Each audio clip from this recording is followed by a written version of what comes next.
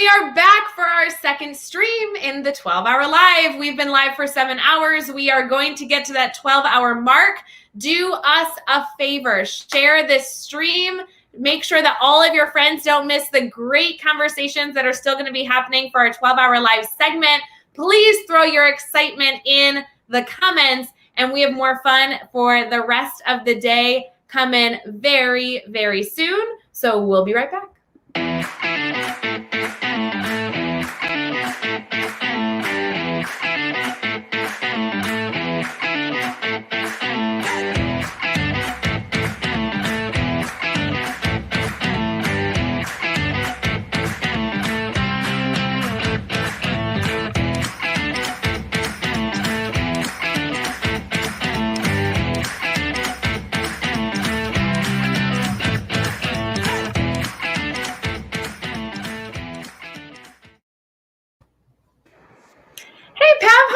Welcome to the live stream. You haven't been in here yet. How are you doing? I'm doing so well, and it's nice to see that you're doing great after so many hours already and a few more to go. You're halfway. It's kind of like a marathon. Just a few more to go. It's no big deal, right? Whatever. You handle it like a champ. Yeah. I do feel a little off balance because my last segment that I just did with Katie Miglin was on my favorite topic ever. And I'm upset we ran out of time. So I'm glad that you made it here and you know what you're doing, because I really just appreciate that you always know how to take charge and manage a room. That's awesome. Oh, I don't know about that, but yeah, done a few StreamYards, so I know how to kind of handle that. So hopefully things go well, though. I'm really excited to be a part of it and be here to have the conversation with you. Sorry that your last conversation got cut short, but I know that happens. I actually took a beautiful transition because, Pav, I was really excited to do this segment, this What Hot segment with you, because I always love learning from you. You're constantly sharing with other educators your insight, your advice, tools, and resources. I just felt like us doing a deep dive into popular topics, things that are going on in education, was exactly what I needed after a crazy segment talking about student conferencing. But before we get into all that, will you do me a favor? I am so confident that our Teach Better family knows you. You've been in the Teach Better family for ages. You're also very involved as a podcaster. But will you just take a moment and share a little about yourself in case we have some newbies here? Yeah, and even if you're not a newbie and you know me a little bit, you probably know that half of me is missing. So my name is Pav Wander, and I am a teacher. I've been teaching for 15 years in the Toronto area in Canada. And I am a podcast and radio show co-host. Yes, co-host. I am missing my counterpart, the Hurricane, as I noticed was mentioned already. Che is not here today, but he's taking lots of notes because I know that he's going to learn a few things from this conversation. So we're going to be bringing that back.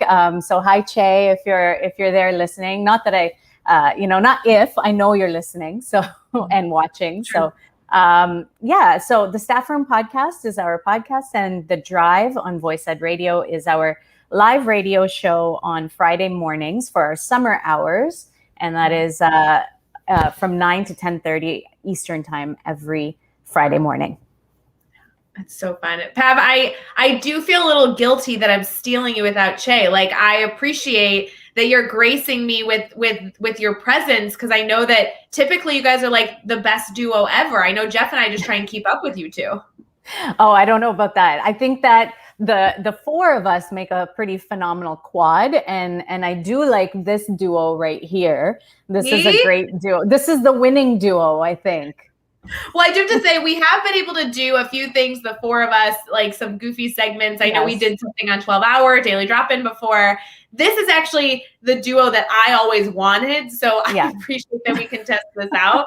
But it's so fun. For those of you that are just popping on, as a reminder, we are starting a new stream, which clearly you know because you're here. If you could do us just the biggest favor and share it out so that anybody who's still searching for the stream can find it. I know switching streams halfway through is a whirlwind, but we're really glad that so many of you made it here. And we get to talk about a segment that truly we created because of all the incredible content on the Teach Better blog. You know, all of us, all the educators in the Teach Better family are constantly learning something, right? Like that Teach Better mindset, better today, better tomorrow. and there's so many things to learn that the only way that I'm keeping up on, I feel like, all the trends is by the work that's being done on the blog, because so many guest bloggers from around the world are sharing their voice. So Pav, what are your feelings on blogs? I know you share quite frequently your voice in so many mediums, but how is that working for you in terms of like the blogging medium? So I love blogs. I love reading blogs and I love writing blogs. I think that blogs are really fantastic. Hi, Suzanne. Hi, guys. Sorry, I was on the wrong link. It's summer. Here we are. We're glad you're here. Pav is talking to us about her love or distaste for blogging. And then I want to go to you because you're an avid blogger. Oh, perfect. Yeah. So I've always really enjoyed writing. I don't have as much time as I would like to be able to engage fully in it. But I find that if you really want to get like a quick snapshot of somebody's perspective on a particular topic, the blog is really the way to go. And it's those small insights that maybe you don't pick up through reading a book. It's like it's a quick snapshot, 5-minute read. And you get something out of it. It's a personal take. It's a personal perspective about a topic that maybe you hadn't considered before with your own learning of a particular topic. And then you get a real good sense of what other people feel like about something that is a hot topic, like some of the things that we're going to be talking about today, because I know how I feel about a particular topic. I might even know a little bit of research around a topic, but it's not until you hear somebody else's perspective or somebody else's take on that research that you really say, oh, okay, well, I didn't really consider that. So I think that blogs are a really great way to do that. And it's something that I wish I had more time to do. But Suzanne, I know that you do a lot more blogging, so would love to hear from you about that. Oh, I don't know if it's a lot more. Suzanne, I don't know if you know this, but I think you actually created the Teach Better series idea on the Teach Better blog. Like, I think that was all your fault, just to confirm. Right. No, I remember saying to you, I want Teach Better to have a baby, and I want that baby named Teach Happier. And you said, okay, maybe we can try it. So and that honestly, that sparked, we now have, I don't know, Carrie should be in here. She could be telling me, but we have a ton of series of authors that now publish every month consistently in a series. You were the OG. You were the one that started that trend. So I love it. Tell us a little about your background in blogging before we get into these topics. Well, before that, though, is there the group is so great. We learn so much from each other. We love reading one another's posts and supporting each other. I just saw Liv say hello. She's helps us, share ideas in our Boxer group. It's just amazing. But I love to blog because it helps me pay attention to things, right?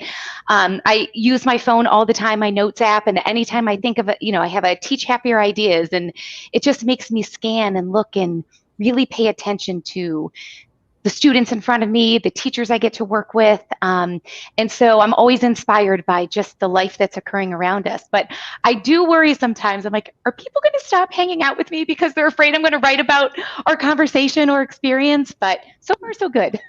We love you for that. And it's funny, 17 or 18 blog series now. That means that we have 17 or 18 bloggers that are publishing under a series every single month. Guys, we're publishing a blog or two a day over at teachbetter.com. It's ridiculous. So we did something special. We, for the three of us, kind of had a little plan before we came on here. And we have 3 blogs that we're going to be diving into. And in addition to diving into these blogs, I just want to preface, we are doing a giveaway. I want to make sure that you guys know that this giveaway is going to be using that link at teachbetter.com/12-hour giveaways. We're highlighting 2 incredible books. One is Fully Charged by PJ Capozzi, who's a part of our speakers network. The other is Demystifying Esports by Barot. It's so cool. I'm so excited to have these 2 books be a part of the giveaways that we're doing, because essentially what we're trying to do with these blogs is we're trying to do a mini book study. We want to dive into these topics. We want to discuss them. And then we hope to, if it interests you, any of you, maybe go explore further. And maybe these 2 books are a good fit for you. So head over to teachbetter.com/12-hour giveaways to go register for that. Remember, that's open like all day long. And that's the easy way for you to get that information. So we picked 3 blogs. Do you guys have a preference on which one we start with? I have them up here on my phone. I thought we could start. Do you have a preference? Do you want me to just pick one? You pick. Go for it. Pick one. Okay. So if you're watching with us right now, you're more than welcome on another tab, by the way, to open up these blogs. But let's start first with Carrie Pitstick. Carrie runs our blog department. We love Carrie. She always has so much to share, but it really makes me happy when she's able to share her voice and blog. And this one was about putting yourself first this summer break. It was a part of a summer relaxation blog series about taking me time. And so putting yourself first over summer break, as you guys know with our blogs, there's a ton of information in there. Did you guys have like a big takeaway from this blog that really resonated with you when it comes to like putting yourself first over any type of break, but especially the summer? Go ahead, Pav. Awesome. Thank you, Suzanne. I really enjoyed reading this one because I think that we can all relate to this. And I know that Carrie is here and she's, I saw her post up a little while ago. Carrie, I thought it was great. And I loved your take on this because yes, I think that we all start to feel a little bit guilty as we approach the summer months and we take a little bit of time for ourselves. And I think that this summer over others, we've needed to be just a little bit more intentional of separating that time just for a little bit. I mean, not forever, because I think that there are a lot of people, myself included, that find a lot of peace and a lot of solace in being able to prepare and plan for the upcoming year. But I think that this year it has been a little bit more challenging than normal, but a lot more reflection that could be done during this time. So even writing some more blogs about what your experiences were this year or how you are preparing for the upcoming year. I mean, that's something that I'm thinking a lot about. I'm doing a lot of my own writing, and I know it's educational in nature, but it's something that helps me have some downtime. I know that in this blog post, Carrie talks about really separating yourself from the educational aspect of things and just doing something that's completely not related. But I find that my anxiety tends to creep up a little bit when I completely turn something off. So it's about finding that flow. I think that a little bit of this here and there, a little bit of that, not completely thinking about, okay, well, it's day 1 of summer vacation, and on day 2, I need to get into planning for the next school year. So taking a little bit of time and then really finding that flow. So I've been spending a little bit more time, intentionally seeing friends and family that I haven't seen in a year and a half and making that part of my flow. But I know for sure that if I was to eliminate the educational sphere altogether from my life, I would start to feel a little bit more anxiety as the summer continues on. Sure. Suzanne, what are your thoughts? Last summer wasn't a summer, right, guys? I mean, we were always checking our emails. What's the health and safety plan? Are we in? Are we out? Are we both? Are like, what is happening? So last summer just to me didn't count. So I loved, Carrie, thank you for giving us the permission to explore things that are non-educational. But I know, Pav, like you're saying, it's like July's the Saturday of summer. Right. Mm-hmm. And then August is the Sunday of summer. That's when all those like Sunday scaries start creeping in. And so to really just take July and practice those boundaries that everyone tells us that we should set for ourselves, but sometimes it's really hard to as teachers and parents and partners. So to just give ourselves permission for that. And so, Carrie, you had said that you're just reading for pleasure right now. And that's one of the joys that I'm having this summer. And I'm sure I'm seeing all the people who are on right now. I know there's lots of avid readers. I'm part of a multi-generational book club from the 20s to the 70s. And so we just read and we talk, and it's just one of the most delightful parts of my life. And we're getting back to doing that together again, and which is just really life-giving. So thank you, Carrie, for giving us permission. Yeah, I felt the same way. And I know we've talked a lot about taking intentional time for self-care. So I really appreciate that this blog kind of blended with a lot of the topics we've been discussing today. I have to say, one of my favorite elements that I'm reading it off my phone says, do what's good for your soul and don't be afraid to make choices that are not specifically education related. I feel like some of this blog did really resonate with that permission, right? And I know that we shouldn't need permission, right? But a lot of elements of this was relating to somebody else who was in a very similar situation of an educator ending the school year, walking into summer, and then also getting permission to say, yes, I'm allowed to take some time away and make some intentional decisions for me, and then hopefully carry that into fueling me for the next year. So I really enjoyed that element of this one for sure. And the whole notion too of doing nothing. It's so uncomfortable for us, especially after this last year and a half. But my mantra this summer is, Suzanne, sometimes doing nothing is everything. Like that is what we need. So I keep saying it again and again until I believe it. And I'm almost there. You know, it's interesting. If you don't mind, I'd love to segue this one, because the other one that I felt like was similar in context, but I wanted to make sure it was still one that we all read to discuss, was the one that says reflecting on the year that was. And this was by Tim Stevenson. I think he's here. He's here. Yeah, I saw him commenting. I was like, he doesn't even know that we're about to talk about his blog, but he is. Look, it's happening. I know. He's one of those educators that blogs for us, but his was all about reflection. And I felt like taking time for the summer allowed me to give a better moment of reflection on the year because I took that break. So I'm not sure, Suzanne, if you want to start us off with this one, but reflecting on the year that was by Tim. So good. Oh, Tim, I mean, what a year, right? But what I really appreciated in your piece is that you were allowing us to sift through a lot of things. We've had to rethink literally everything that we have done with our students in terms of how we take attendance, how we scaffold social interactions with our students, whether we're elementary or secondary, just the things we've always done because we've just always done them. And so I really appreciated how you invited us to really sift through and examine what's worth holding on to and what's worth questioning and what's worth maybe thinking we don't have to do it this way just because we always have. And we had to innovate out of necessity. We had to collaborate over necessity, out of necessity, but that genuine collaboration and that genuine, prioritizing what's best for the kids in front of us, I think has been the most beautiful byproduct of this whole mess, this whole year that was. So thank you, Tim, for giving us that invitation. Yeah, you're totally right, Suzanne. Go ahead. Sorry, Ray. You're good. I was going to say that I also really loved how Tim really allowed us to celebrate the successes, and he made that a point. And, he turned it into more of an asset lens of looking at the way that this year unfolded, or this year and a half has unfolded, and allowing us to look at things through that asset lens has really encapsulated how much we actually have accomplished over this year, and not always looking at it in terms of a deficit, like we didn't get this done, we didn't get this finished.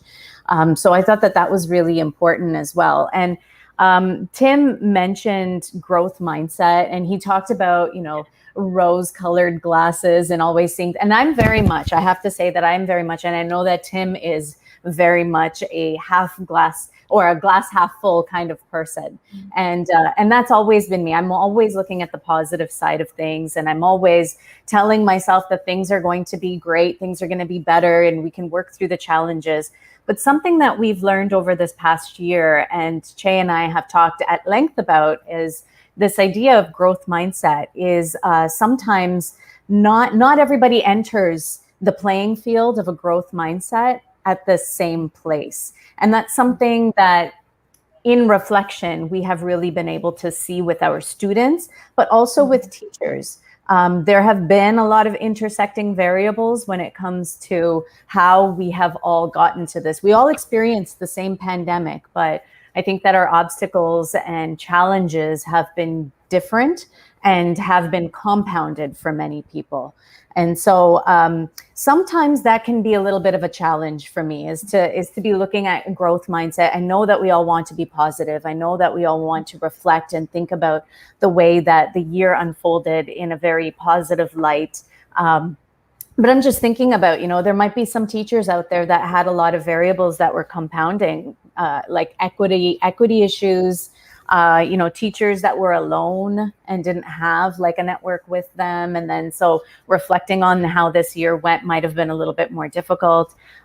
Being high risk medically, or losing somebody during this pandemic, or losing students, or losing peers and colleagues. I mean, there's a lot of challenges, and it's a lot of stuff for us to undertake. But I'm a huge proponent, and this is something that Carol Dweck actually talks about herself, that growth mindset isn't the same for everybody, that everybody kind of approaches it in different levels. So I thought that was something that really stood out. And I always appreciate Tim's positivity and his outlook towards things, because I'm very much the same, but it gave me a little bit of pause to think about something on a little bit of a different level. Pava, just to expand on one thing that you said that really resonates with me, and it actually was something that Dave Schmittou said, and I couldn't even tell you what segment it was in earlier in our 12-hour segment, but it was something along the lines of like someone being able to share or say something better than you can. And we had a question in the comments right now that says, gosh, this was such a tough year. Where do you even start breaking all that down?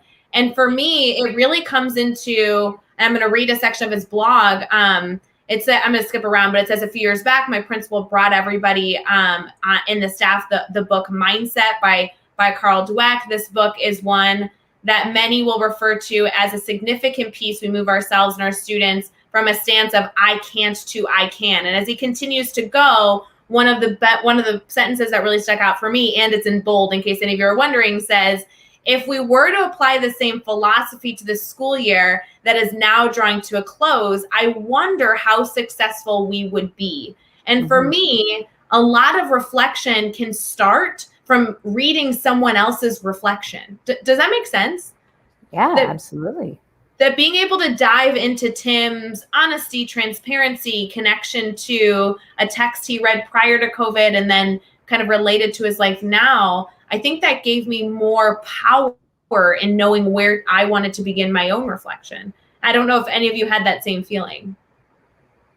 I love that feeling when someone's giving you the words that you've just felt, and it just makes you feel a little more connected, a little less alone, knowing that a feeling you may have had or a thought you may have had, you felt like, well, I'm the only one who fill in the blank. And it just makes it feel like no worry or no feeling is unique, really, right? It's so universal. And that's a really powerful part of all of these different blogs coming together, is it gives us sometimes the words for things that we just can only feel at the time and can't necessarily articulate. Yeah, the tweetable sentence in this, which I know I actually shared out even before I knew we were doing this segment, was, this can be the year where a teacher can reflect on when future challenges occur. Recognizing the speed with which we learn to deal with change only empowers us to not shy away from what is to come. So I just felt like this blog was not only beautifully written, but empowering, even though it was dedicated to reflection. I thought that was really powerful. I love that. And you can only reflect when you rest, right? See? Yes. There you go. These are connected. So I know that we're running out of time. We only have a few minutes here until our next segment. We don't have a giveaway, so I'm not forgetting, for those of you who saw me forget a giveaway last segment. The other one that I wanted to discuss that I know we're maybe not going to be able to get too in depth with is the 3 Ideas to Level Up Learning by Lauren Kaufman, who I've always enjoyed her writing. She's been blogging with us for a long time. But what I liked about this blog is I really like blogs that give me like 3 action steps or like specific takeaways. Did you have a specific element of this that you felt like you would challenge somebody to go specifically pay attention to? Either whoever's comfortable in going first. I loved the asking questions. And you know how your phone's always listening to you? And I read this and I was talking to my husband. I'm like, we've got to ask our kids more questions. I have a 12 and a 13-year-old. And so I wanted to show you so of course, and in my Facebook feed, it's like, maybe you want to read maybe you want to buy this thing. It's called Our Moments, and it's just a card game. And so there's like a family version, there's a school version, there's a couples version, but it's like really easy stuff, like 3 words to describe you. What's one thing you'd like to learn how to do next year? And so we just have really great conversations as a family, but the work is done for me. And I like when that's done for me. I can bring things into the classroom. So it might be something to really try and initiate in a more organic way if you have a hard time coming up with questions, because sometimes I do. So I wanted to share that with you. I love that. I love that takeaway and her suggestion to ask questions being a takeaway that you connected with. That's awesome. Pav, I would love to hear your thoughts. Yeah, I love the questioning as well. It's something that I feel like I've always included in my classroom. I love those cards, Suzanne. I'm going to have to ask you where you got those and how I can get a set of my own too. The questions have always been really, really important in my programming. And something that I've been doing a little bit more over the past couple of years now has been the conferencing, which I know that she talked about, and Ray, I know that you talked about in your last session as well. The conferencing, I think that one-to-one, and Lauren talks about it in being the cultivating the connections between yourself and your students. So having those one-to-one conversations, those 5-minute conferences, and really just getting to know your students by having a small conference, by having a conversation with them, just getting to know where they're at with the things that are happening in the classroom, where they're at personally. Those 5 minutes can make such a huge difference. And you learn so much about your students in 5 minutes, and they learn so much about you. And so for me, that was the part that really stood out, and I really appreciated that. And yeah, just letting students into your lives a little bit. I remember when I first started teaching, that advice that I got from experienced veteran teachers at that time was never let students into your lives. Don't let them know anything, not even your first name. And you know, like I abandoned that fast. I was like, you can't build connections with your students if they don't know about you, because what makes you think that they're going to let you into their lives if that's the case? And so that was a great takeaway as well. That was her point number one, her takeaway. Tell personal stories and share who you are. I just think that there are so many reasons why we need to always be learners. And for me, and I know I've shared this numerous times, books are challenging for me. It takes a lot of time. You need to sit down. I'm not a strong reader, all these things. The blogs that not only we were able to just skim the surface of, guys, I'm so sorry. We probably should have only focused on one blog for the time, but it was so fun to be able to highlight so many people here. But the blogs offer such a wonderful, quick snippet with so many takeaways. I love that I'm so appreciative of our bloggers that are always so dedicated to not only sharing ideas, but sharing those strategic takeaways, because that's what makes us better. And just reading a blog that is beautifully written, but then being able to walk away and say, I'm going to be better at questioning, or I'm going to go buy a game to engage with my family. Like your example of how you use that blog had nothing to do with being a better educator, had only to do with being a better family member. And I think there's so much beauty in that. So I personally pull up the blogs on my phone, and I actually have like my phone read me the blog, because I usually am listening to them like while putting on my makeup or in the car. And there's so many ways to engage with it. So thank you for you guys to share your thoughts on these pieces. I thought they were beautifully well written. And I hope that everybody goes and checks out all the content, because you both have just continued to pour into the support that educators keep consuming from you. And I really appreciate that about you both. So thank you for being here. Thank you, everybody. Sorry I was late. Thank you so much, Ray. And thank you to Carrie, Tim, and Lauren for lending their voices to us to be able to talk about their incredible work. It was a pleasure. So good. We are headed into our Grid Method mailbag segment, a 12-hour live. Stick around with us.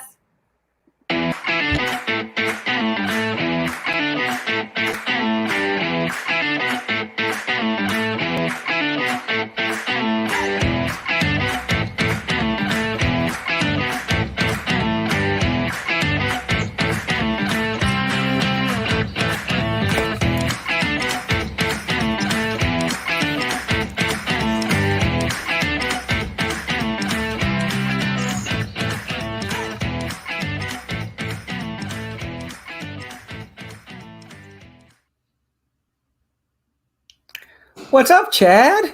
How you doing, buddy? Man, you know how you felt earlier today when you were sharing the screen with Rick Wormley? Yeah. That is exactly how I'm feeling right now. It's nice that you lie like that to our audience. No, I am super excited about this, man. This is going to be fun, because you and I get to have a lot of conversations about the grid method and assessment and grading, instruction, all of those sorts of things. And oftentimes those conversations happen behind closed doors or behind closed computers, just us. Today we kind of get to have that conversation in public. True. And we're bringing in the world's questions as well. It's not just Dave Schmittou grilling Chad Ostrowski. It's the world has submitted questions. And the great Chad Ostrowski, you brought your roll of quarters today. Just gonna be popping them in and going, man. I'm ready for this. Let's do it, man. Let's do it. Are you feeling the same way about spending time with me? Sure. I'm just always, my friend. Always. No, I was actually just going to say, I'm more intimidated and I get more worried when I get grilled by Dave rather than the world. Just saying. Just that's my mental space. This is gonna be good, man. I'm excited. So for the last couple of weeks, people have had the opportunity to submit questions. We've posted things, Right.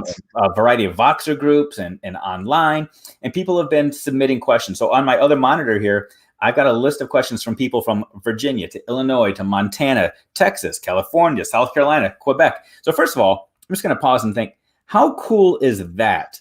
That the grid method, right? It's from the mind of Chad Ostrowski, rooted in thousands and thousands of research studies. So it's not like just a Chad Ostrowski creation. You took a bunch of stuff, synthesized it, and said, let's put all this stuff and make it make sense. But this thing that you've developed is truly impacting the world. That's got to be pretty cool, huh? Yeah, it's pretty cool for me when like there's people that I've never met or never talked to or never connected with in a formal capacity, and they end up sharing with the team about how the things that we've been able to show them have like changed their life or saved their classroom, or like that to me is always a little bit mind blowing, right? Like we've had teachers from like Abu Dhabi, the Philippines, like just around the world, like, oh my gosh, like this like changed my classroom, and that's pretty mind blowing for sure. That's definitely something that it's still hard to like wrap my head around sometimes. And I appreciate that humility in this, but you are the grid master. It's your baby. You know it better than anybody on the planet. And what I'm super excited about is to hear you answer questions and probably answer them in new ways, because I've heard you say this to other people before. Every single grid is a work in progress, no matter where you are. It's always being redeveloped, and you're always reflecting on it and always improving upon it. And I feel like that's kind of your mindset behind all of this, that you're constantly learning new things that you sprinkle in and that you add to the conversation. So I'm excited to see where the conversation goes today, because I'm going to learn some new things. Yeah, it really has evolved over time. Not the foundational principles, right? But as I've grown in my knowledge and talked to amazing people like you and Ray Hewart and Rick Wormley and others, right? As this growth of the team has happened and the growth of minds has occurred, it feeds the quality of the product that is the grid method, right?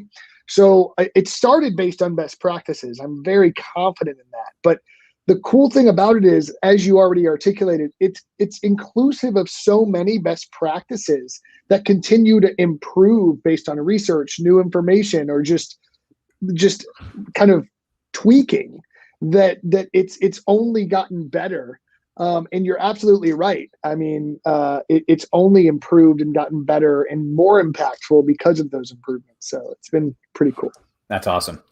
Are you ready to do this? I was trying to warm you up a little bit. Just bring sure it on, bud. My heart rate is elevated to the right amount. My muscles are loose. Let's start getting into that tempo run. All right? Fair enough, man. Fair enough. So I'm going to start with some softballs, and we'll just drill our way through. These are questions that originated from the Teach Better community and beyond. Some people that know a lot of this, that are implementing things in their classroom, that have some strategic questions about how to do things differently, better, and some people that are just looking for their initial exposure to this. So maybe let's just start by setting the stage. The grid method. 3 big words that encompass a lot. What is this mythical grid method, Chad? So we only have an hour. Okay. So this is the first of many questions. So we'll get really specific as we go. What, just on the surface level, what is it?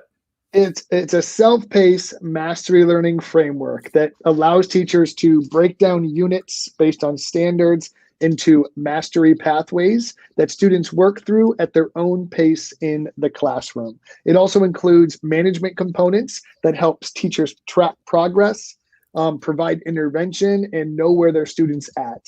Holistically, it was created so that teachers can meet the individual needs of students in their classroom by letting them work at their own pace so that every single student in every classroom can thrive. That is literally as concise as I can possibly be, I think. No, that was good, man. That was good. So for people that heard a lot of those things and they're thinking already, oh my gosh, this dude is smart. Yes, he is very, very smart. He's got a lot going on here. One of the things that I really appreciate about your brief synopsis, Chad, is a lot of people are out there selling the answer. They'll look at maybe Hattie's work and identify one impact or one effect and say, this is the thing that you need for better classroom management. This is the thing that you need for feedback. This is the thing that you need for pacing. The grid method is really the Olympic rings of all of that. It connects all of the things and says, let's put it all together so that we're allowing students to have voice and choice and autonomy, that you're providing quantifiable, specific feedback. You are allowing students to have work at their own pace. You're working towards standards and mastery. You're having engaging lessons. Like it's really the all-inclusive package, and it's all there. So go ahead. You guys go for it. Well, I think that's one of the reasons that so many educators have gravitated towards this as a solution, right? Because it's not like one little part of their classroom that improves, right? If you impact or implement this entire framework, you're literally implementing dozens of best practices simultaneously. But more importantly, you're not thinking about 12 to 15 best practices every moment. You're executing the framework so that you're doing best practice organically, and all while reducing your personal stress level as a teacher, increasing your student achievement at the same time, which is some of the feedback we tend to get from teachers across the country. All right, so let's start to unpack this a little bit more. You're mentioning depth. We're talking about standards. You talk a lot about DOK as well. Can you just walk us through really quickly how the grid method is this methodology, this framework for moving students through a progression of cognitive demand? So it's taking kids up through greater depth and complexity. Absolutely. So one of the things we work with teachers on across the country is starting from the beginning, breaking down their standards for a given unit or topic, right? So oftentimes I say a grid equates to a unit of study, pre-test to a post-test, so to speak, right? So you take your unit, you say, what standards am I covering from that unit? Now, one of the biggest things you need to know is what DOK, depth of knowledge, or level of complexity is that standard written at. So we know where we need to get to. But here's the truth. If a standard says students need to be able to compare and contrast X, Y, Z, that is a higher level cognitive task. You're talking DOK level 3 in that area. Most students can't just leap to that conclusion. Like if you start day one and go, hey, compare and contrast these two things without any context or relevance or understanding of what they are, that you're going to have a bad time. So what we show teachers how to do is go, if you know the standards at DOK level 3, what do they need to know in the first step and in the second step? And then what do they need to prove or do to meet that standard? Now, what is the next step beyond that standard? We generally use depth of knowledge to articulate that because I think it is a great tool and a great reference in terms of cognitive complexity. But we've also had science teachers use things like the 5 E's on grids or other taxonomies as well. But we have always utilized depth of knowledge, DOK, because I think it's a very broadly high quality a tool that teachers can implement and use to create common language to describe student understanding and mastery. Okay, so Chad, first of all, you're blowing my mind by your ability to take this stuff and make it concise. They say the greatest teachers can take complex things and make them simple, and you're making this so that even I understand. So I appreciate that right now, because this is difficult stuff for people to wrap their heads around. That teaching is not just getting kids to memorize, regurgitate, spit back AKA cheat off of the teacher. Sure. It's really getting kids to think for themselves. So I'm going to jump in right now and ask one of the pre-populated questions from the mailbag, because Sure. I think it fits with what you just said, but I think it takes it up a whole nother level, if that's okay. So this person is talking about mastery learning. And their specific question is, what's the difference, or how is mastery learning different from personalized learning? So this idea of working towards mastery, yet you also have self-paced, you got personalized, you got passion. What is your take on that? How do those two worlds merge, mix, and differ? This is a very loaded question. So mastery learning in and of itself does not necessarily need to be personalized, right? If I say, here is a pathway, every student is going to follow the exact same pathway in an incremental way, and they will move through that pathway based on understanding of increased amounts of knowledge. I don't necessarily am not personalizing that pathway, because the process is the same for every single learner. Now, some could also look at that and go, well, if they're working at different paces, their pace is personalized. So people would say, hey, that's still personalized to the individual pace of the student. So to me, there's a lot of semantics at work here, right? So you are personalizing aspects of it depending on the depth, right? However, I would also argue, if you have a core pathway, but then you're personalizing it to the individual needs of students based on their progress or needs. So maybe you thought at a certain point in their grid they should do task 1B or something on level 1. Maybe a student goes, hey, this isn't really gelling with my understanding. Let's provide an alternative task that meets your personalized needs. Now it's a more personalized approach. So personalized learning to me is really hard without it being mastery based, because if you're just focused on tasks, that becomes a really heavy lift, right? So to me, like, personalized learning is more than likely always mastery based, but mastery learning doesn't necessarily always equate to personalized learning, because if the pathway is the same for everybody, it's not necessarily being personalized, right? So I don't want to say that, like, they don't just fit these super clear kind of pillars, these super clear definitions, right?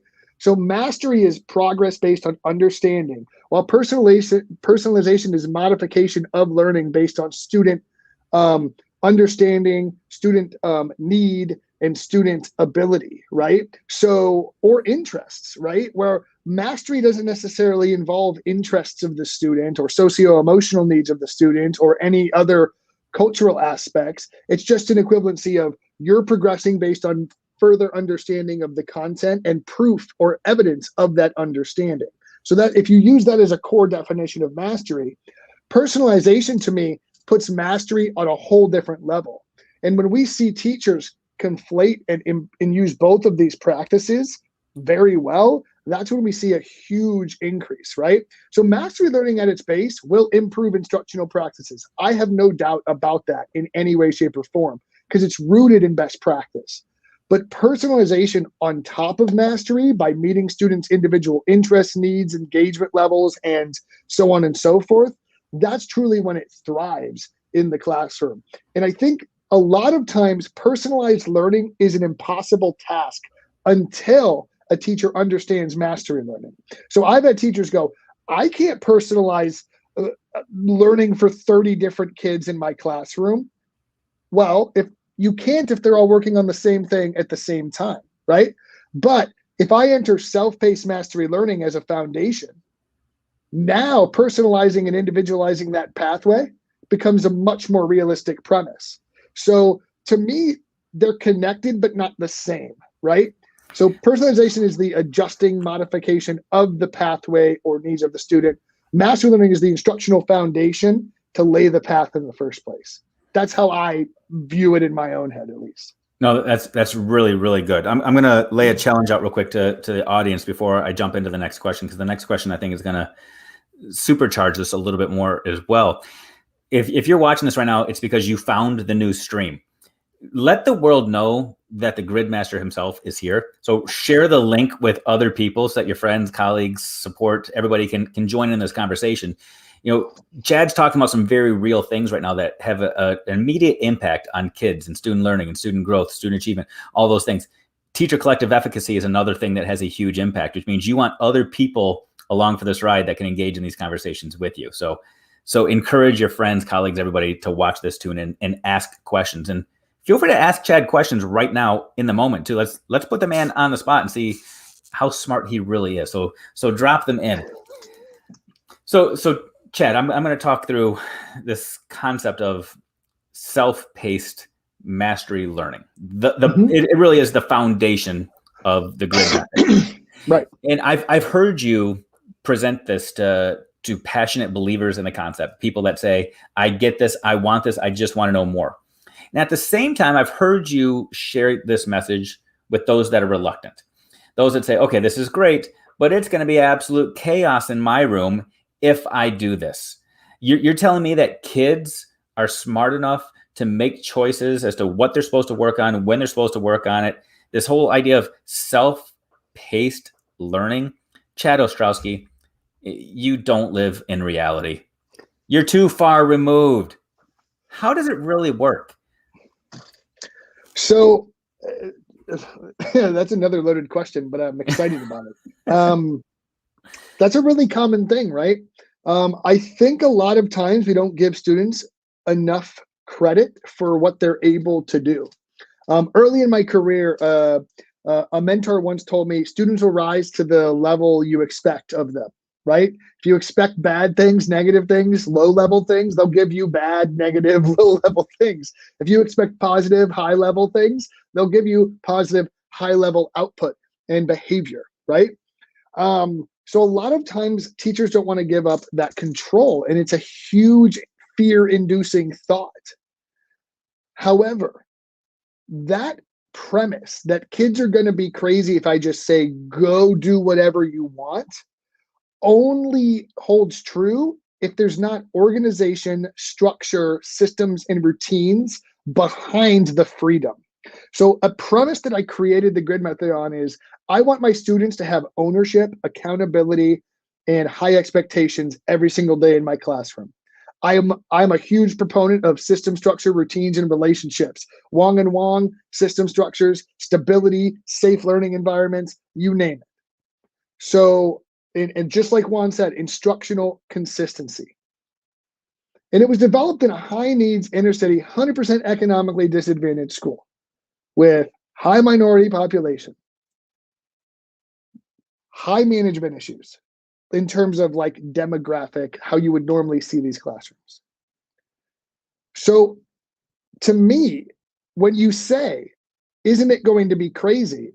My initial response is, why would you let it be? Why wouldn't you put systems in place to prevent it from being crazy or prevent it from being chaotic, right?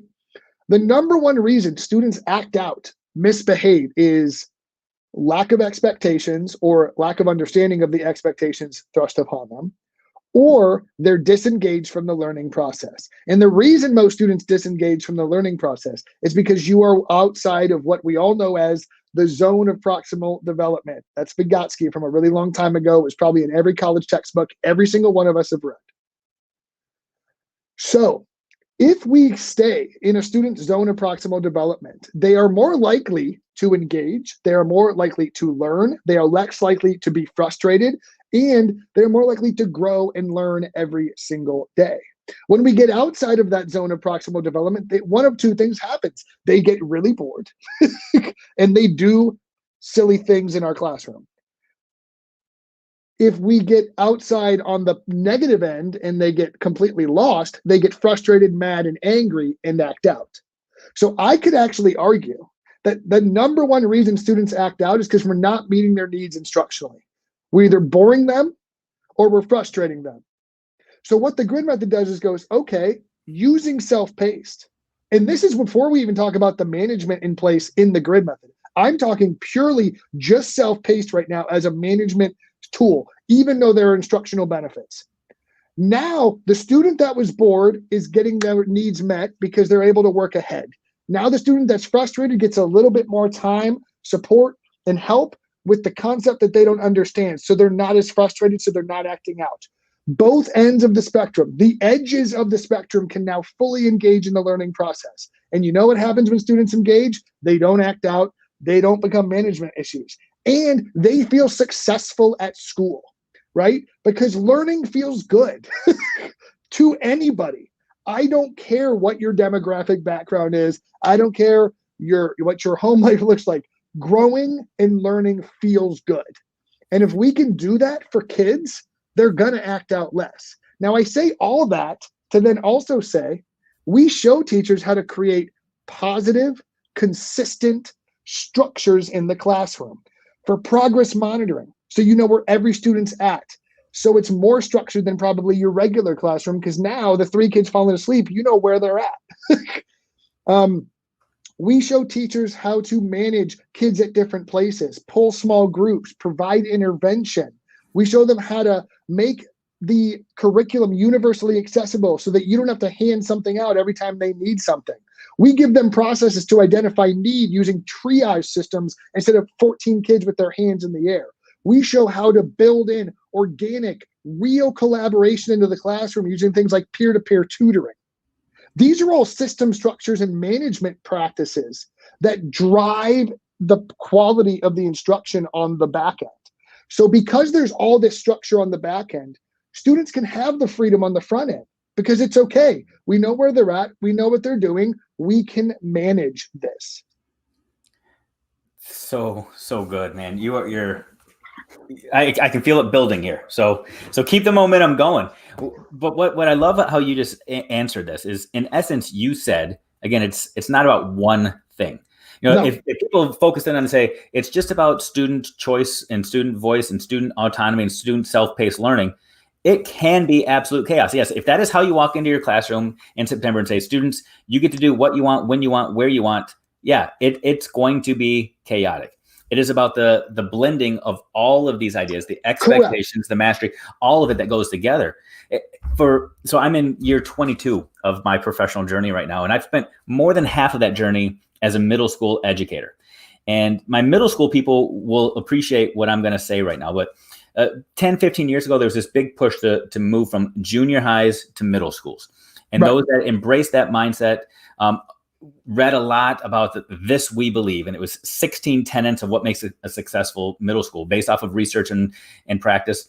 What a lot of people did when they were making that transition is they picked 1 or 2 of those 16 things and said, I'm going to take 1 or 2 of these things and it'll be better. What the research said very clearly is if you really want to have a successful middle school that embraces adolescence and allows kids to grow and thrive, all 16 elements had to be interwoven. Otherwise, you weren't going to be making progress. You were actually going to be putting yourself backwards. I would challenge people that at times it's the same thing with the grid method. If you just take little bite sizes of this and sound bites and say, I'm just going to take that piece, it can lead to chaos. It can yes, lead to the madness. You've got to take it all. Right. So there are 2 pieces I want to kind of dig into there based on that last statement. There are no individual aspects of the grid method that are not based on best practice, right? So you could take pieces of you could take pieces of the grid method and go, I'm going to progress monitor. Guess what? That's going to help your classroom. That's going to improve your instruction. Hey, I'm going to formatively assess when students finish each assignment. Hey, guess what? That's a great tool. You're going to improve understanding of student learning and growth every time they finish. That's going to improve your instruction, right? But to your point, you can also do this the wrong way. So you could go, cool, I heard Chad talk, I watched a video, I read a blog. I'm going to put all my lessons that I already have just randomly in squares without tiering it based on DOK. And I'm going to give it to my students. I'm going to sit back, put my legs up and go, let me know if you guys have any questions. Now, I could do that. And I could say I'm doing the grid method. But I'm telling you right now, if you do that, it's not going to go very well. Because if you don't have these other pieces in place, you're not taking the full advantage of what this provides, which is an opportunity for more interaction. See, one of the biggest misconceptions about self-paced mastery learning and the grid method is that self-paced means self-taught. And those are 2 very different things. A lot of times teachers go, well, think about this. Like, kids aren't going to do this on their own. It's a good thing you're in the room then, right? Like, I don't understand why that's even like a thought that a teacher would have. Because I tell teachers all the time, they're the reason the grid method's successful. Otherwise, it's a piece of paper with some boxes on it, okay? You knowing where students are allows you to act as an educator. You being able to place students in small groups, in collaborative settings, in different places in the classroom, and in intervention, based on the real-time data that the grid method gives you, that's where the magic happens, right? But without the backing and the framework and the organization of the framework, a lot of those other things feel impossible, right? So it's really when you have both of those things meeting, that facilitation, that motivation, that coaching from the teacher, as opposed to that delivery of content.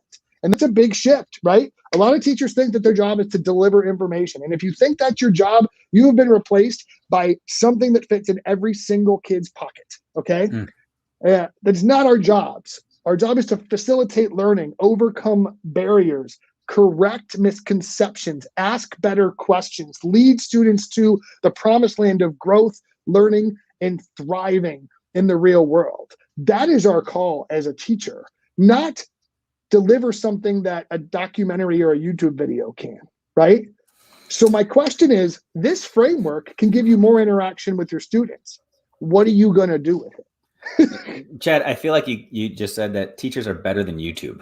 I've heard that from someone before. So yeah, that's awesome. That's awesome. So let me take what you just said though, and pull up another loaded question. And the people that threw these things out there, they threw some good questions your way. So there are people that are listening, watching this right now, and they're saying, Chad, I get it. And this makes perfect sense. This is my why. I stepped into the classroom because I wanted to get kids to be critical thinkers, to be able to learn some things that they can transfer into the real world. I want them to be challenged and really have some rigorous conversations and show me all that they know. I get that. But I've got a pacing guide that I'm competing with. I'm told I got to start on page 1 and end on page 180. And I've got parents that just don't get this. How do I do all of this when I've got all of that? So there's two components there, right? We'll do the pacing guide and then parent stakeholder communication, right? So first, let me take care of stakeholder communication because I think that's the lighter lift. If you're making changes to your instruction, letting parents know before they ask questions is always a best practice, right? Showing them a grid. I've had teachers do parent-teacher conferences where the parent-teacher conference is a grid that they get walked through by the student that they brought with them, right? So creating videos, going through what the grid is, showing them why you're doing it. In the workshops we do with schools and districts, we give them letters that they can send home in the back of their first grid. We are doing a webinar, literally like starting tomorrow, about intro grids, starting the year about a non-academic grid that includes components potentially of parent communication, but also stakeholders and the students, right? Showing students the process. This is a huge shift, and I'm not going to deny that. Of course, it's a huge shift, but articulating that shift with confidence, because it's, what's best for kids. And you said it right. If a teacher's making this change, it's because they already know it's what's best for kids. They already feel that in their gut. All they really have to do is articulate that to their community and their stakeholders. And they need to go, listen, I'm doing this because it's best for your kids. And I'm going to give every single teacher that's listening right now 3 questions they can tell a parent that will literally absolve all doubt about if they should keep doing this or not. So I had a parent come in. And they said, I don't know what you're doing, but I don't understand why you can't just stand up there in the front of the room, give a test on Friday with homework every night. And I said, okay, let's think through this. Let's take this to its logical conclusion. I want to support your child, but I don't think that's the best way based on everything I know as a professional educator. So let me ask you a few questions. Would you like me to give your student more or less time if they're struggling on a concept? Well, you should give them more time if they need it. I think that makes sense. Awesome. I agree. So if your student fails an assessment and doesn't understand something, do you think I should just move on and let them stew and never learn that? Or do you think maybe I should let them retake the assessment so they can better understand the material so they have the capacity to continue learning in my class? Well, if they're going to do the work, you should let them retake it. That'd be great. I agree. Thank you. Do you think I should give your student more attention or less attention? Well, give them as much attention as they need. Of course, help my kid as much as you possibly can. I absolutely agree. But here's the problem. If I do all three of those things, I can't teach the way like you just described, because that way of teaching doesn't allow for those things to happen. The current things I'm doing in my classroom absolutely do. Here are 10 things I'm doing every single day to support your learner in their progress in my classroom. Here are 5 things you can do when they come home to support them when they get at home. Here's a copy of the grid. Ask them where they are, what they worked on, if they're ahead or behind. We write daily goals. They should easily be able to answer this question. Once parents understand instruction and pedagogy, they can support it. But if they don't understand it, they will fear it and fight it. Okay, so we need to get them to understand the reasoning, the why behind the decisions we're making in the classroom, but also be transparent. I also brought parents into my classroom. If a parent didn't understand what was going on, I'd say, you know what? Come on in. Sit in next to your child, or a class period that your child's not in if you don't want to embarrass them. I will show you exactly how our classroom operates. And at the end of that class period, we can sit down and discuss how we can further help your child to be successful in my classroom as a team, right? So that, to me, I think answers the stakeholder question, right? Yeah, it does. I've got follow-ups to that, but I want you to jump into the second part next. I think I'm going to be able to interweave them. So keep on rolling. Yeah, that was good. Okay. Remind me what the other part was. I went off there so living within the box that we have with pacing guides. Pacing guides is what you talked about, right? Yeah. Okay. So so first of all, they should stop using pacing guides. That's just sort of my blanket statement, because they're a horrible practice. So my answer to that is stop doing dumb stuff. That's my actual official answer to that statement. Because that, as Rick Chad at teachbetter.com. Just so we're clear. Bring it. Chad Bring at teachbetter.com. Okay, any administrator watching right now, I will be able to, in 15 to 30 minutes, tell you why you should stop using pacing guides. I promise. Put my Calendly link in the chat. Set up an appointment. I got you. Okay, I'm telling you right now. Here's the thing. The only reason pacing guides exist usually is because of things like PLC or teacher-based teams or data teams, where they're going, on this day, we have to meet about this data. That's usually what the reason for a pacing guide is, right? Carly Spina quoted me, stop doing dumb stuff. That should be a t-shirt. Okay. So the reason, what I want to do is articulate, why does the pacing guide exist? Because if you can meet that need in better ways, okay, you can still meet the need of the pacing guide. So usually they go, hey, why do we have a pacing guide? Well, because a student can move from one school to another and they need to be on the same thing on Wednesday as they were on Tuesday, or what have you. My challenge would be, if I can articulate exactly where that student's at in their learning and their mastery, can't we do the exact same thing without being on the same thing? Isn't it more important to know where that student's at? Not what day they're on, but what they understand and have mastered, right? So the next challenge for pacing guides is, we need to have our common summative assessment at the end of the quarter or at whatever time that needs to happen, so that we can compare data. My response is, having real up-to-date data isn't time sensitive, right? If I'm collecting data on student mastery that's accurate, I can have that meeting anytime. I can have it in the first week of a unit. I can have it after a unit. I can have it 2 months after the unit's over. I can still have that discussion. It doesn't mean, because if I'm being completely honest, looking at a common assessment, if you've already moved on, is an autopsy anyway. So why does it need to be like the next week after that meeting? Why are we reflecting on instruction if we're not going to change it? I'd rather have that core group of teachers meet at the end of every week and go, how are we doing? What can we change tomorrow? Not what should we change next year? This group got the short end of the stick. Sorry. That doesn't make any sense to me. That's just like illogical. So I think there are better ways to solve the problems that things like pacing guides present. Now, I'm going to say all that. First of all, stop doing dumb stuff.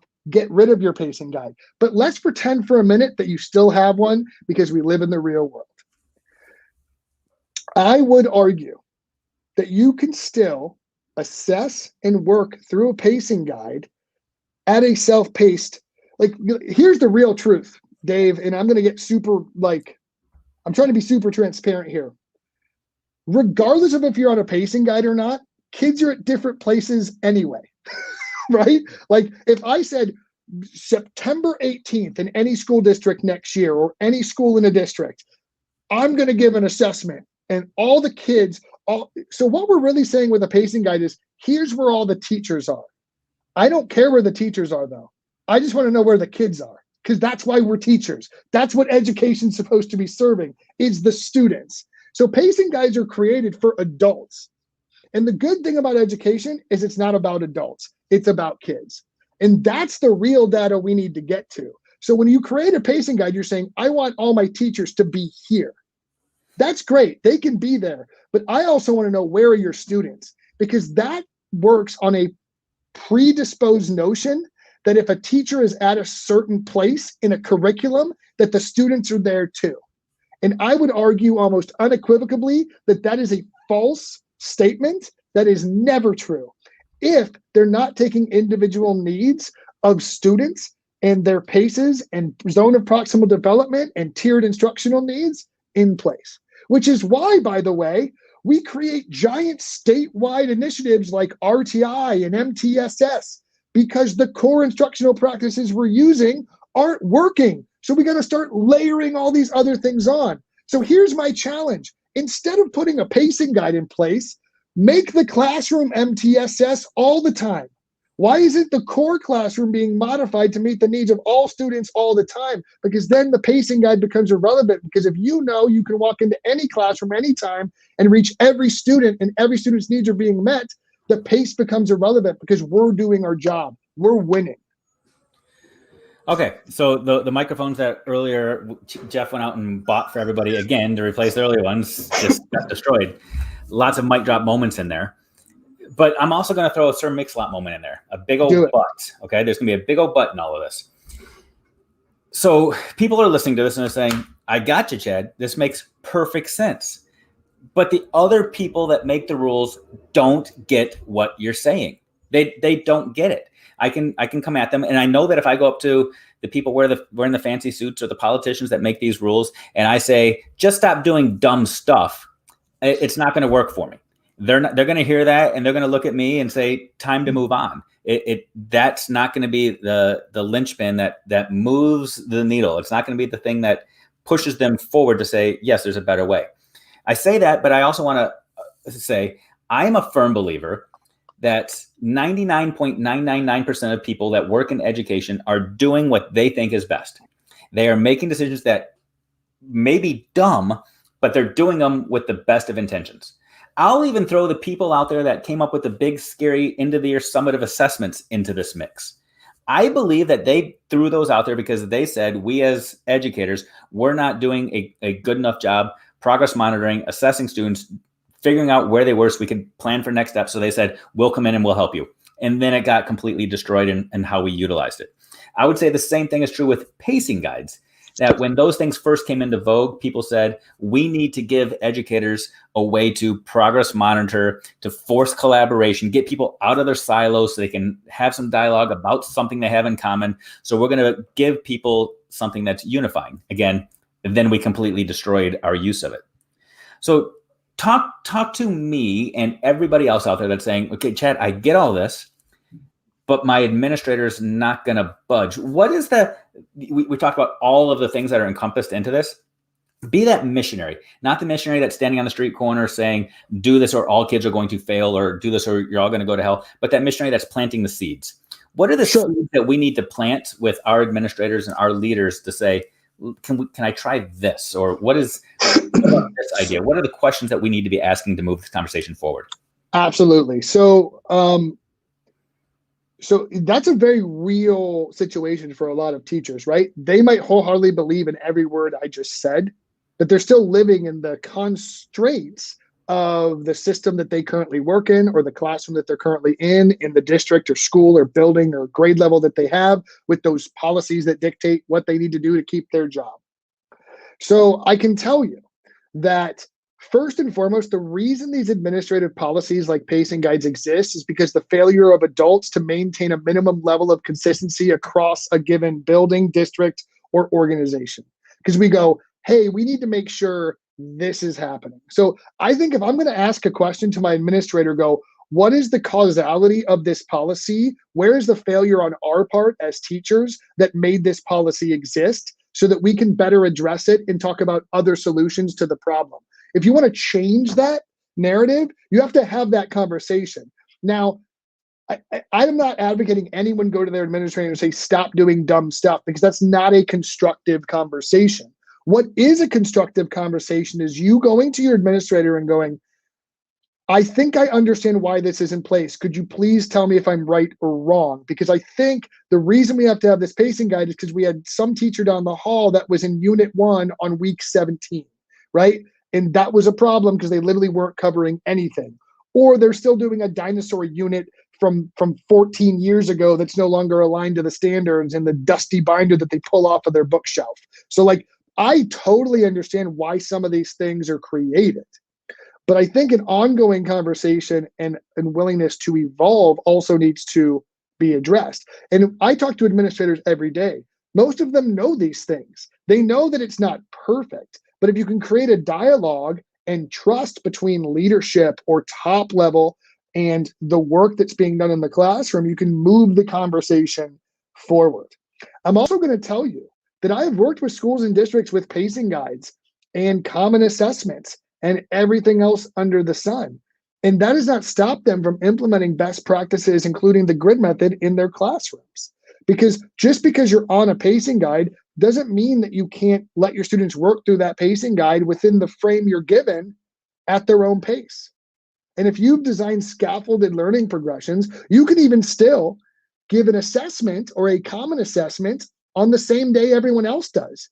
Because an assessment, as you know, sir, is just a snapshot of where a student is at a given point in time. It doesn't mean that they're done learning. So you could easily say, hey, we're going to give the common assessment based on the pacing guide, but we're going to maybe shore up some of those gaps if we need to afterwards. So you, depending on this current situation, I've never told a teacher, don't follow policy because it's dumb.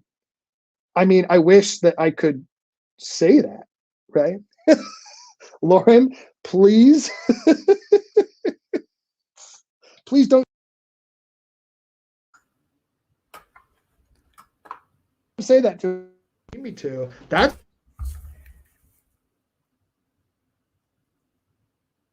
Uh-oh. Something's happening with your audio there, Chad. I think some administrator somewhere heard you and they said, uh-oh. Chad's challenging the world to tell us to stop doing dumb stuff. Kill it now. Or I'm blaming, hey, Ray, I'm going back 2 segments ago when Katie Meglin told you, don't say it. And you said it. And you said it. Katie is giving you the death stares right now. That's okay. That's all right. Hey, I'm popping in real quick. Chat is saying that your mic is no longer connected. Maybe try popping out and jumping back in for us, man. I don't know what happened there, but it's saying that it can't get your mic because I'm trying to unmute you. And looks like you're back. Can we hear you? Oh, good. I'm out. all right. You're welcome. I'm out. Jeff has fulfilled his duties for the day, so we're good. But Chad, you were rolling with something right there that I want to weave back into the mailbag questions, if that's okay. You were doing an amazing job articulating how to have this dialogue and how to get people moving forward with the conversation. I'm talking about identifying a need, identifying the problem, and then proposing alternative solutions. One of the needs, going back to this idea of pacing guides, again, assuming positive intent, and sometimes we come up with bad solutions to very real problems. And I think this is a perfect example. One of the struggles that teachers face is, I've used this statistic thousands of times, so I apologize for those of you that heard me say this before, but I think it's a reality that we can all resonate with. In 6th grade, the middle grade in American K-12 education, or for our Canadian friends, grade 6, same thing. 6th grade, there are 257 standards that a student is expected to master or be proficient, however we want to frame that terminology, which although they mean completely different things, that 257 standards for a student to master in a school year of 180 days, which is extremely overwhelming. If we present that to a teacher and say, there's 257 things you need to get kids to master this year, they're going to say, there's no way. So pacing guides were put in place to say, okay, here's how we can chunk it up. Here's how we can prioritize, all of those sorts of things.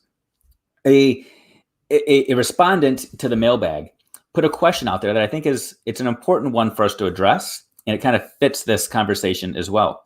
They said that sometimes when they create grids for an entire unit, that is just as overwhelming for a student as the 257 standards is for a teacher. They see this entire grid and students look at it and get overwhelmed and say, I got to do all of that.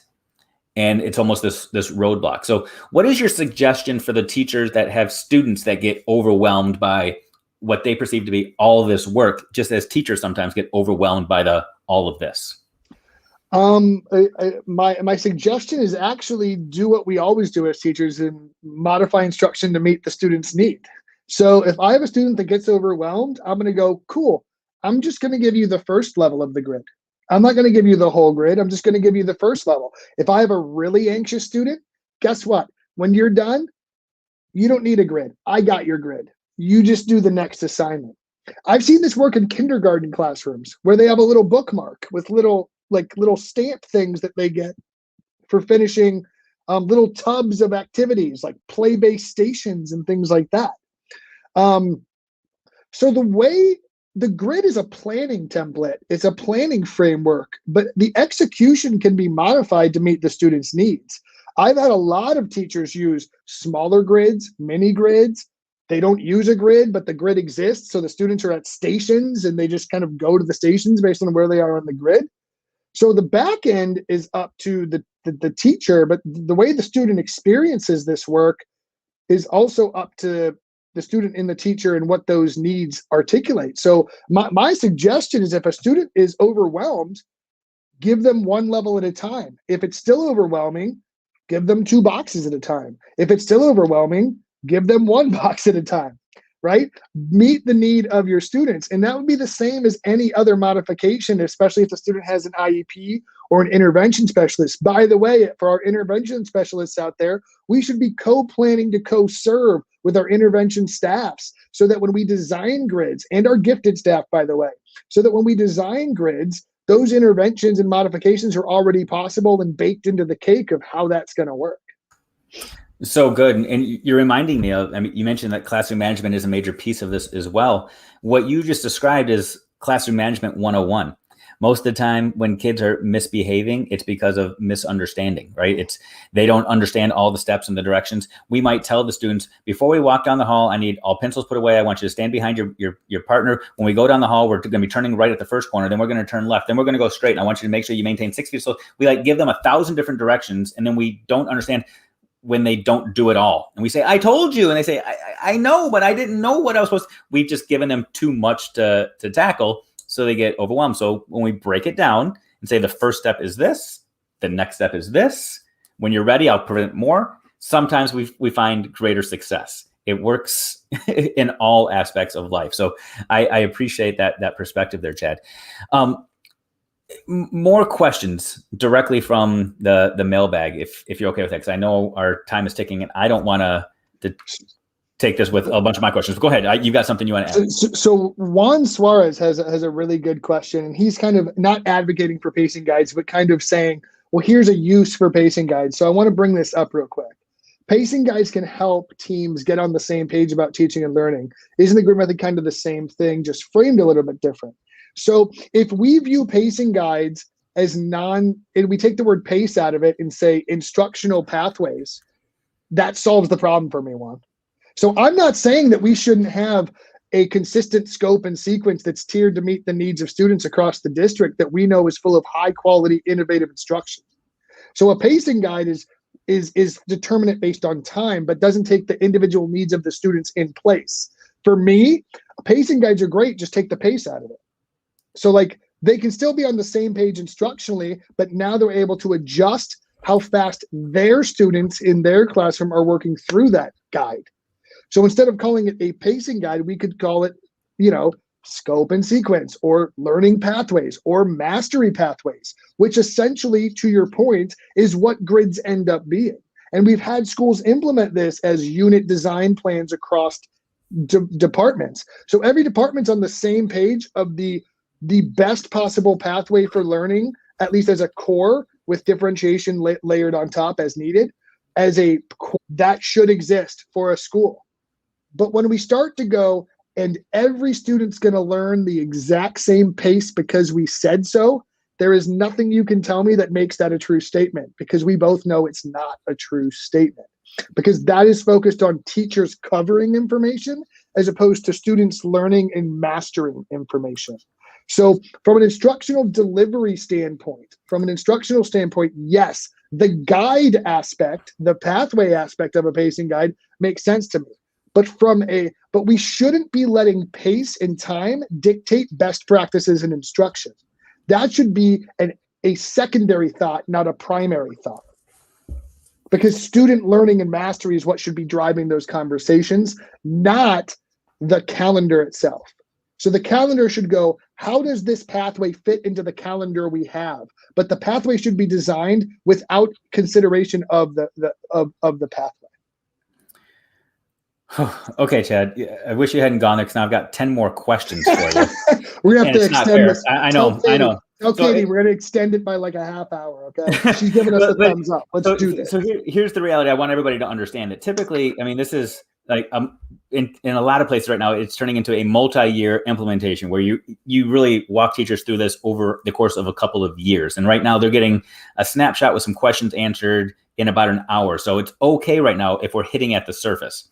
So I will ask one more question, but I'm going to pause right now because Katie is sending me lots of reminders to do something. And I want to make sure that we can remind people that they can still win some cool things from this segment. So I want to make sure that we address this, because there's some giveaways. And Chad, some of these giveaways involve us. So people can win some book bundles from this segment. First of all, this is another one of those cool ones by just going to teachbetter.com/12-hour giveaways.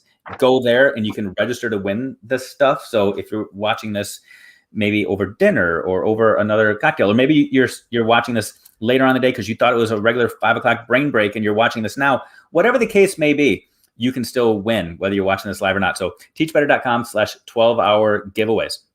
A couple of awesome book bundles. One, Teach Better in Making Assessment Work book bundle. How cool is that book bundle? That's like besties just getting delivered to your door. So that is one. And there's also a book bundle with Teachers Deserve It and Instant Relevance, using today's experiences to teach tomorrow's lessons. And that one is signed by Dennis Sheeran. So that's a pretty cool book bundle as well. So go on over there, register for it, and win those.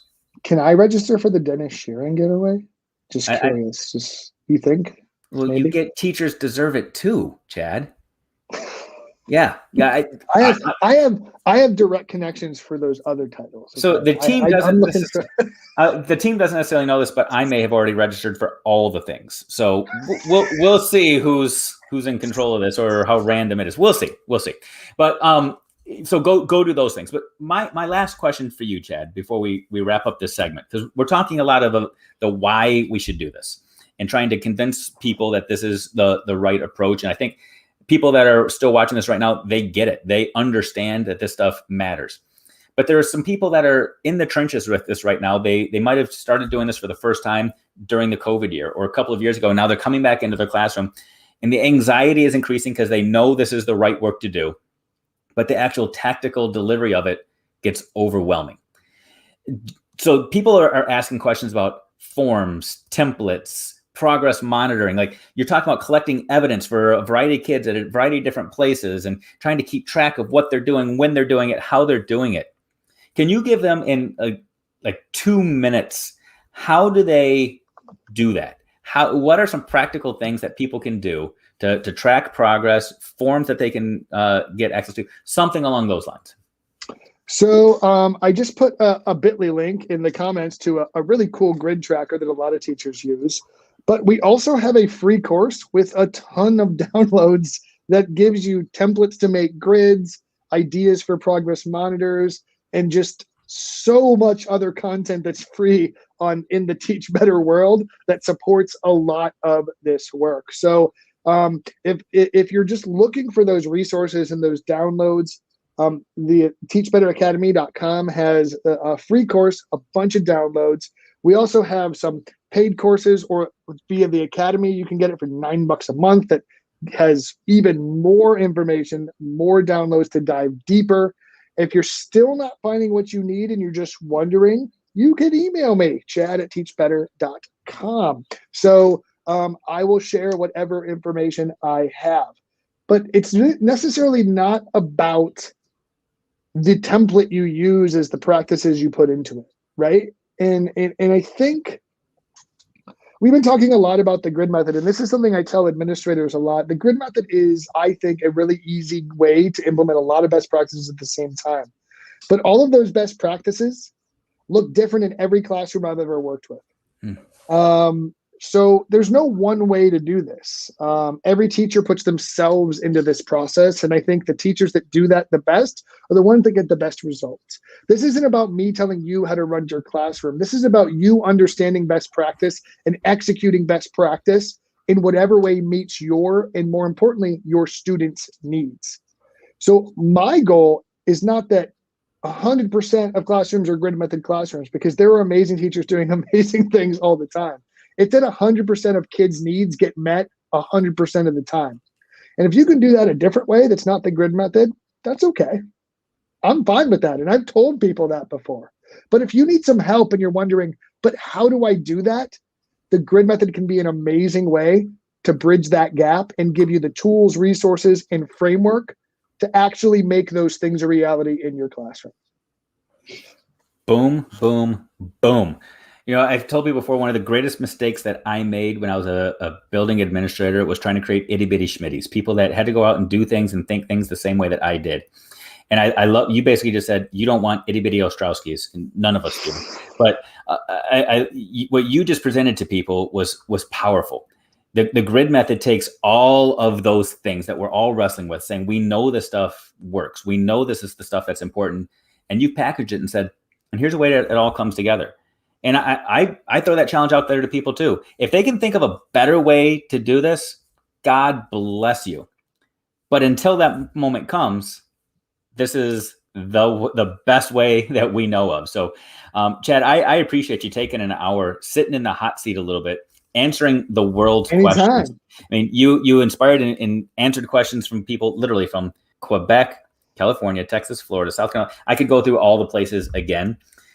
But you nailed it. You answered all of their questions, answered a lot of questions that I still had, added more questions to things that I'm going to be sitting down and talking to you about, because I'm so intrigued by the way your brain works, and you just inspire me. So people, reach out to Chad, continue to question him, continue to put him on the hot seat and defend himself, because he loves those tough questions, those tough conversations. And so do I, because in a half hour, I'm back talking through how to do that. David will show you how to have those conversations. So instead of just saying, don't do dumb stuff, he's going to show how you should actually have that conversation. Well, and I'm sure I'll say some dumb stuff in the process. So, but until then, you get to hang out with 3 other amazing, amazing people. 2, 3, a couple of amazing people. I think there's whatever. There's a couple of people that are going to be hanging out, not named Chad and Dave. So hang out with them. Continue to learn, grow, and maybe there'll be some announcements happening as well. Bye, everybody.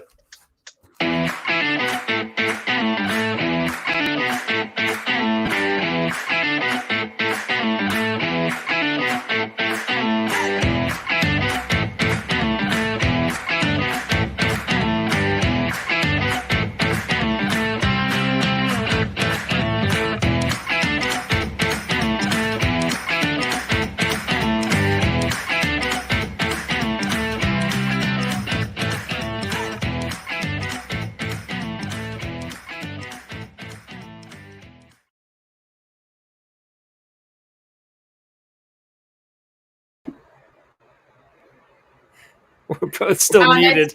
Nice job. Nice job. That was great. Nice job. You know what? We're only like 8.5 hours in, and so I get it. Yeah, I mean, we only have 3.5 hours left at this point. Like, I mean, if you're still with us, like, are we done? No, three and a half hours. Which I mean, yes. Essentially, yes, we're done. I mean, basically, we're done. I'm gonna need you to hang for just a little bit longer, but like we're basically done. Like, basically done. No, all right, can I say I mentioned this earlier, and I feel like I'm saying this more and more, so maybe it's happened a lot, so I should just get past it. But like the last hour or whatever was another one of those moments where, because I worked with Chad for so long, I forget how freaking brilliant the dude is. He's so And smart. I'm sitting, and I've heard 90% of that like a million times out of Chad's mouth. There's still several moments where I'm like, yeah, oh yeah, of course, and like. So kudos to you, Chad, for not being dumb. I guess.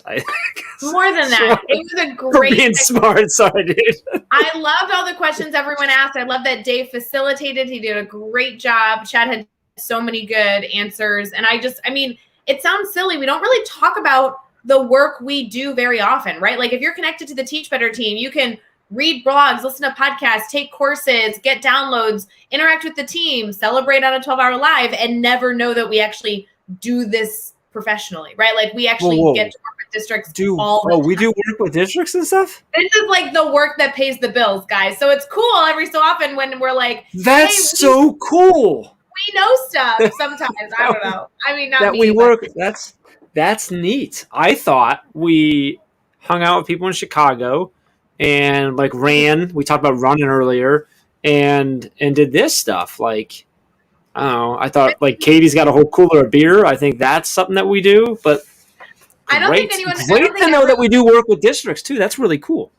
I don't think everyone was privy to the picture of Katie's entire case of beer that she had. No, so we'll let them just imagine what that looks like. We'll let them imagine what that looks like. Yeah, but when we joke about like Chad being out at a school, like Chad travels most of the time 5 days a week working with school districts. That's what I got to do with him on Monday. It was super fun. So super cool. It was funny. Just Monday, Michelle and I were connected because we're like, all right, how do we get Chad from here to there and then down to here and then over to here, but he's got to get back here from here, which is not where he originally went, which is where his car is going to be.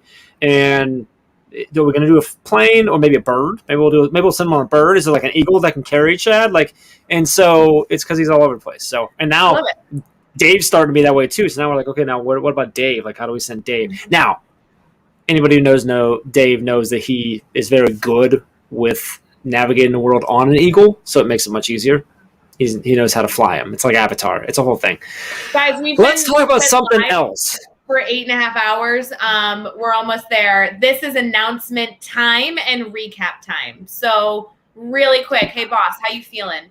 I'm feeling good. This is I love just what we do. Like I'm sitting here. A friend of mine was texting, so hey, see that you guys are doing a 12-hour thing again. Like that's pretty crazy. And I'm like, yeah. That's my job. This is part of our job. I think that Dave and I joke about that, like when we do the brain break every week, or like this is part of our job, which is really weird, but it's awesome. So I love this. I'm great. I'm doing great, Ray. How are you feeling? Like you got a lot going on because you got a big event tomorrow too. So like you got a lot going on right now. I do, but I have to say I was texting my friend Adam Welcome, who wrote a book. We wrote I know Teachers him. Deserve It together. We were texting last night because there was an article that sparked some discussion between us. It was like fun to catch up and whatever. And he was like, there was like an action item following our conversation. He's like, and I was like, I'll look into that, but not tomorrow because it's 12-hour live. I'll look into it like Thursday evening or Friday morning because I have another event tomorrow. And he responded back, 12-hour live, ... That's long. And I was like, yep. It is long. Can I tell a fun Adam Welcome story since you brought him up? Sure. So when we were in Chicago together last week, so it was Thursday, my wife had made you a blanket that I brought, and it was like it's a big blanket, like a big old thing blanket. And I just had it, like hold it. I went up to my hotel room where I had it to bring it down for you to take your car, right? So I come around the hallway and I got this. I'm just holding this big blanket, just hugging this thing. And I turn a corner and Adam's sitting there waiting for the elevator, and I just go stand next to him. He kind of looks at me, he's like, "What you doing, dude?" I'm like, "My wife made Ray a blanket." He's like, "Cool." It was just a moment of like just me holding a big old blanket. I don't know. It was just a fun moment. Don't you think like that's a little bit of our reputation. Like we announced earlier today, and I know we have another announcement coming, but we announced earlier today, Teach Better Conference 2022. I just feel like there's going to be moments at the conference where something ridiculous happens and people are just like, well, it's a Teach Better team. Yeah.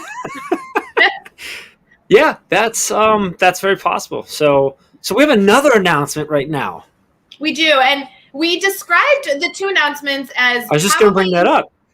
We probably said to be more excited for the first one, which was the announcement of the conference this fall. Not this fall, but in 2022. Sorry about that. And that's just freak some people out for a second there. This announcement I think is exciting, but I acknowledge that like you can't top like the conference. Like the conference is like But I think you said it really well earlier. You said that one might be bigger excitement, but this is the feeds the immediate gratification. Thank you. Right, because this is happening pretty soon, so it's different. Oh, I was gonna say, like, what details are you sharing there? No, I'm just saying pretty soon. I'm leaving it at pretty soon right now. So can we first, if you are excited about the fact that we're doing a Teach Better conference in 2022, can you drop some green hearts in the comments and let us know, and we will get into the. And do you want to just roll video now, like roll tape? I guess. No, do you want to take a minute? Like, no, I feel like you need a minute. No, I want to see the green hearts, and then also if you guys could share this feed, I want to make sure people catch the second announcement. I know I've been getting messages like, I want to make sure I see both announcements. Love these green hearts. Holy cow. So that was crazy because like a bunch of comments wasn't come, but like StreamYard had loaded, so like 15 of them came all at once. Good luck back there, Katie. I like how I say back there, like she's back here, like in the studio somewhere. She's behind the scenes. Katie, put the green hearts on screen. Oh, what? Okay, cool. She's back there. She's got a cooler full of beer. My dude's back there with her. It's great. I wonder if anybody's listening and believing me. We're pausing comments. No. Pause comments. Pause comments. Pause the hearts. Here we go.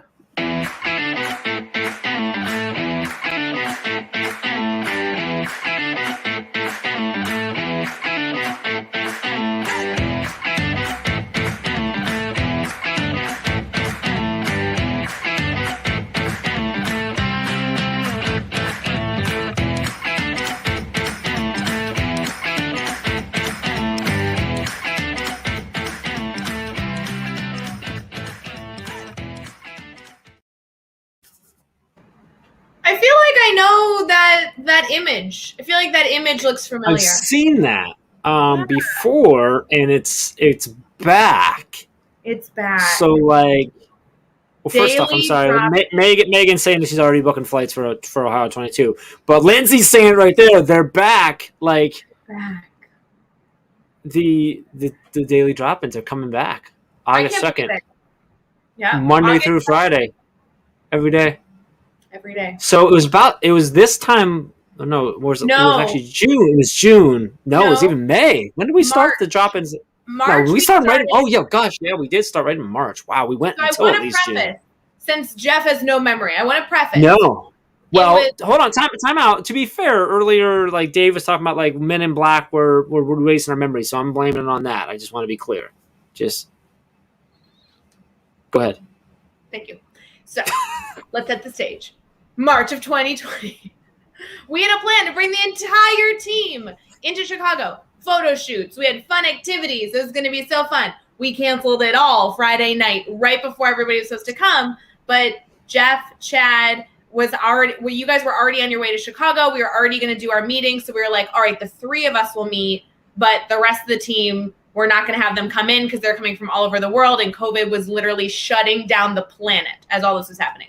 We're sitting in a room. We had a great meeting Saturday, but Sunday was really when everything was like, school's canceled, everything's changing, the world's changing. And Sunday we sat in a room and we had a 3.5 hour meeting about like, what are we going to do to support the craziness that is seemingly coming our way? And we had no idea what that actually meant. And we finally got to this moment of like, we need to be accessible. How are we accessible? What's the plan? How do we make sure that we're there when people need us? And we concluded that the easiest way to do that was to just be live every single morning, starting that Monday. We went live that Monday and said, hey, we're going to be live every day from now on, just in case you need us. And there birthed the Daily Drop-In. When did we? Do you remember? When did we stop the initial one? Because we went March 15th, 16th, all the way through May 30th to Memorial Day. May 30th. Yeah, we took a little bit of break, then we brought him back in August for 2 weeks. 2 weeks. And then we also brought him back in December we did a month. Yeah, was that 2 weeks? We go more than that? We go 3 weeks that time. Whatever. We did it again. We tried to bring it back to try and continue to be accessible. So Brianna brings up a really good question. So let's go there first. Because earlier you were saying that people are going to be upset about this. Like who? And I legit, I did not know who you were talking about. Who's upset about this? People who are up late and don't get up early because it's in the morning.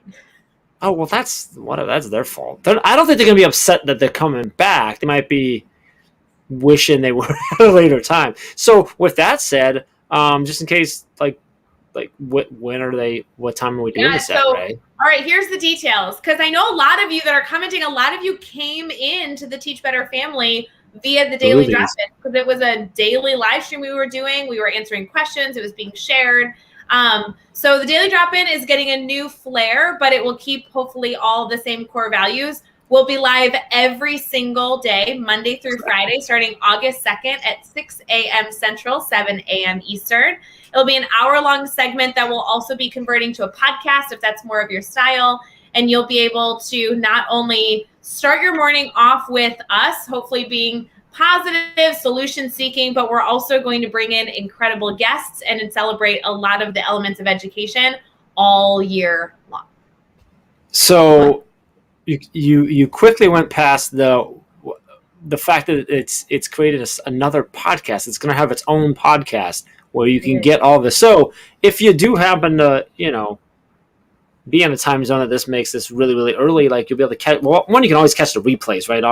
The live replays is always safe, but it's going to be a podcast too. So if you do listen, someone mentioned that they listen in the car. Megan was talking about, right? So even if you listen later, you're going to have that it is listening whenever you need it. So I'm excited about that part, about the fact that we're going to take it and purposely create that new podcast for it. Yeah, so if you want to catch it live, meaning that you can interact with us live, be a part of the entire live experience, there's a lot of elements of that you guys will soon learn about. That will happen at 6 a.m. Central, 6 a.m. Central, 7 a.m. Eastern. So that's going to be that live show for an hour. Then that segment will be put into the podcast. So you might be a little bit behind on the podcast, not too far behind. It should be uploaded within that day. And then that will allow you to engage with it however you see fit. But yes, the audio, the visual, everything is always saved anytime we do a live stream. But it will be wonderful to be able to bring a lot of you in that are commenting. What you're on our list to reach out to. We also have some new guests that we haven't brought into the Teach Better family that we'd love to expose you to. We have new programs that are free that we want to make sure we bring to all of you. And there's also a lot of elements that happen throughout a school year that I'm so excited to celebrate on Daily Drop-In. Teacher Appreciation Week, Principal Appreciation Week, School Counselor Appreciation Week. All these things are just going to be wonderful themes to drive conversations. And if any of you have topics that you'd love us to organize, bringing experts in and discussing, Daily Drop-In is a safe space to do that. And we're really excited to be putting that together for you to start August 2nd. So Ray, you mentioned themes, so stop me if I'm going too far into details. But because I know we're still planning a lot of the pieces and a lot of the specific dates and stuff like that. But you mentioned themes, so outside of the themes like you just kind of rolled, are there going to be themes on days, themes on weeks? How's that going to be set up? And then a secondary question of, just because I want to hear the answer. How long will this go for? When are these going to end? So last time we did it from March to into May. When's this going to end? We are starting Daily Drop-Ins every day, Monday through Friday, August 2nd at 6 a.m. Central, 7 a.m. Eastern, and we have no end date. It will happen forever. We really believe in being accessible. We also believe in getting you as much professional development as possible. And if we can bring in people that can start talking about topics you're passionate about, then why not? One of the elements in terms of themes, yes, we hope to celebrate the incredible opportunities that are already in our calendar, but we actually want to pick random topics and allow them to be themes throughout the week. We want to dive into homework and student conferencing and classroom management and topics that all of us are always eager to learn more about. Why not bring in 5 different groups of people to share their insights, share their tips and tricks, and allow all of us to just continue to be a little bit better in these areas. So if you personally have a topic that you think would be really, really great for us to do a deeper dive into, email us and you might see it as a theme for a Daily Drop-In week. And then also if you have guests that you think would be wonderful for Daily Drop-In, let us know. We're always looking to invite people into our experience and then amplify their voice with all their expertise too. I see everyone coming. Chelsea, yes, you heard that right all year. I see other people excited about that. Toria, you asked about the podcast. If you go to teachbetter.com/podcasts with an S plural, you'll go to the podcast network that has all the different podcasts that are on our podcast network. So that's where you get to that. That is important for our Teach Better Talk listeners.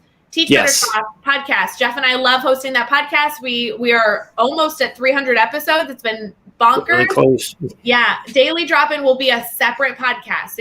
So in the past we've done we did them as bonus episodes to the Teach Better Talk. They won't be on Teach Better Talk. They'll be on. It's going to be its own podcast with its own stream and everything like that. So which we will obviously share out once it's launched. And its own podcast that has 5 episodes a week. 5 episodes a week. Yes, 5 episodes a week.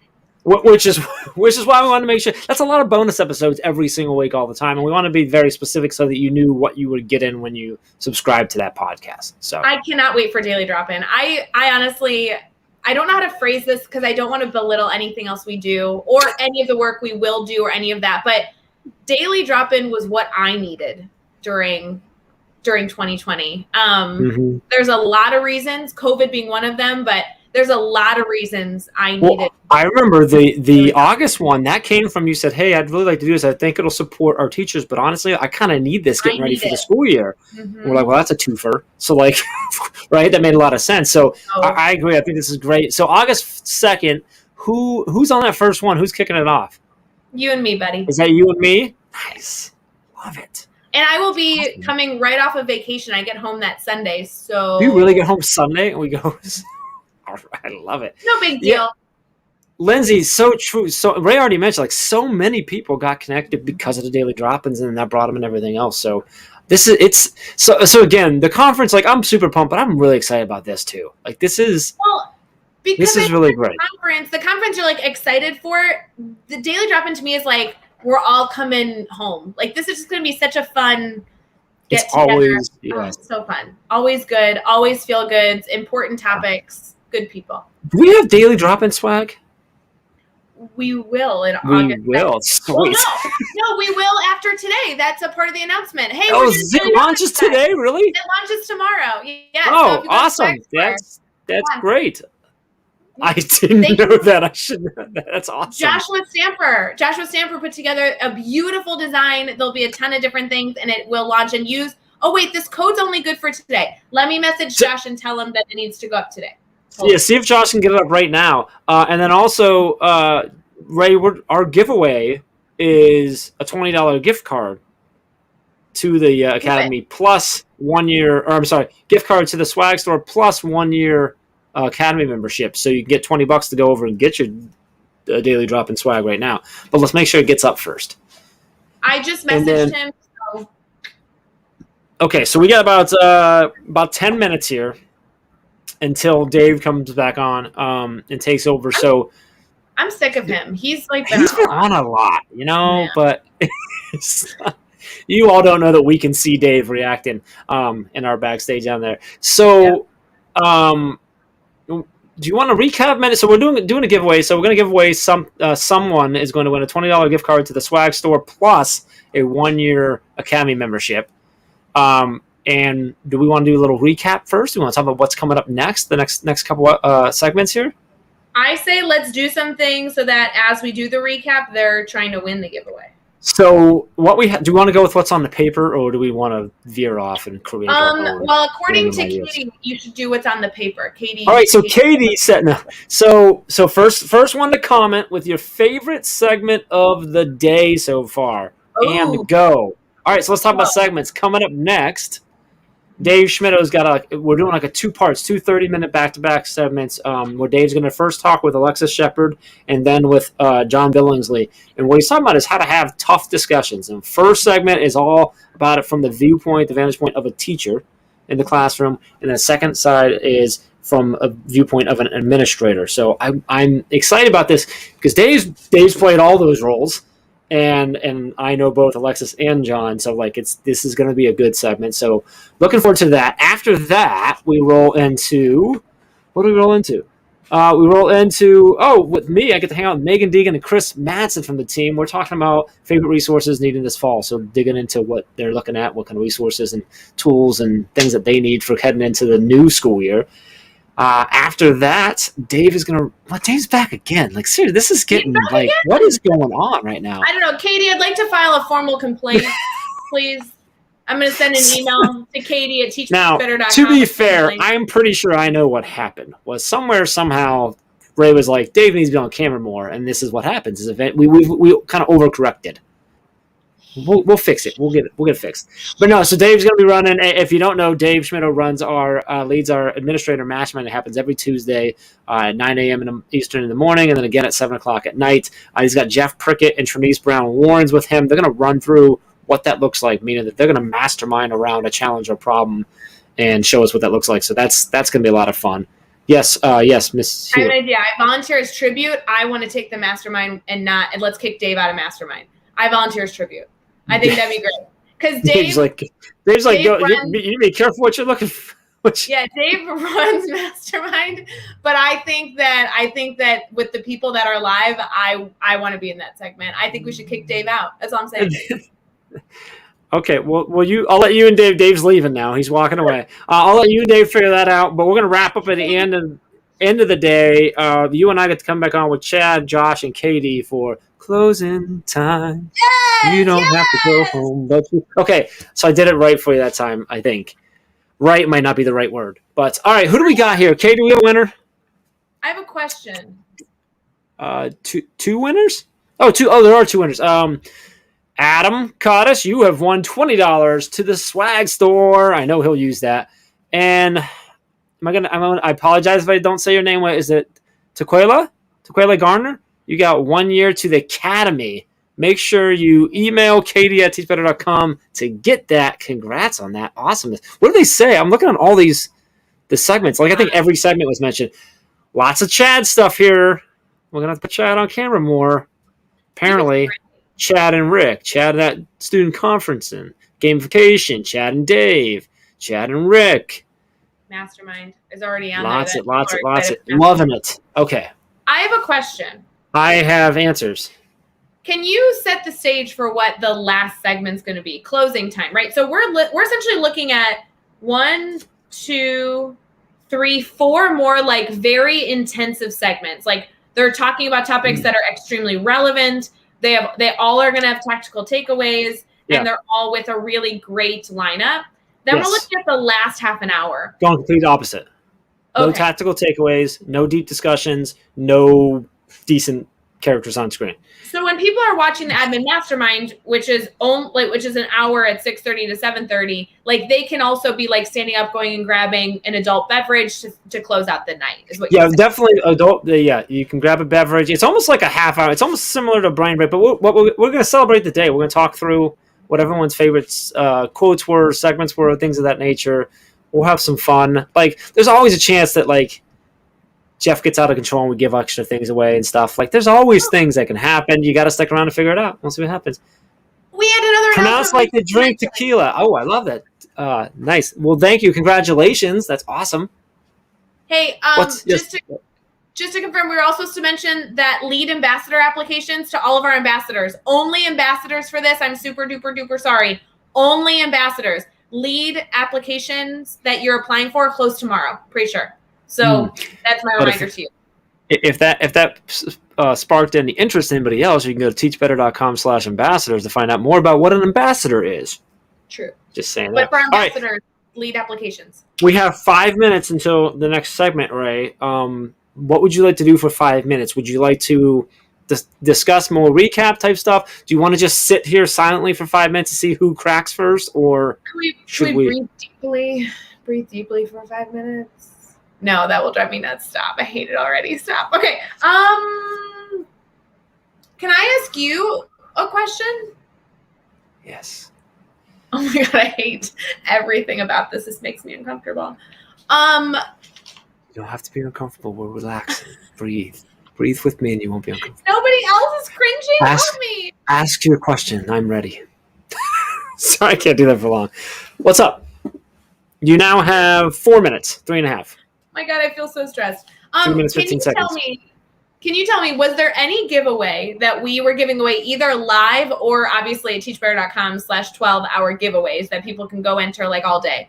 Was there any giveaways that you wanted to steal and didn't want to give to anybody else? Yeah. I'm being serious here. And I understand that I can do this anytime that I need to and I get to do it, but like the coaching session with Dave, I kind of want to steal. Like I get a lot of time with Dave, but like it's never like an intentional like Dave coach me on life. Mm-hmm. So if you have never like sat with Dave, and Dave's super modest and always downplay himself and how he's always learning, and he is because he's a great listener, but the dude's really smart and like he's done a lot of stuff. He's had a lot of different experiences. He listens and he's learned a lot. It's super helpful. So like the coaching session with Dave, and I'm being complete. I know no one's believing me right now. This is like when I compliment my in-laws and they roll up their pants sleeves because they think I'm full of BS. But like I'm being serious. I think that's what I would do. I think I would steal that. Okay, that's a good one. You should do that. You should actually book time with Dave. I should. That way you can be like, I know that you didn't volunteer your time, but I'm taking it anyway type thing. You know what I mean? You know, Dave, I might do that, Manny. He's going like this. He's going like this. You gotta pay him. I gotta scrape up some money. It's a good one. I think how about you? Same question to you, Ray. I'm interested. Well, I do have to say the coaching thing sparked because we have people that sign up for that tier 3 coaching that are getting coached by Dave. And so giving that away was like a huge deal because typically that's like $300, but we like giving that away, I think is really cool. Because I like that tier 3 coaching model we have. For me, I have 2 lame ones. I'm trying to think of which one's best. Okay, honestly, I want to sign book by Capozzi. I know he's in the Speakers Network. I know I could call him and ask him, but I'm too lame. I can't actually. PJ Capozzi cool. I don't want to call and be like, hey, will you sign my book? Like, I'm super embarrassed by that. Do you want me to call him for you and be like, hey, PJ, can you send a friend of mine a book? A friend of mine, and then he's like, yeah. Is that like Ray? No, it's just another friend of mine. Just a friend of mine. Yeah, just.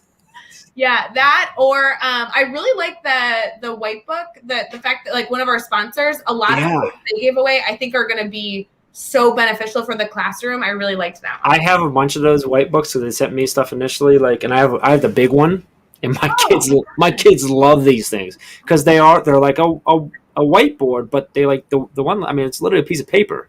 It's so simple and so cool. So yes. Yeah, I'm excited for those. We had 3 winners for those, so that was awesome during the segment. That's awesome. Yeah, that's really cool. Love the good people up there at White Book too. I say up because they're up in Canada. Good people there.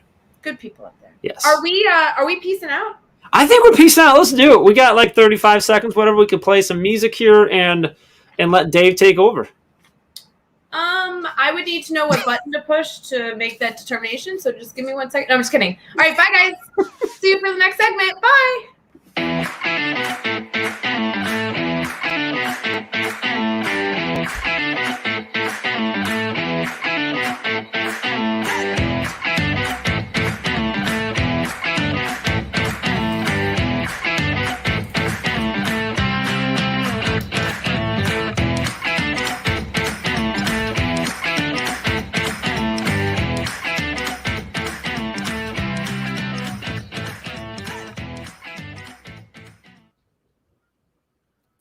Hey, Alexis. Hi, can you hear me? Because I've got you. Hear you guys. I can hear you loud and clear. You still can't hear me? It's all good. We're just blaming Ray Hewitt for all of these things today, so it's all good. Because awesome. Well, I'm so glad that I can finally hear you and you can hear me and we can actually have a conversation. Because Alexis, I'm gonna be very real. I've been scared. I've been scared all day to have this conversation with you. Listen, but it's been a long time coming. This has been like needing to happen since we talked the first time, like a couple months ago. So like, Yeah. I know you're ready because Yeah. I'm ready, because we really, when we had that last conversation, we kind of had to stop it prematurely because we had been like, so I'm ready. Okay, I'm ready. Fair enough. So for people that don't know what we're talking about, a couple of months ago, you led one of the Mastery Chats, now Teach Better Chats, and we had a recap afterwards. And it was one of my favorite conversations I've ever had with another educator. It was a conversation that we started going, and then we looked at the clock and thought, oh man, this is one of the conversations with the ... afterwards. Yes. And right now we get to fill in that ellipsis, or however we pronounce that fancy word, and continue the conversation. And that's kind of why I'm intimidated and I'm scared, because I feel like you have these expectations right now that I'm going to be able to take this conversation somewhere. That I'll be very, very real with you, Alexis. This is a conversation that I am ready to just learn from the master, learn from you, and have you just feed me and grow me and develop me. Because listen. Your expectations are now, I feel like the bar is very, very, very high, and I don't want to disappoint because I am by no means a master. Do I have experience? I mean, I'll let y'all be the judge of that. So look, don't set that bar up too high, because that'll be a long way for me to fall. Well, I'm ready for you to try to deliver to the best of your ability, which I'm sure is going to be amazing. So I've got a few reputations. One is I'm a guy that sits around on camera and has a beer and talks a bunch of nonsense and shenanigans with Jeff Gargas, and ruins pretty much every segment he's a part of. And Ray is giving thumbs up to that. So awesome. I am a guy that sometimes gets too deep and emotional and takes things off course. And I've also got this reputation of a guy who likes to poke the bear and engage people in some difficult conversations at times. Now, the reality is I actually don't necessarily enjoy having difficult conversations. They kind of just happen all the time because I open my mouth and say a lot of dumb things a lot of the time. So I'm happy to have this conversation with you, because the lens that we're talking through right now is through the lens of a teacher, an educator, having difficult conversations, how to have them, some of the difficult conversations we need to have, and how to navigate that road, and how I can be more effective in leading those conversations. You're really an expert in how to have some of those conversations with students. And later on, we're going to have a conversation from the leadership, the admin side, and how to navigate those conversations. But I'm curious from your lens, why is this conversation a conversation that we need to be having? Well, first and foremost, because most people in my position, in the position of the teacher, feel like we don't have the right or the ability to be able to have hard conversations with each other or with our administrators. And a lot of times there's no advocacy. We don't advocate for ourselves because we feel like we are just teachers, right? There's like this superiority complex that we have where we feel like we are not qualified enough and that we shouldn't have the wherewithal to be able to address our administrators about issues that we may be having, like personally, or issues that we may be having in our grade level, or issues that we're having with the student. And more than that, we're afraid to even have conversations that aren't about maybe issues that are happening to us acutely, but maybe things that are more systemic. Or maybe you went to your administrator or to a colleague for suggestions on how to deal with a difficult parent or student situation. They gave you their suggestion or their recommendation. You did it. It didn't work. And then being able to have that follow-up conversation like, hey, I did this thing, it wasn't effective, and now I'm back to, talk more strategies and more solutions. We just box ourselves into this space where we feel like we don't have the capacity to be able to do that. And that's not all on us, right? Like, I think some of that is systemic, but I think it is our responsibility to learn how, so that we can have those conversations. So that's number one. And then number two would be, in education, in America in general, there's this huge need for overhaul, for change in a lot of aspects. It's only going to happen if we know how to have those conversations, and we know how to have those conversations effectively, because that's also a thing. There's a how, there's a way to communicate where you can still have this like rawness of emotion without it being completely emotional. You can still be passionate about something and still really want something to happen and want to get that across without being aggressive or overly assertive or presumptuous, or some of those things that make people shut down when you're trying to address issues, especially leadership. Because I think a lot of times, at least in my experience with the different leaders that I've worked for and interacted with, there's maybe some, like, I don't know, maybe insecurity there.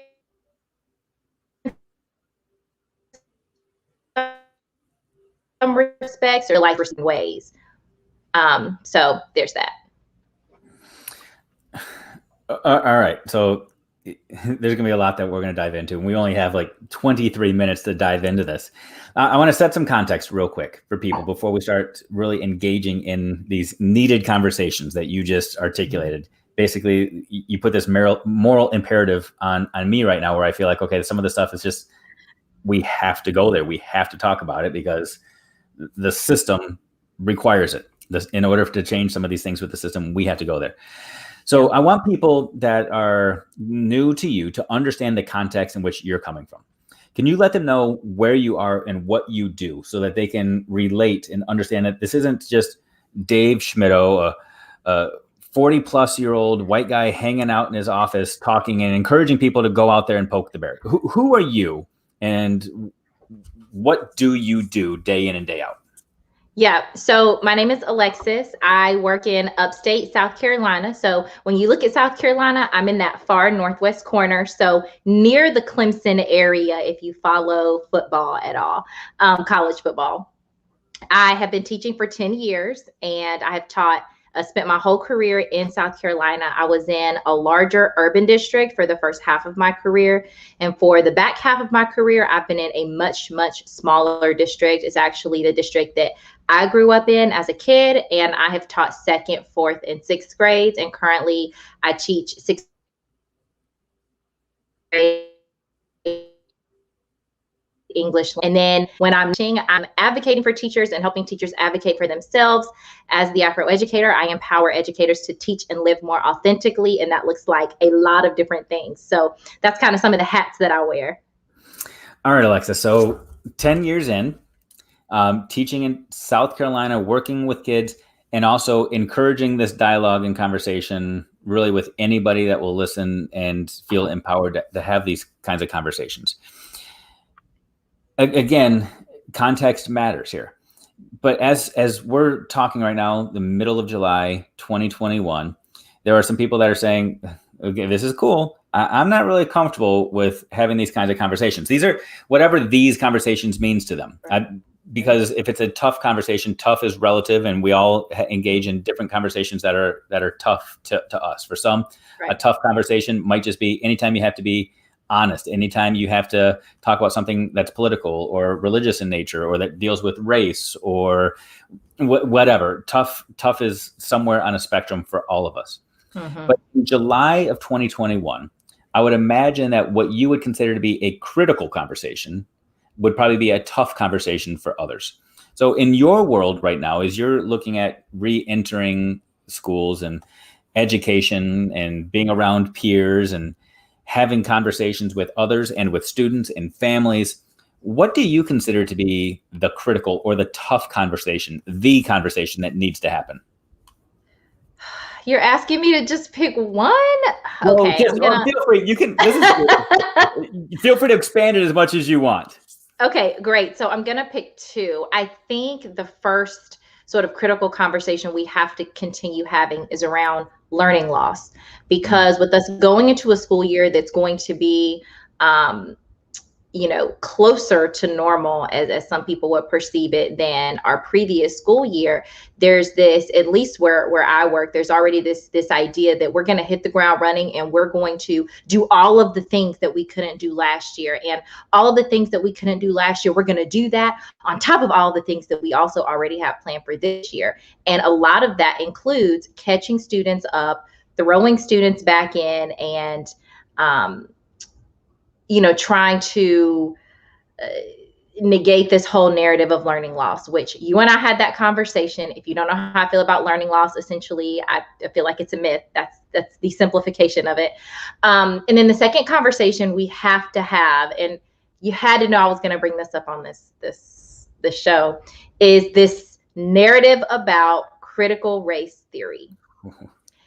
And of course, I'm bringing that up because I've had a personal experience with this in my district and in my town that I work in that has been extremely dramatic. And I think we have to have some conversation around what that actually is, the fact that that's not really what's happening in schools, how it's being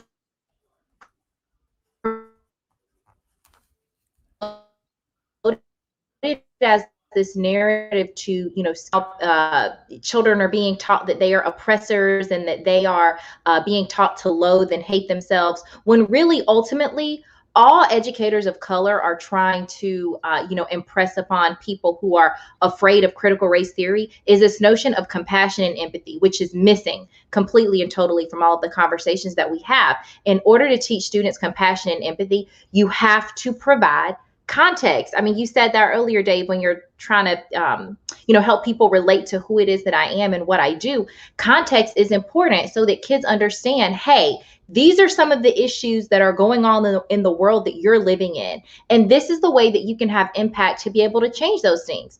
People talk about wanting adults to be able to have conversations. Every year that there's an election, there's like this huge uproar around, adults who can't talk to one another.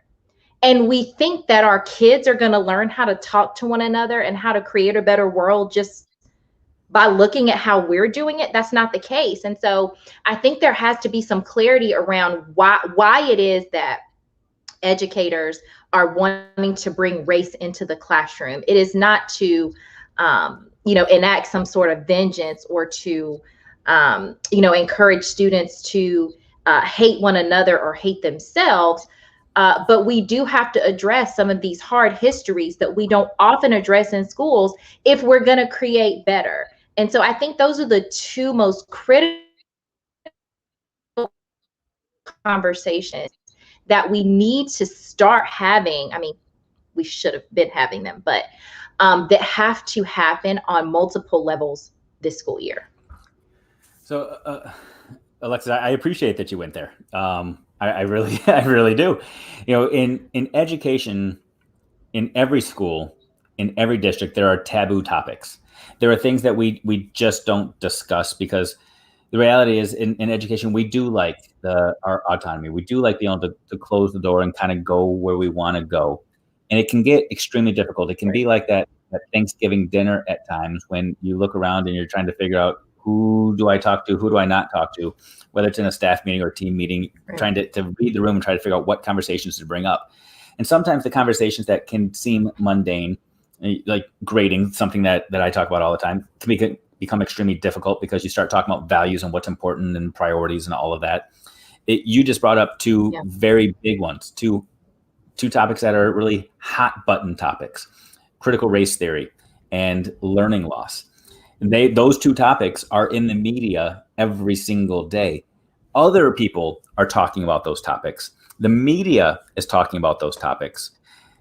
In education circles, in our buildings, we might not necessarily be having those conversations.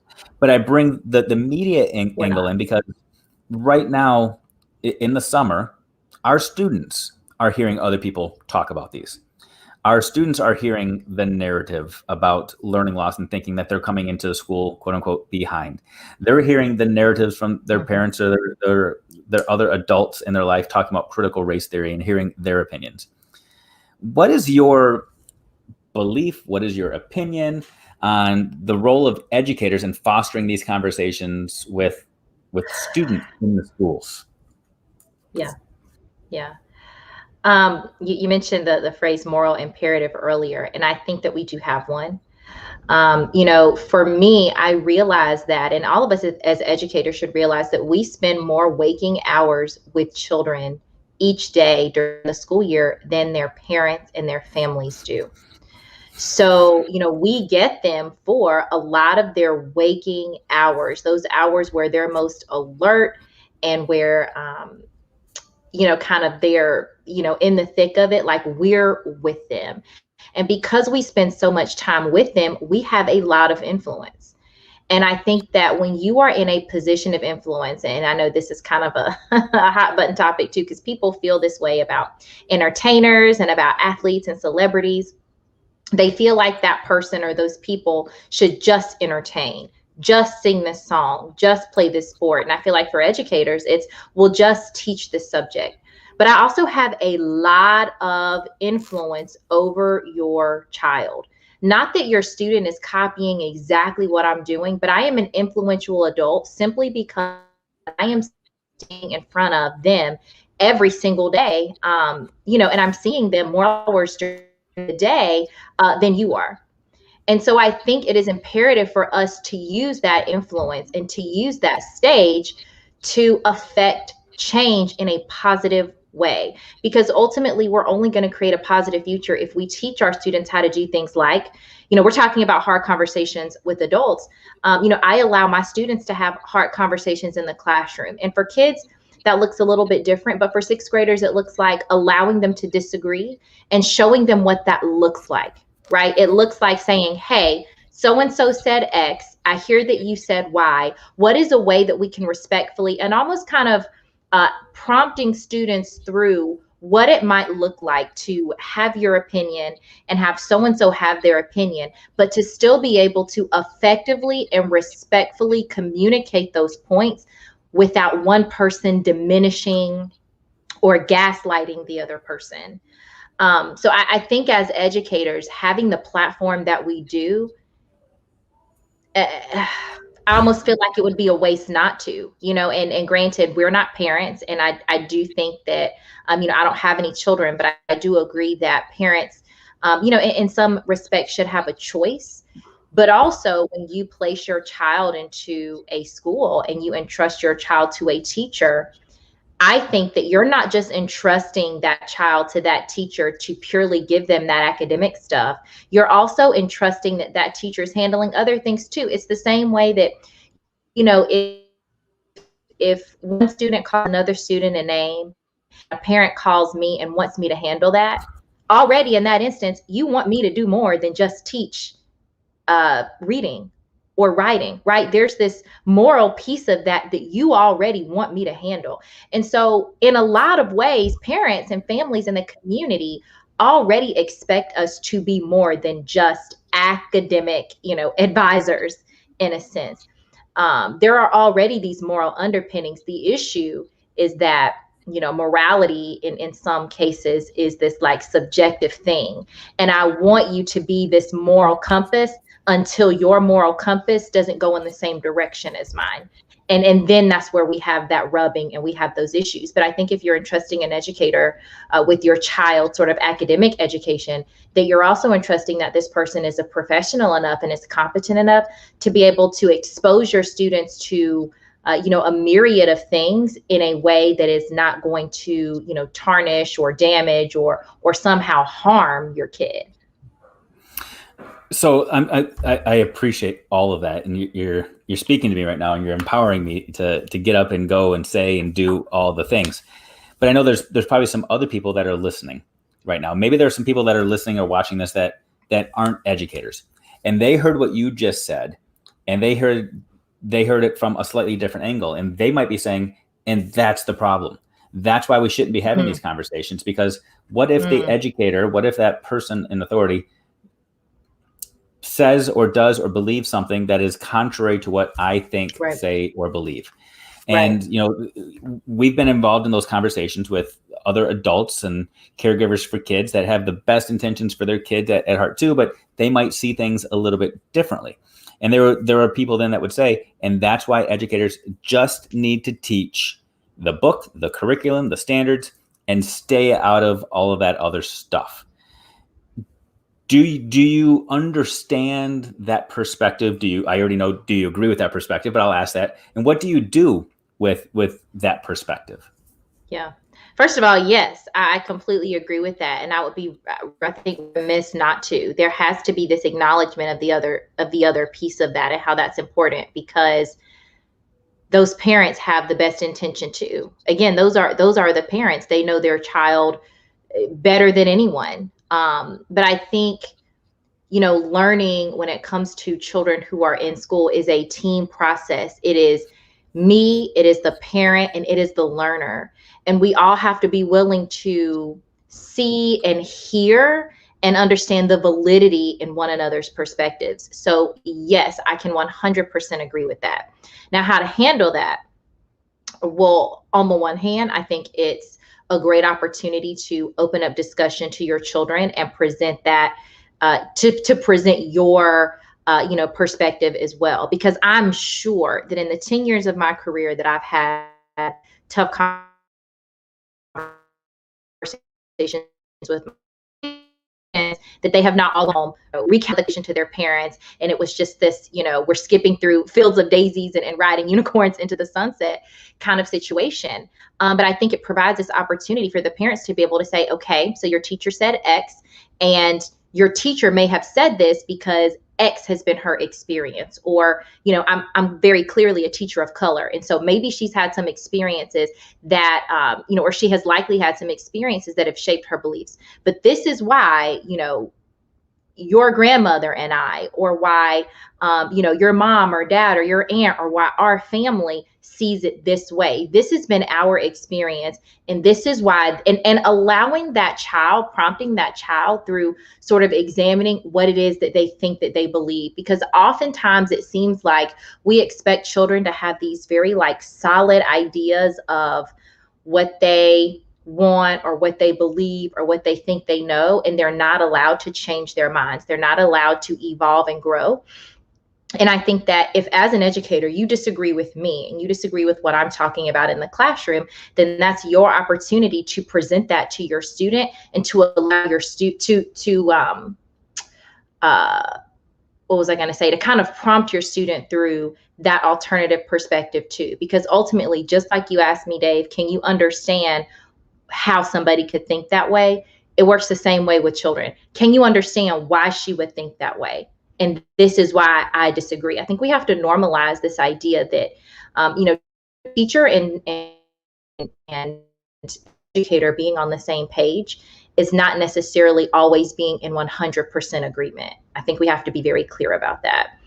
And then also that comes down to parent-teacher communication as well. And it comes down to that parent communicating with me, hey, why did you bring this up? And giving the opportunity to explain. If you have a teacher in your student's life that you feel like is, you know, maybe indoctrinating or has some sort of alternative agenda, I think the imperative on the parent's part is to communicate with the educator, hey, I just want to understand where you're coming from with that, because I didn't necessarily feel like that was the most appropriate conversation, but I am to understand where it was that you're coming from. Because for me, and talking about race in the classroom, it's not really about making the kids feel terrible or imparting guilt. It's about saying, hey, can you understand why there might be a group of people who are angry because they feel this way based on this historical context? We want to always make it about the kids and how people assume that we're making the kids feel. It's bottom line about creating compassion and empathy through perspective, period, hard stop. So it's not about convincing people that your belief is the right belief. It's about encouraging dialogue, encouraging people to understand, like you said, to have empathy, to understand perspective, and to understand that conversations can and should happen. And that's the skill you're really trying to teach. You're not trying to indoctrinate people with whatever your stand is, other than you want to indoctrinate people to understand that conversation can happen no matter the context. Yeah.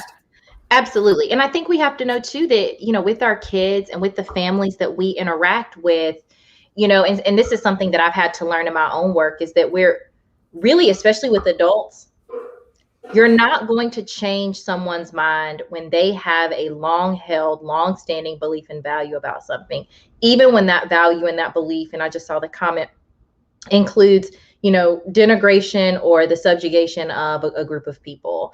And that sucks. And I know that sounds kind of, you know, maybe kind of cold, because it's not that those people and those perspectives don't matter, but ultimately it's about just getting people to be open to conversation, even if / when their beliefs don't change. Because when we talk about moving the needle, the idea is not for this kind of wholesale, we have millions and millions of people who all of a sudden change their minds, because I don't think we're ever going to be in a place, and I don't necessarily think we were all intended to be in a place where we are all going to believe the exact same thing, and operate the exact same way. I think in a lot of ways, that's the beauty of, where we live and what we're able to do with free speech and so much choice. At the same time, though, being able to believe what you believe and think what you think while still having compassion and empathy, I think is that missing piece, because even on the part of people who have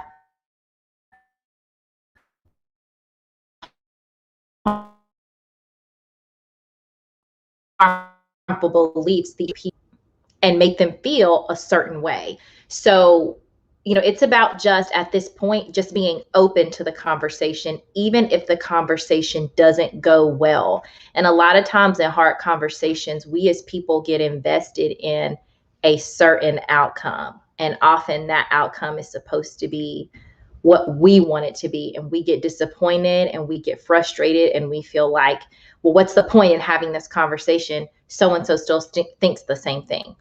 Right. But also so-and-so sat and listened to you for 5 or 6 minutes, and that's a victory in and of itself. Yeah, I think that's an amazing point, that a lot of it is about how you posture and enter into the conversation. Do you enter into the conversation to understand and to seek clarity, or to persuade and convince? And you're right. Sometimes we'll enter into this conversation knowing that it's going to be a tough conversation. And that's, in my mind, for me, that's what defines a tough conversation is we're entering this conversation in disagreement.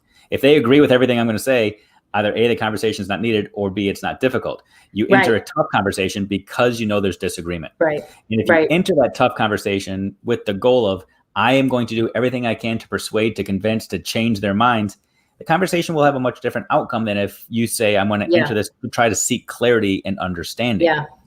So absolutely.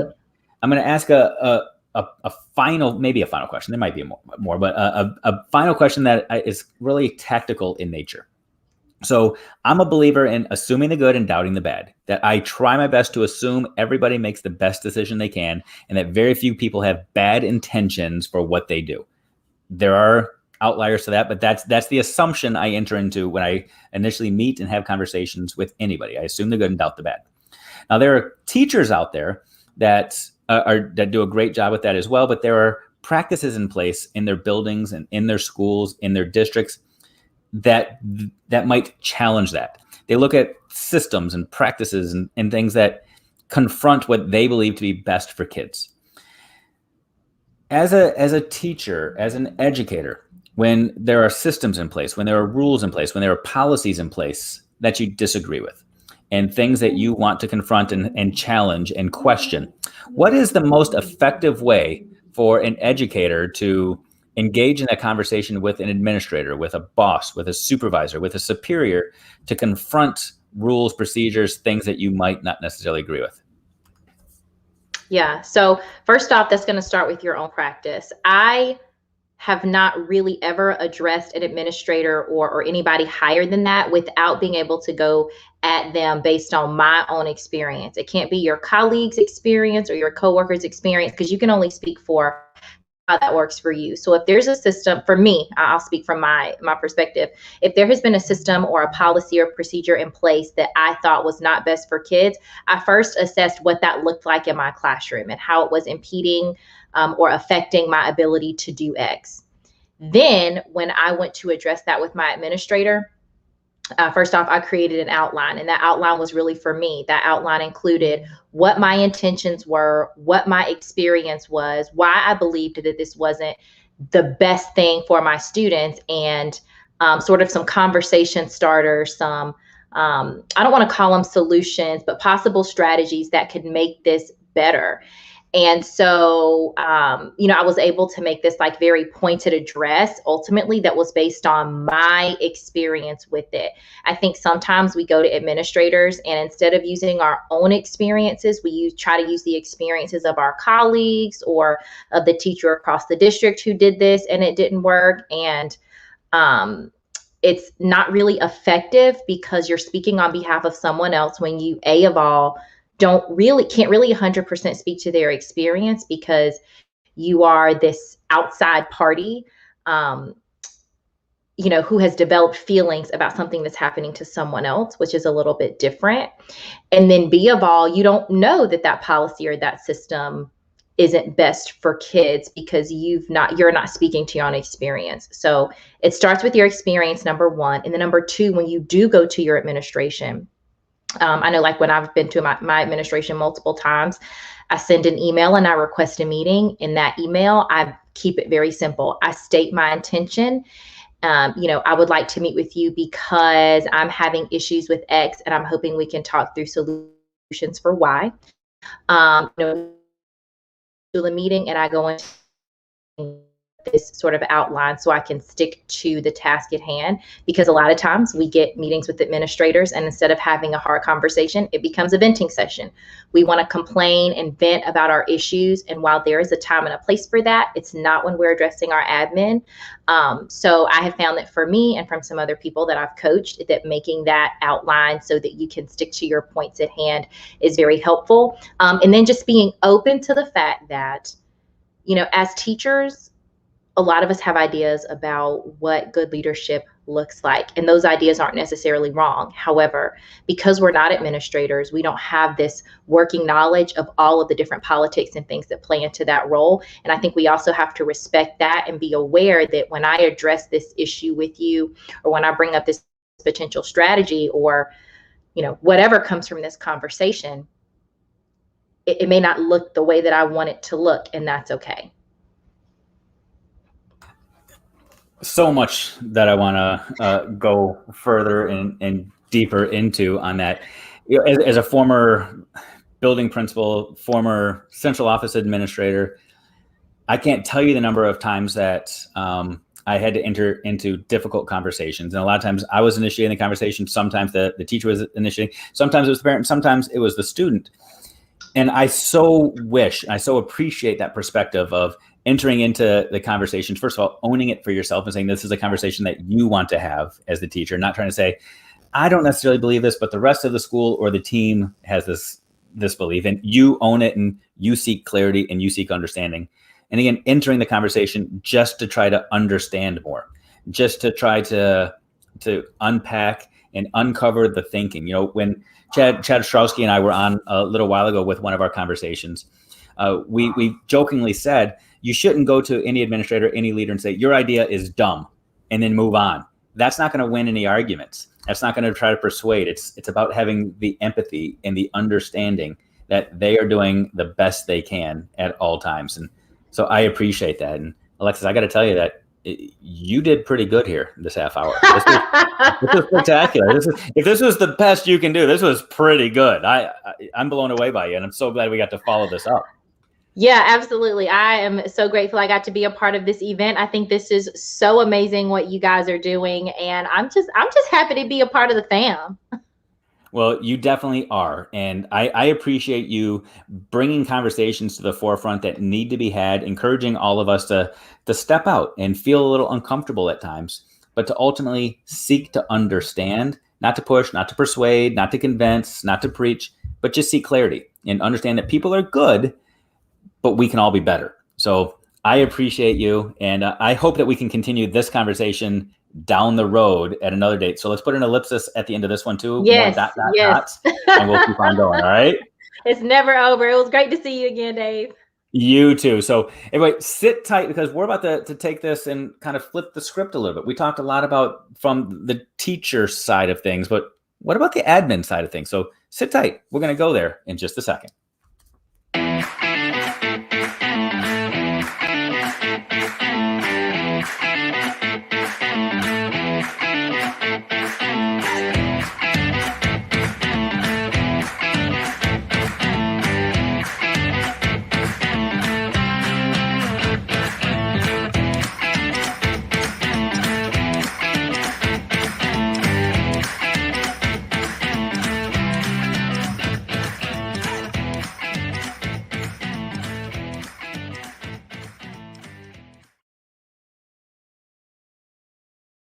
All right, I got to admit, I said I was nervous about the last segment, that I was scared.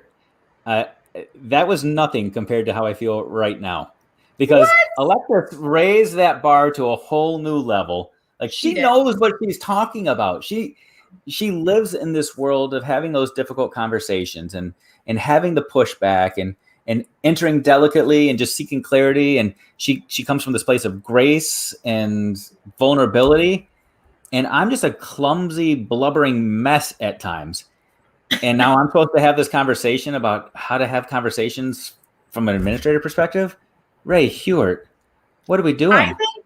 I think I love that we designed this segment to be the way it was, because Alexis did a wonderful job not only sharing her perspective, her story, her mindset, but also those strategies, the tactical takeaways, the way that you might choose to approach these conversations. Deciding to do that from an administrative lens is not easy.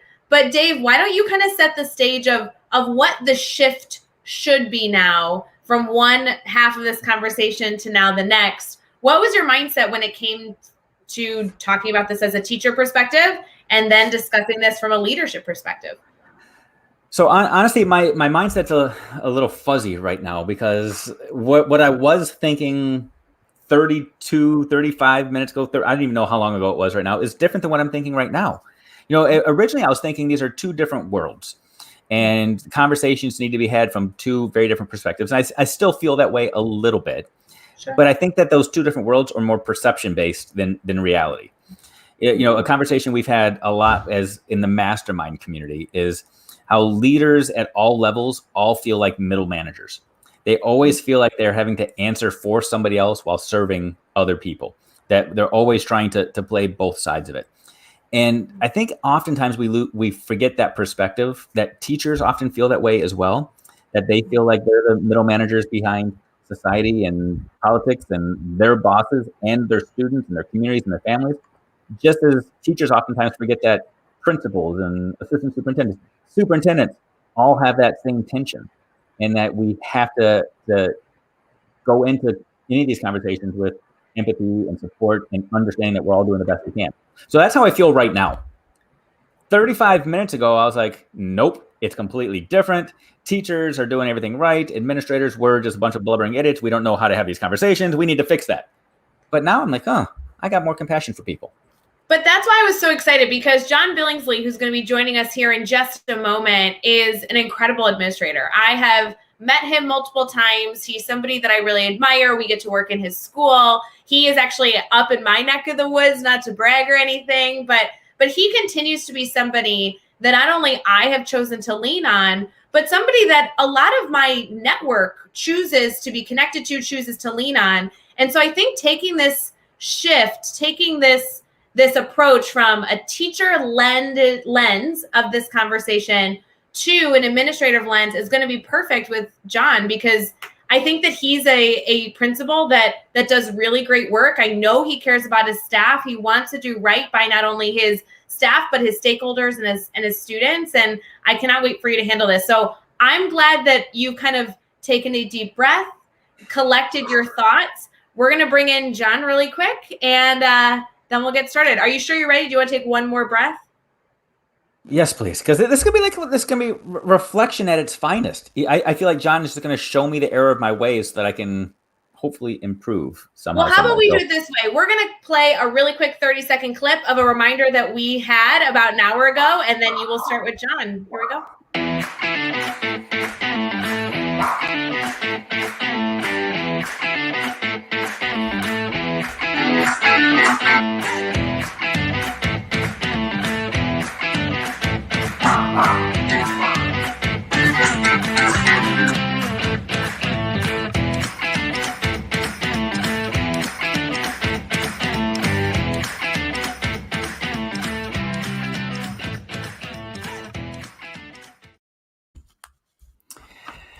Oh, help me, sir. Help me. I feel like the last 40 minutes have been this rude awakening to the errors of my ways, sir. And I am hoping you can set me straight. John, thank you so much for being here to help me navigate how to enter the world of delicacy and grace, having difficult conversations, but in a better way than I normally do. I appreciate you being here. Dave, thank you very much, and I love being here. And if I didn't love my staff, I wouldn't be a principal in the first place, because you both have to love your students and love your staff in order to best serve both needs, because both of them need you. Groups are important to have a. And I think that opening statement right there kind of sets the stage. That you have to love the people you work with. You have to love the people you support, love the people you serve. And it's beyond just loving students, although that is the central tenet of it. It's loving the staff, it's loving the parents, it's loving the community. And love manifests itself through empathy, understanding, compassion, caring, and trust. All right, so Johnny, were you able to watch any of that the last half hour by any chance, and hearing the amazing Alexis share the conversations and the things that she goes in? If not, no worries, because it's been crazy. I can kind of fill you in. Unfortunately, no. I was on my way home from work, so I needed to get here first. So let me walk you through some of her brilliance. And I'm a blubbering idiot, so I'm probably not going to be nearly as graceful and delicate as she was with all this. So Alexis is an amazing educator from upstate South Carolina. She has taught primarily elementary all the way through 6th grade. And she was speaking through the lens of teacher, educator that's working with students, and the need, and in her words, and probably mine as well, the moral imperative to have some tough conversations with others, both other adults in the building, students at times, and administrators. When there are things that are going on that you need to address and bring to the surface, she brought forth a compelling argument for the why we need to have those conversations. And the conversations could be taboo topics like grading and assessment and pacing guides and mandates and curricular resources. They can go to the other side of the spectrum as well, talking about critical race theory, talking about learning loss, talking about a lot of the other things that are in the media a lot right now.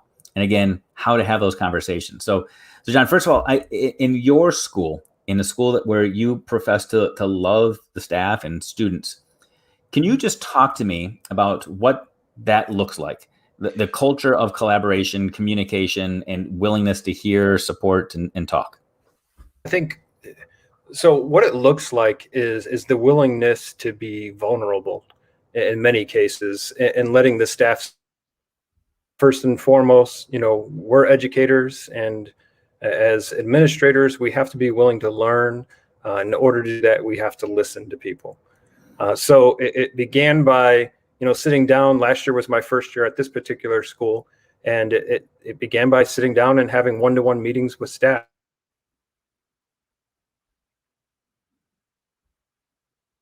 Sorry, you're cutting out on me here, John, but I'm going to interrupt this train of thinking, because I kind of know where you're going.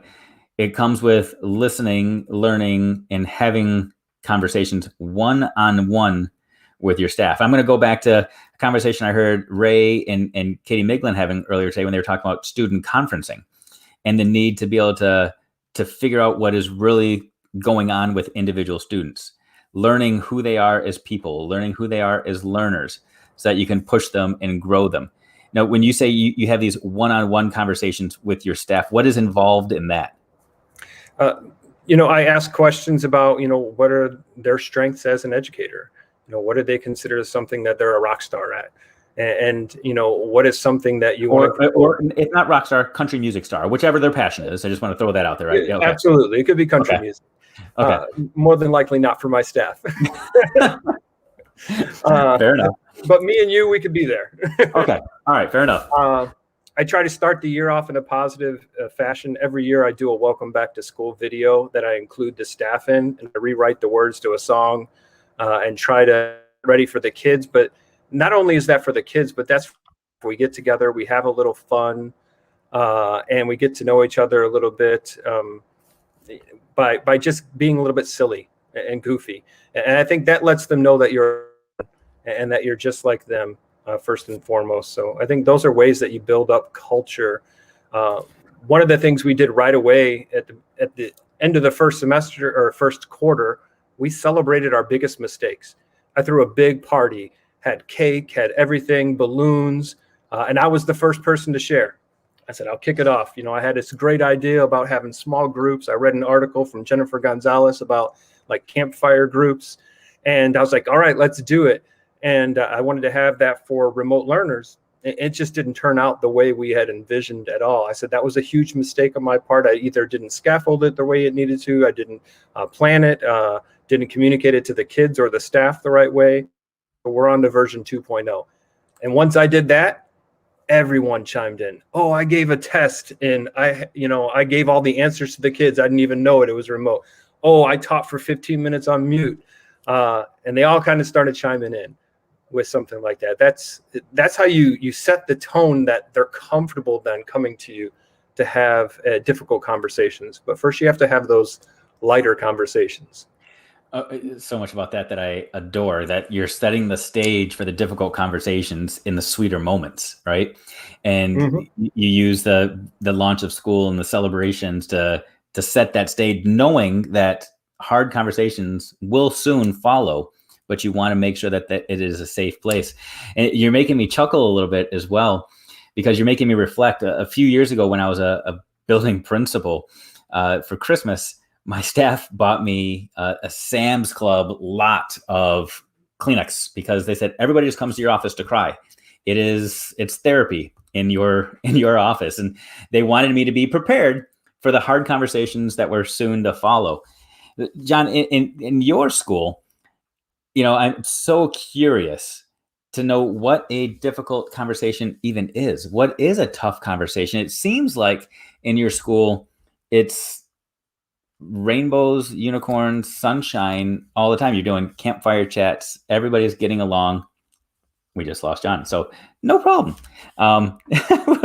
He'll be back. But Ray, and a similar question for you, because I've asked you this question before directly on live before.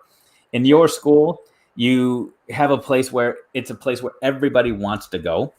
You've described your school as this place where your administration is just absolutely amazing, and that the teachers are collegial and respectful and supportive. And the last day of school, you got in circles and you talked about those funny moments that happened throughout the year, and you celebrated those mistakes and those disasters.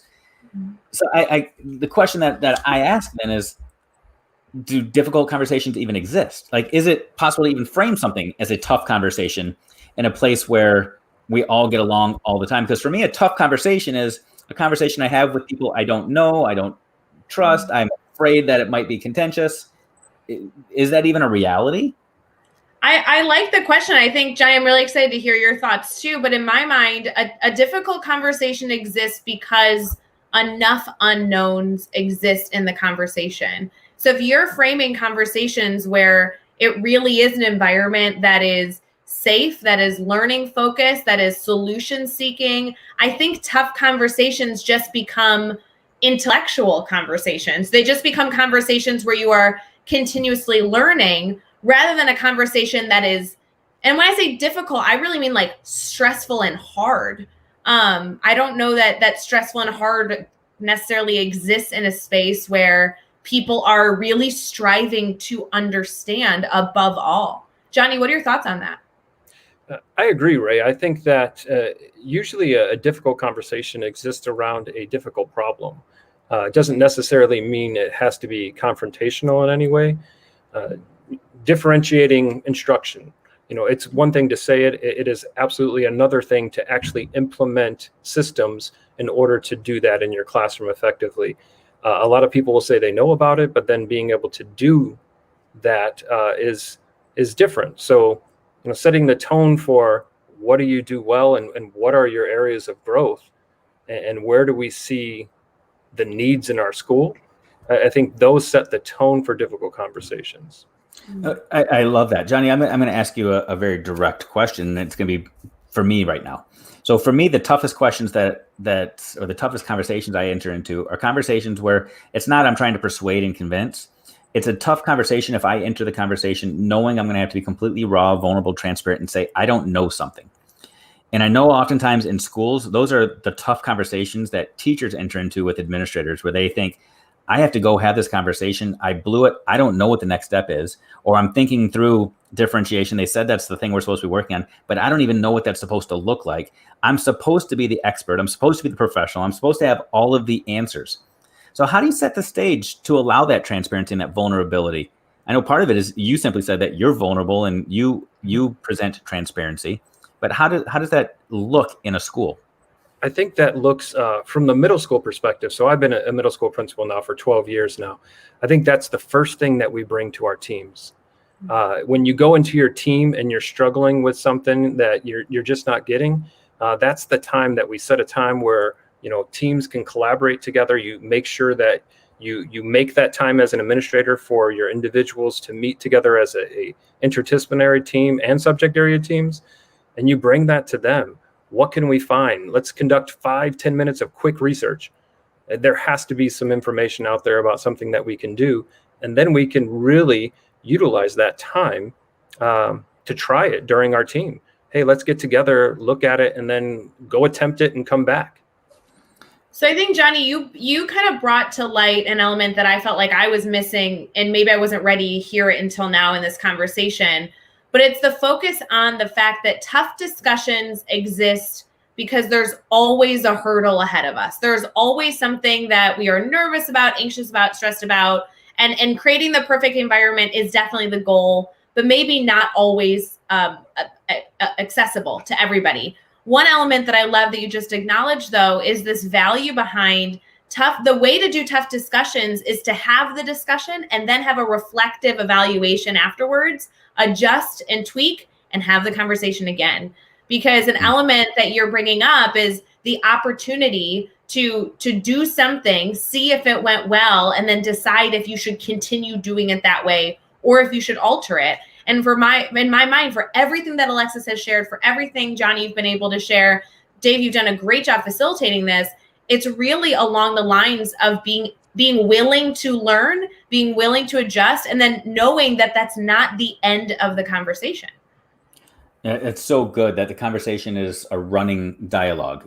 There's not a finite beginning and end, just like all learning. Conversations are a part of that process. Ray, I'm going to take a quick pause real quick, because on the screen right now, we've got 3 perspectives here. We've got teacher perspective, we've got current principal perspective, old guy perspective that did the things and wishes I had done things better. But I also know that we have a lot of people watching, listening, tuning in right now that come with a variety of perspectives as well. And I want to be able to honor theirs. So do you mind if I'm going to completely interject right now? I want to give something away by also honoring their perspectives. And then I want to ask a real question. Is that cool? Jeff's not here. I can just give stuff away. I'm going to. So do it. One of our good friends, Rob Breyer, recently wrote a book, and it's for aspiring leaders, new leaders, to be able to help set them up for success. And the book, the official title is Taking the Leap, a field guide for aspiring leaders. And it's an amazing book. Right now, I'm hoping that there are leaders that are listening to this that are saying, I want to do better. I'm hoping that there are aspiring leaders that are saying they want to do better. They want to create this supportive, empathetic environment. So let's give away 2 of those right now. And here's how we'll give them away. And Rob Breyer, I hope you're okay giving away 2. We're doing it. For those of you that are watching, for those of you that are viewing, what we're going to do is we're going to just take 2 people.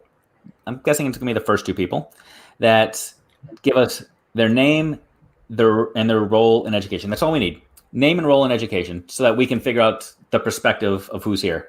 And then Katie will tell us who won and do all that magic later on. But sorry, I wanted to go there because I wanted to remind myself that this isn't Mastermind. This isn't just a place just filled with current principals and leaders out there. There are teachers that are entering a school year with anxiety and nervousness and apprehension about possibly going back into their schools for the first time, seeing new students for the first time, seeing a lot of new teachers for the first time. And they're navigating some of this internally, wondering how to have these conversations. So I'm wondering from you, Johnny, as it's July right now, knowing that the anxiety of a new year is building for a lot of educators out there watching this. This is the launch into, I got to start thinking school again. How do you from today forward, from today to the time that teachers step foot in the school, how do you encourage them to say, you can come talk to me about anything? Let's have those conversations. Let's grow together. Well, I think one of the things that I do is I regularly check in with my people during the summertime. And I don't mean that by let me inundate them with emails. I have learned the process of having emails set and waiting to send at a later date. But I'll text them and just say, hey, checking in on you, seeing how you're doing. And some of them will respond, and some of them just, want to kind of lay back, and that lets them know that they could always respond back to me and come in anytime they want. This year is a summer like no other year. We're having 2 summer schools. I don't think that was the best route to go. People needed, it wasn't my call, but I think people needed some breaks and time away. But with a lot of money being on the line from our grants that we're receiving, we needed to spend the money in some way. So we offered it and made it available to teachers that want to do it and students that wanted to come. So it's just that constant connection. Let me check in on you. Let me see what's going on. Right now, today, I had to come up with plan B for my schedule. I'm still 4 teachers short. And with very little applicants coming this way, I had to come up with a plan B that would have less of an impact on my teachers and my students. So once I come up with that, I'll let them know. So next week I might let them know, hey, plan B is in the works. I got your guys' backs. Don't worry about it. But I don't want you to come here and we'll be 4 teachers short and have nothing planned. So a few things from that I'm gonna pick out. Number one, that you allow people to respond or not respond as they so choose. Ray, you and I were just talking about this the other day with some difficult conversations, that sometimes as the leader, you need to explicitly give people permission not to engage in the conversation, not to express their needs, wants, desires, to lay on the leather couch and do all of those things. Sometimes as the leader, you have to set that up as an opportunity, not an expectation, because we're all people pleasers. We want to make other people happy. We want to make sure our boss is proud of us. And we don't want teachers to feel like it's an obligation to open up, or that they have to engage in sharing their deepest, darkest fears. So I love that you said some people respond and some people don't, and either way is okay. And I also love how you talk about openly saying it's okay to have a plan A and a plan B, and to shift and to be open about it, and to let people know that you're evolving, you're growing, you're learning things and adjusting, and that is okay. Because oftentimes as leaders, we fall into the trap of saying, I got it all figured out. It's all gonna be taken care of. And that just opens the door for conflict and fight and strife. So awesome. Thanks. Dave, do you want to make an announcement for our winners? And then we got another segment coming up. We are still live for 12 stinking hours, people.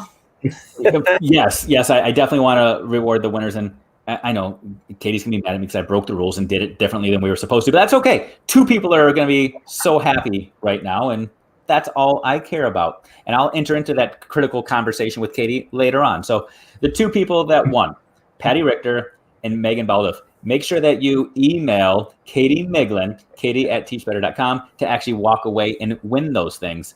Flood her with it. Remind her constantly that you won, okay? Do that, because Katie loves receiving repeat emails from people that say, did you get my first email? How about the second? How about the third? So make sure she gets that email from you.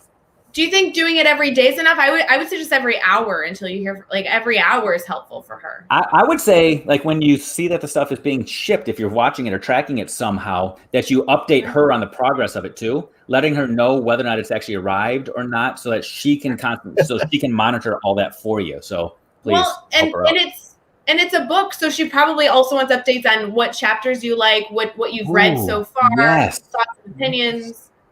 Yeah, let's model student conferencing with her. So act like you're her student and you give her the updates on your learning progression throughout this journey.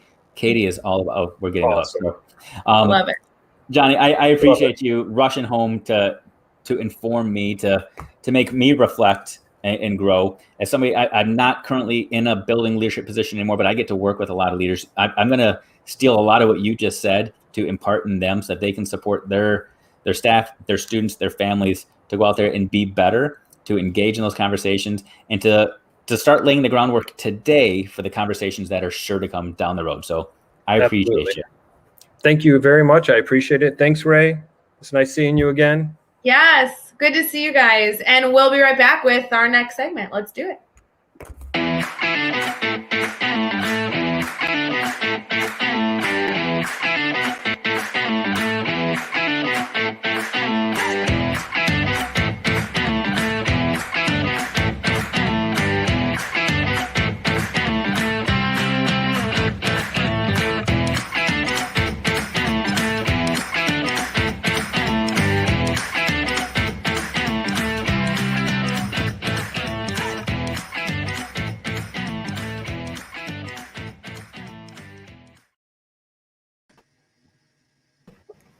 All right, welcome back. 12 hours still going right now. We're down to just 2 hours. Can you believe that right now? I can't Like- believe it. This is nuts. And I enjoyed the end of that segment. I mean, I enjoyed that entire segment, but the end with all the emails to Katie, like that just made my day. Welcome back to our 12-hour live. We are still going. We are 10 hours in, so just 2 hours remaining here. This is cruising, and I have got two of my favorite people in the entire world here. Megan you're just one of the coolest, nicest, most hardworking, passionate people in the world, and I appreciate you so much because of that. And Chris, you edit the podcast, so two really just incredible educators here on screen with me, and incredible, very, very just crucial members of our team as well. I'd like to take a minute. We're going to talk a little bit about like some of the resources that we've grabbed over the last year here in this new world that we've been in, and we're going into what could be a fairly normal year, but it's probably still not going to be quite there, and the resources that we're looking forward to, that we're excited to take into that year, or that we're looking for and that we need. So before we get into that, can you each just take a minute and introduce yourself? Let everyone know who you are, what your role in education is, and then what your role in the team is as well. Megan, why don't you go first with your little hyphenated name? Are you doing hyphenated? Is that what you're rolling with, or you're not quite sure? Or? No, I'm gonna go with Megan Hosey. I just didn't want to really confuse people. They'd be like, wait a minute, who is this? This was like the good transition. She just got married. I did. So, hi everybody. I am now Megan Hosey, and I am a 7th grade math teacher now in Tennessee, which is weird because I was in Illinois, so now I'm in Tennessee. And I am the one of the ambassador program coordinators with the Teach Better team.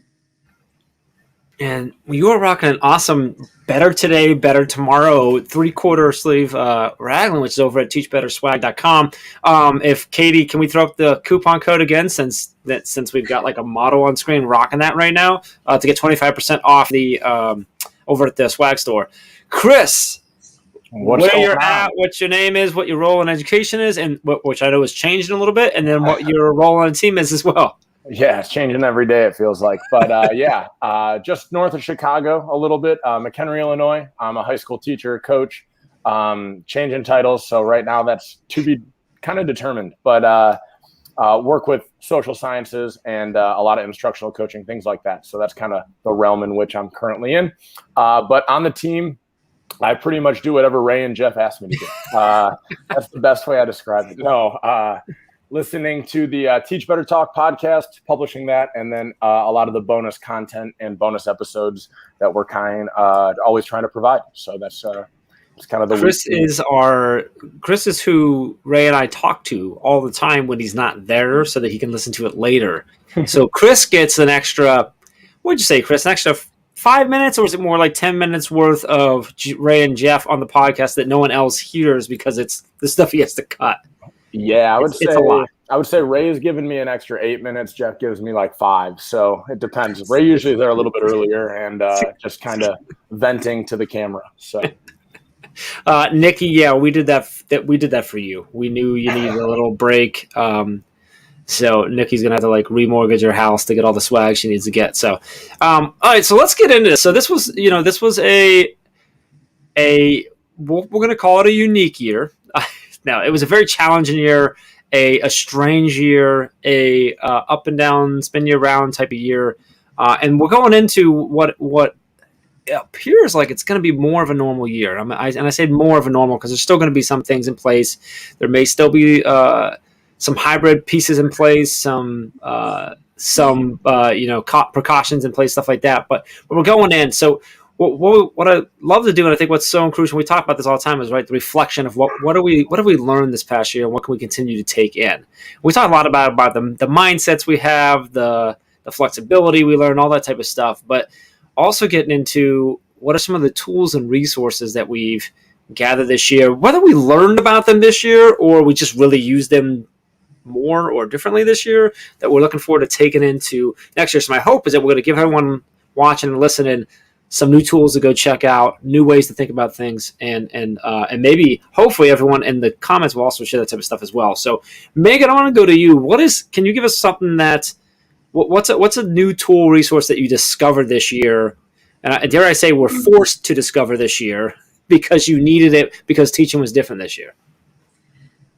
So one of the tools that I found this year, and maybe it's been around longer and I just didn't know about it. So I used to do like Kahoot and Gimkit with my kids, and I just found Blookit, and my kids love it. It was basically kind of to the point where obviously at least I was completely virtual for the first 6 months and even a little bit longer.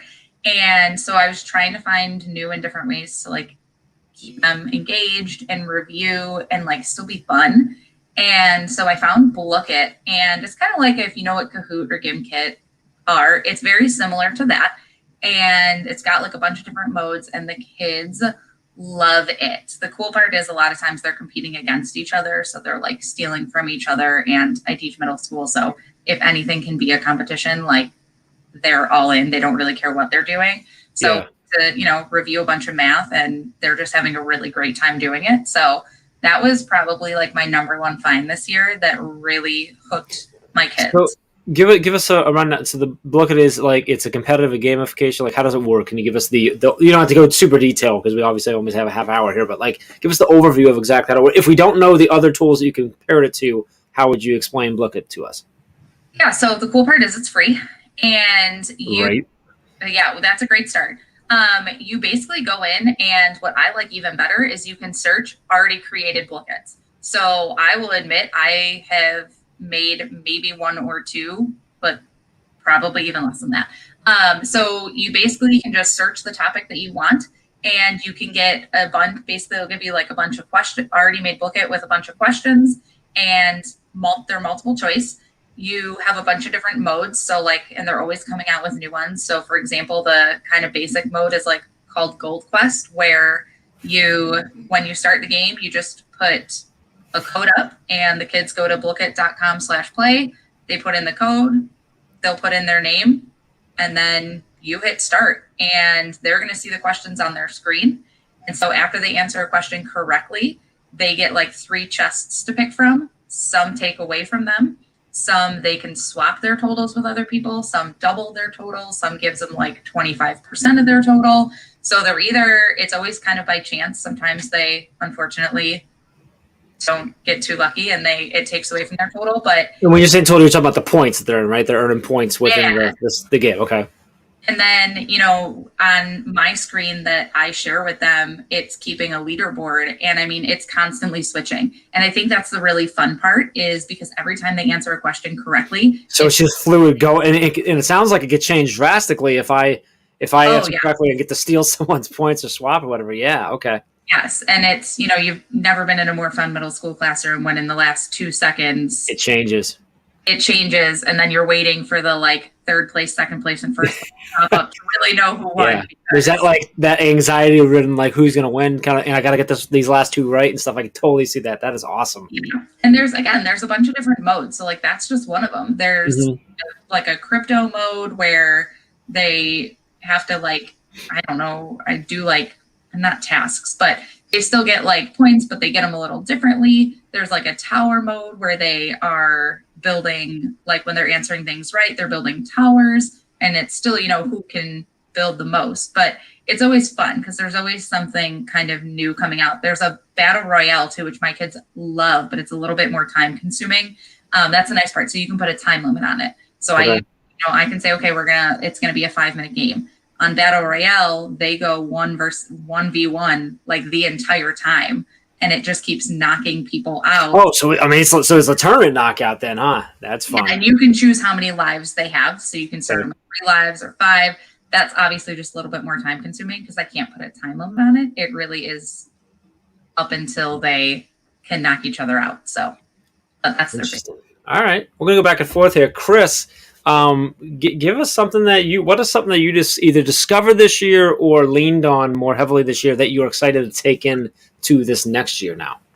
Yeah, I was thinking about this quite a bit. I'm doing summer school right now. We're back in person, everyone. I got one remote learner, but that's from a different situation. So it's been that weird blend of what are we going to, double down on that really worked well, and what do I want to keep continuing to use? And I think every educator's kind of found the power of video, whether they're recording lessons and keeping those going. I found that was a huge equity piece in the classroom, whether it's for kids who need that kind of second or third look at what you said. And as a teacher, not that we don't love repeating ourselves over and over again, but it's really helpful to kind of set up a room where maybe there's always a video ready to go for those quick, 10-minute, 5-minute quick lectures or lessons or setups or whatever it might be. But the other one that I've really, really come to love, as a history teacher, we were trying to get creative and kind of figure out how can we, make it as easy as possible, but yet still have kids engaging in, storytelling, digital storytelling, content creation, because we want them to interact with history, not just kind of regurgitate it. So if you haven't checked it out, I got to rep Illinois colleges. Northwestern came out with a thing called Knight Lab, like a knight from medieval times. So KNIGHT, knightlab.com. They have a bunch of different digital storytelling tools for education. And they've partnered with basically a lot of, it can be any subject matter, but a lot of teachers, they have like a digital story timeline app where kids can basically plot things on a timeline, and it makes it 3D and kind of geographically placed, so you can move the timeline. It's interactive. They have a juxtapose thing where kids can look at what history or what it looked like back in the time in the certain time period of history and how it looks today. And it kind of goes back and juxtaposes maps and pictures and things like that. They have a bunch of different English tools for English teachers. So there's just a bunch on that website, and the tools, again, free, but they're constantly developing those sorts of things. And if you're looking for kind of engaging, I would say storytelling type things where you just don't want kids to constantly make presentations or get up in front of class and give speeches, they're really, really cool. They're pretty intuitive, I would say. Give your kids some patience, but yeah, they're awesome. Awesome. And give us that website again. Knightlab.com. That's Knight with a K-N-I. Yeah. And is that free? Is that a free tool? It is free. Yep. Okay. Yeah, it's free. Yep. All of our students are able to get through it with their Gmail accounts, their student email accounts. So I know we went through the whole privacy approval thing, and I know it's really educationally approved and safe. So awesome. Megan, give us another one. Let's go back. I just want to go back forth if we got them. Hopefully we have a few more here. Yeah, definitely.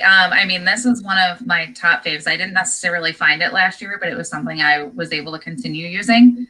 So I have a classroom economy in my classroom, and kidsbank.org is totally free, and you can set up bank accounts for all your kids, and you can do so many things. Like I can deposit money, I can withdraw money, you can set up interest and things like that. So it's got a lot of different pieces to it. And again, that was just something where it's fun for my kids, but it is also a huge engagement and motivation piece. Now, that's a piece that you were using before the pandemic.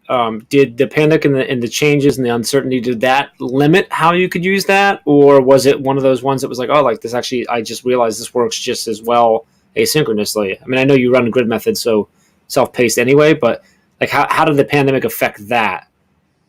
So that's the kind of nice thing is it didn't affect my use of that at all. The only thing that it really affected was one of the things that I do with my classroom economy is they get physical checks. The job. Oh, they get checks. Gotcha. But they have jobs and they get checks. Mm-hmm. So they usually bring it, one of my kids would be the banker. They bring it to my kid and then they, my kid will deposit that. So nothing changed. It was really just my kids weren't physically handing in the checks, but they were still, mykidsbank.org, they were still able to use it completely, or I was still able to use it the same way. They get their own login, so they can go on and they can check their account and see their deposits and any withdrawals and things like that. So looks like Brandon mentioned paygrade.io as another classroom economy one, and the one that looks like the team got that up, mykidsbank.org. So awesome. So this is one that obviously you were using before. You're excited to use it again. It sounds awesome that it wasn't impacted negatively by the pandemic. So you're going to be able to just continue to enhance that. Awesome. Chris, back to you, because you do a lot of support and a lot of coaching with educators as well. Mhm. Were there tools that you had to use from more that administrative level that maybe either, again, that you had to figure out, put in place, create for this past year that you're looking forward to bringing into, or maybe, again, one that you had in place that you leaned on a little bit more for going in, or that you are, if you want to go this route, Chris, that you're seeing a lot of your teachers that you support utilizing and excited to utilize this year? Yeah, great question. We've been a Schoology school LMS system for 4 years, so I think our staff rocked it and really were comfortable kind of going digital. We had even before COVID had planned to do a digital snow day. You know, some schools are doing that where they're kind of trying to plan what would a digital day look like that. So it was mostly just being there for teachers. But yeah, in terms of that last question, I think that's, where some gold definitely is. I think some teachers went backwards and said, what's a really, staple of my classroom that I've used in the past that I can lean on a lot more. And I think a lot of people have maybe heard of this one. It's changed over the years, but Socrative.com was a big one. Even Schoology, they have discussion posts, but it's not as engaging as some teachers want it to be. It's not as live or instantaneous, that Pear Deck kind of vibe or feel. And so Socrative.com is really cool. It's a classroom discussion kind of module, but you can also do instant formative assessments on it with quizzes. You can also do polling and things like that. And what's nice is it shows, you can hide names, you can show names, but it shows live results. So as a teacher, you can be, streaming, you can be showing it in class, whatever environment you're in, and you can kind of use it as a running log of the class. Whereas, some of those other platforms, you got to hit refresh every now and then and kind of get the page rolling. So it just isn't as smooth. But yeah, Socrative was really powerful that a lot of teachers liked. And I think a lot of teachers went back, like I said, to even like websites, like Canva, simple things where students can really express and demonstrate their learning, but in a creative way, because you don't want to just keep doing the same things. And we had, a lot of teachers and staff who had mastered by now the Google Slide, the Google Docs. And so just being creative and kind of going into that app and seeing, I know we use it a lot at the Teach Better team, but just seeing all the different resources that are in that alone of have students make infographics or have students make a proposal or whatever it might be. But yeah, Socrative and Canva were pretty well popular that I saw, unanimously throughout like the cohorts and things that we were kind of sharing throughout the year of what was working and what wasn't. I gotcha. So I want to turn slightly different take on the resource side of things, but now I'm looking at like your support structures, your personal development, professional development, your growth. Where are some of the places you're going and that you are excited to continue learning from that maybe you discovered because of the changes in your life and the way you did your job this past year? And I'm thinking of things like, are there websites that you found because you had to go search for things? Are there podcasts you discovered? Are there other pieces or elements of your PLN or your network that weren't necessarily maybe not in place, or maybe not just be used in the same way that you leaned on to get through this past year, that now you're like, oh, this is awesome that I've found this. And this is coming from, I'm thinking about all the people that we're connected to that, quite frankly, because of the pandemic.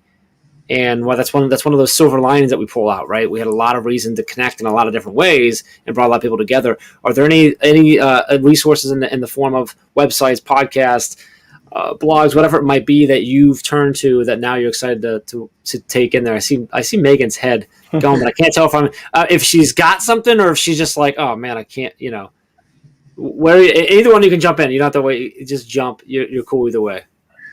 Go for it, Megan.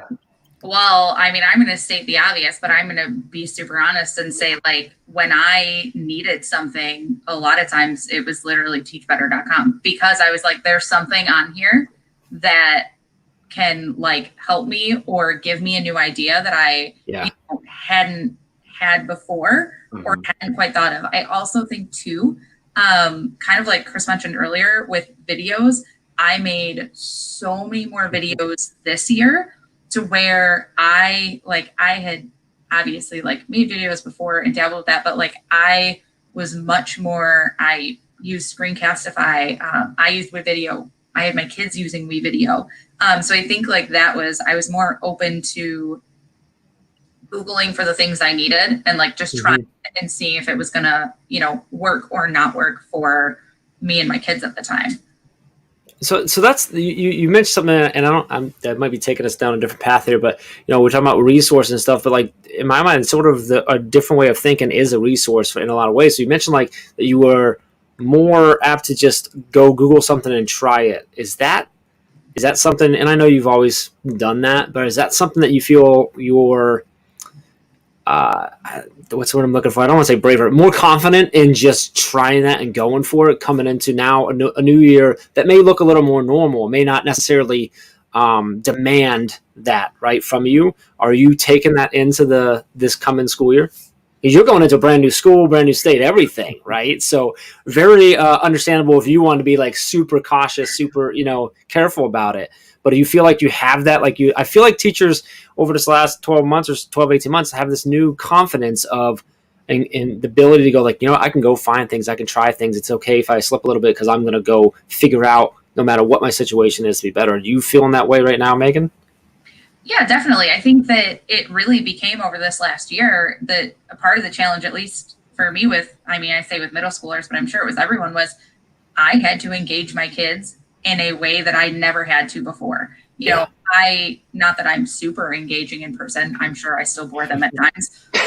It's easier. We have a lot of things in our toolkit when we're in person. And when you lose that and you take that all away, there were times when I was like, okay, I need to find something new that we hadn't done yet, which is really, how I come across Blooket and things.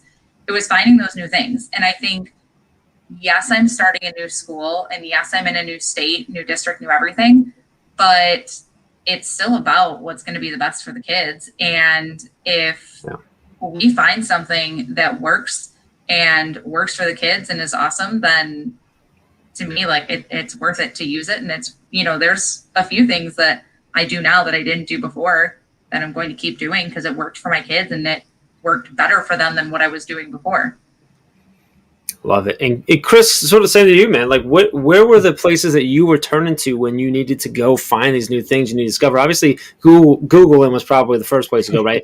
But where did that lead you to then, where you found that you were finding these resources or the ideas that you used to then help yourself and your school overcome the challenges that were this past year?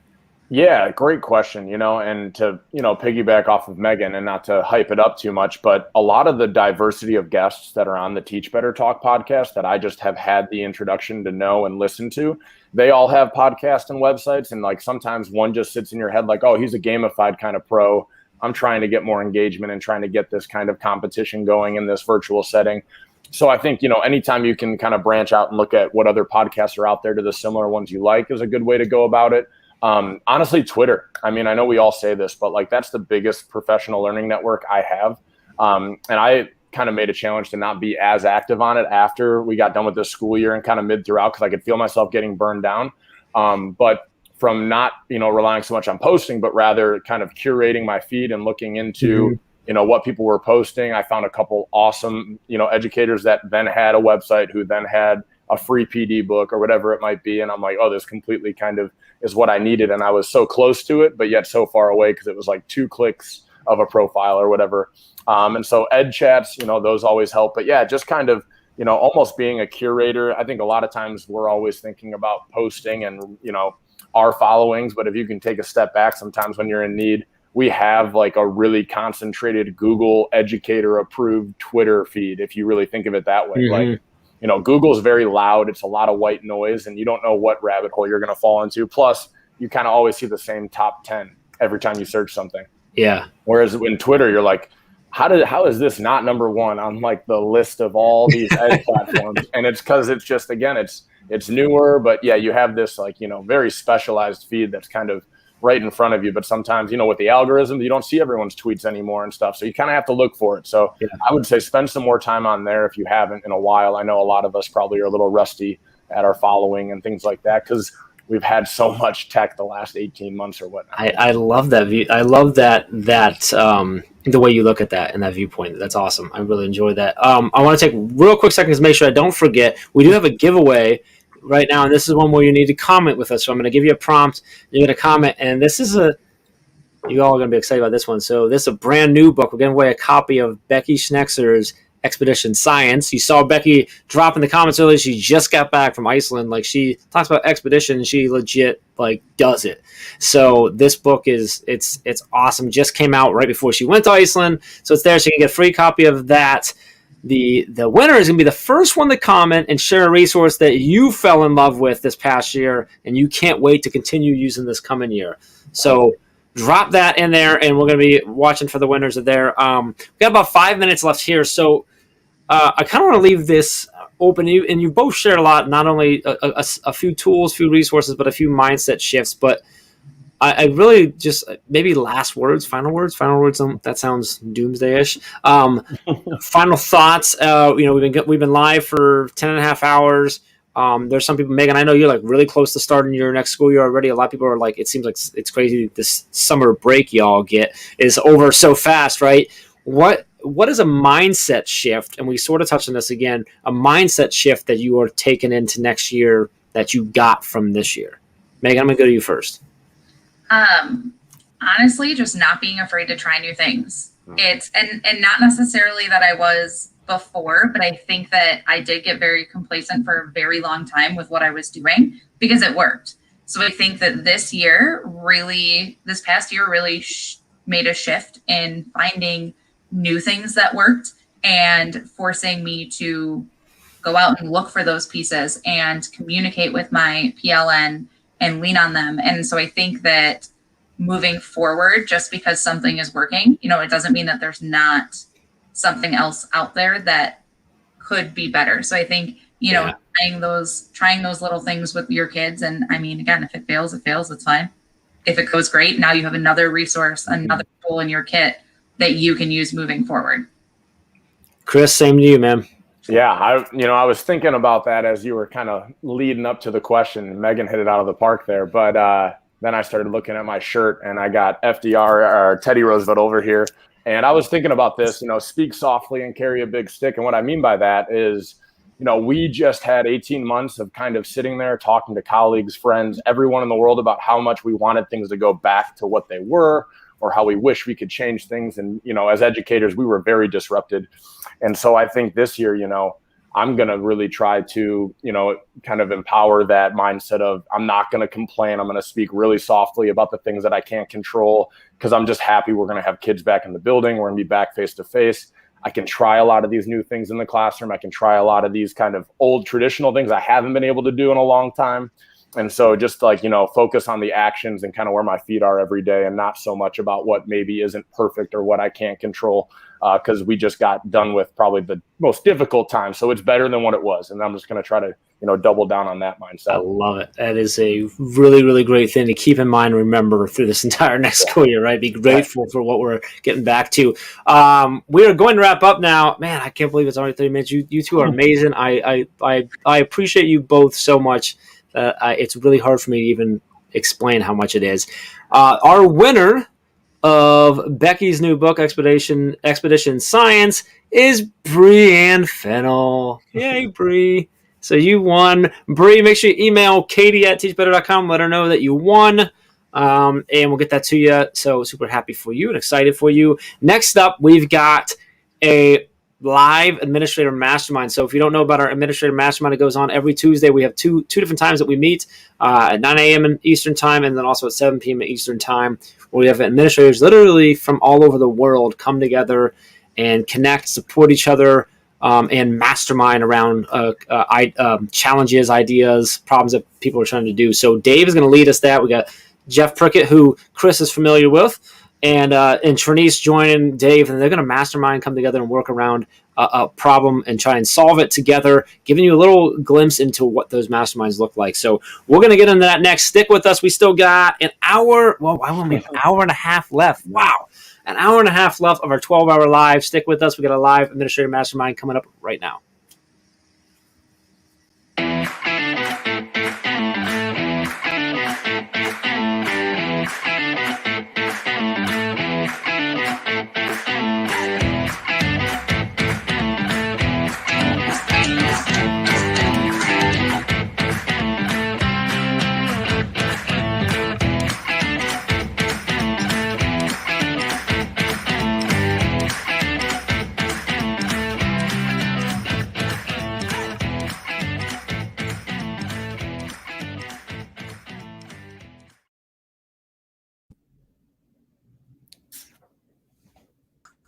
Jeffrey Prickett and Trinice Brown Warrens. I am a lucky man to be wrapping up my day hanging out with you rock stars. Woo! Woo! This is going to be good stuff. This is good. I'm excited. So this is fun. So people that aren't necessarily familiar with what Mastermind is or what we do and how we have those conversations and what we do to dive deep and help leaders grow and evolve and just be better every day. Let me just set the stage real quick so people know what we're about to do, and then I'll let you guys introduce yourself in true mastermind style, if that's okay, in just a minute.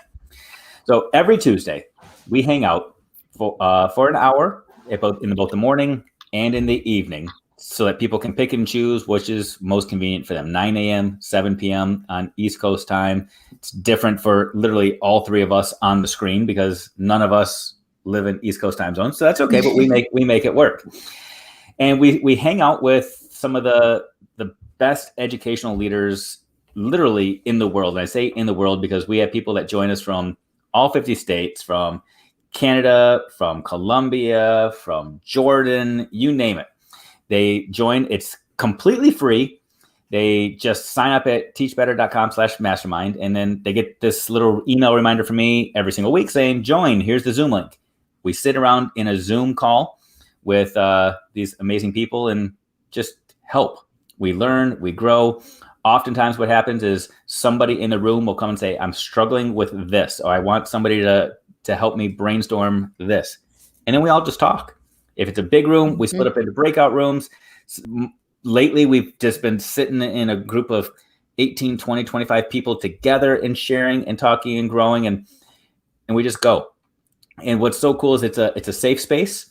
It's a space where we don't record those meetings because we know that sometimes as leaders, we just need to be able to be raw, transparent, vulnerable, and real and say, I need help. People are looking to me to have the answers. I don't have them. So can you help? And we talk. We hear perspectives from people from a variety of lenses, and we go and we grow. And I am super cool about this conversation that we get to have and the combination of having both of you on the screen, because I don't think either one of you have ever been in the same mastermind meeting before. No, you tend to be an evening masterminder. Jeff, you tend to be a morning masterminder. So this is cool because every week we have new people that join us that don't necessarily know all the other people in the room yet, and they jump right into the conversation. That's kind of what's going to happen tonight. So yay! I'm excited for this. What happens? Yeah, let's see what happens. So exciting, yeah. As soon as I saw that we were going to be on with Trinice, we don't even know each other, and I followed her right away on Twitter, and we started sharing each other's posts. So I'm super excited. Well, be ready if you follow Trinice online, because it's going to be like you're just going to keep dropping that phone saying, I can't follow that. I can't do anything else. She's a rock star. She's powerful. I can't wait. That's great. So I'll tell you what, let's do quick introductions. Like I said, in true mastermind style, typically when we go around and we do our introductions, we say name, rank, serial number, and I add some sort of funny little joke about the fact that I want your credit card number as well. Not going to do that here. But tell people who you are, what you do, and then how about you tell us, if you're watching TV and you're scrolling, what movie you'll stop on and watch every single time it's on. So who you are, what you do, and what's that movie that you will watch on repeat no matter what? Well, I defer to you, Trinice. Take it away. Oh, man. That'll give me a little more time to think. Okay. All right. So, hi, everybody. I am Trinice Brown Warrens. As of July 1st, 2021, I am an assistant principal in Portland, Oregon at Jackson Middle School. I'm excited about it. I would say if I'm scrolling, the movie I'm going to stop on every single time, without a doubt, Love and Basketball. Love and Basketball. That is my movie. I know the words. I felt like I was Monica. My dream was to go to Barcelona. So that is where I spent my 21st birthday. I went down and ran the track at USC, and I was like, point guards lead from the front, not the back. So Love and Basketball. That's it. That's a good one. That one's not on TV nearly enough. So you must be doing some on demand or something. You got to watch BET. It's on BET. Fair enough. Gotcha. All right. Love it. Love it. All right, Prickett. Well, hey, everyone. Yeah, so I don't know if I can top that one, but I'm going to try. Jeff Prickett, I'm a high school principal here in Northern Illinois. I've been in Mastermind now for about a year. I think it's this month, about a year when I first joined. And I would say the farthest thing from loving basketball, every time I scroll and I see it, I'm going to watch Jaws. And just because like that is such a classic movie for me. And 1970s, I'm a 70s kid, that I was just scared to death when it came out, and now I watch it, I'm like, yeah, I'm not scared, but this is really, really cool. I'm scared that scared you, but Dave, come on. I got you. We're going back. It's a shark, man. It's a shark. I got you. Okay, fair enough. And now Trinise said that she is a freshly minted assistant principal. Yeah, congrats. That's great. Like literally fresh. We're on day 14 of this new assignment. Right. Wow. Cricket, you've been around a little bit longer. I'm entering my 20th year of building administration. I have led elementary schools, 8 years as an elementary principal, 5 as a middle school, and about to enter year 5 as a high school principal. Does that equal 20? Maybe 19. So it's a lot. It's a lot. Yep. So about 26 years total, but about 19 admin experience, building level principalship. So. That's impressive, man. And you're in this place right now where you've got 2 campuses that are merging into one and trying to meld that, grow that, create one cohesive culture, and do all that magic. Yeah. So we're a 2 high school district, and first of all, I never saw myself as a high school principal, so there was getting used to that and figuring out what high school looked like, 4 years ago. But this year we're a 2 high school district, and for the first time ever, we are transitioning into a one campus, like a one high school model, but on 2 different campuses. So we'll have a freshman campus and a 10 through 12 campus, and the West Side principal retired. We're not replacing her, so the other big difference is we're going to a one principal model, and that's me. So one principal over both campuses. I've got a really strong administrative team who are going to help out, boots on the ground every day as I'm traveling back and forth between both campuses. And I'm excited about it. I'm super, super excited about it. And Chris Madsen, who you just had on before, Dave, I don't know if you know Chris, but right before this, he's one of my teachers. So I was super excited to watch his half hour just now. That's so cool. He's a rock star. Yeah. So I love the fact that just outlining that, we hear the variety of perspectives that are present. And it's like that in every single one of our meetings. So this isn't an ad for the Mastermind. I don't necessarily want to just talk through how Mastermind could work theoretically. If it's okay with you guys, I kind of want to walk through some things and talk through let's do it. Sure. One of the differences between this and our normal Masterminds, like I said, is our normal Masterminds, although it's open to anybody that wants to join at any time, we don't broadcast those live. We don't put those out for the world because we want it to be the safe place. What we discuss in Mastermind is a safe place because at times we're wrestling with some difficult things. We've got some conversations that we need to be able to have and know that we've got each other's backs, and we're not going to go out there and share that we can grow each other. So I don't necessarily want to put either one of you on the spot right now and say, hey, tell me, what are you wrestling with right now? Tell me who that teacher is so we can fix that. That's not where I want to go. Yeah. Because that's not going to be helpful for anybody. So I've got a couple of questions, and you can take them wherever you want to go, if that's okay. Because again, this happens sometimes too. We'll sit in space and everybody's feeling kind of good. So I just get some help and some support. Sure. So today we've had some people on that have been causing me to reflect a lot.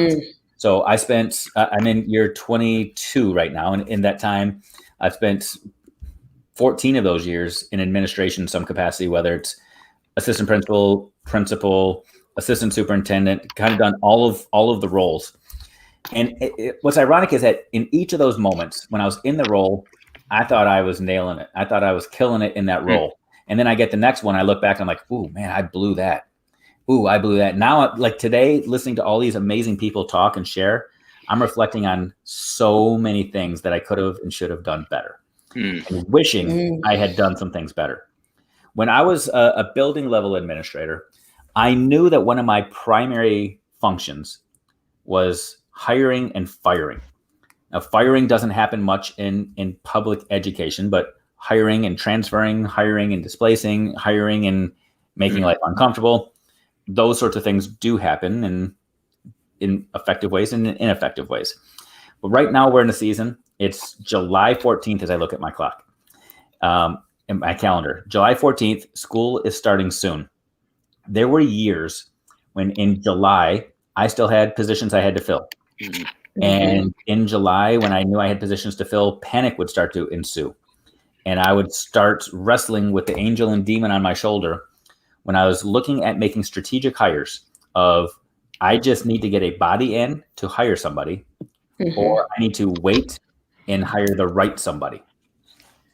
I'm wondering, in your worlds, if it's July 14th, you're a building administrator, you've got spots to fill, you've got a grid, a schedule, whatever on the whiteboard with missing pieces on it.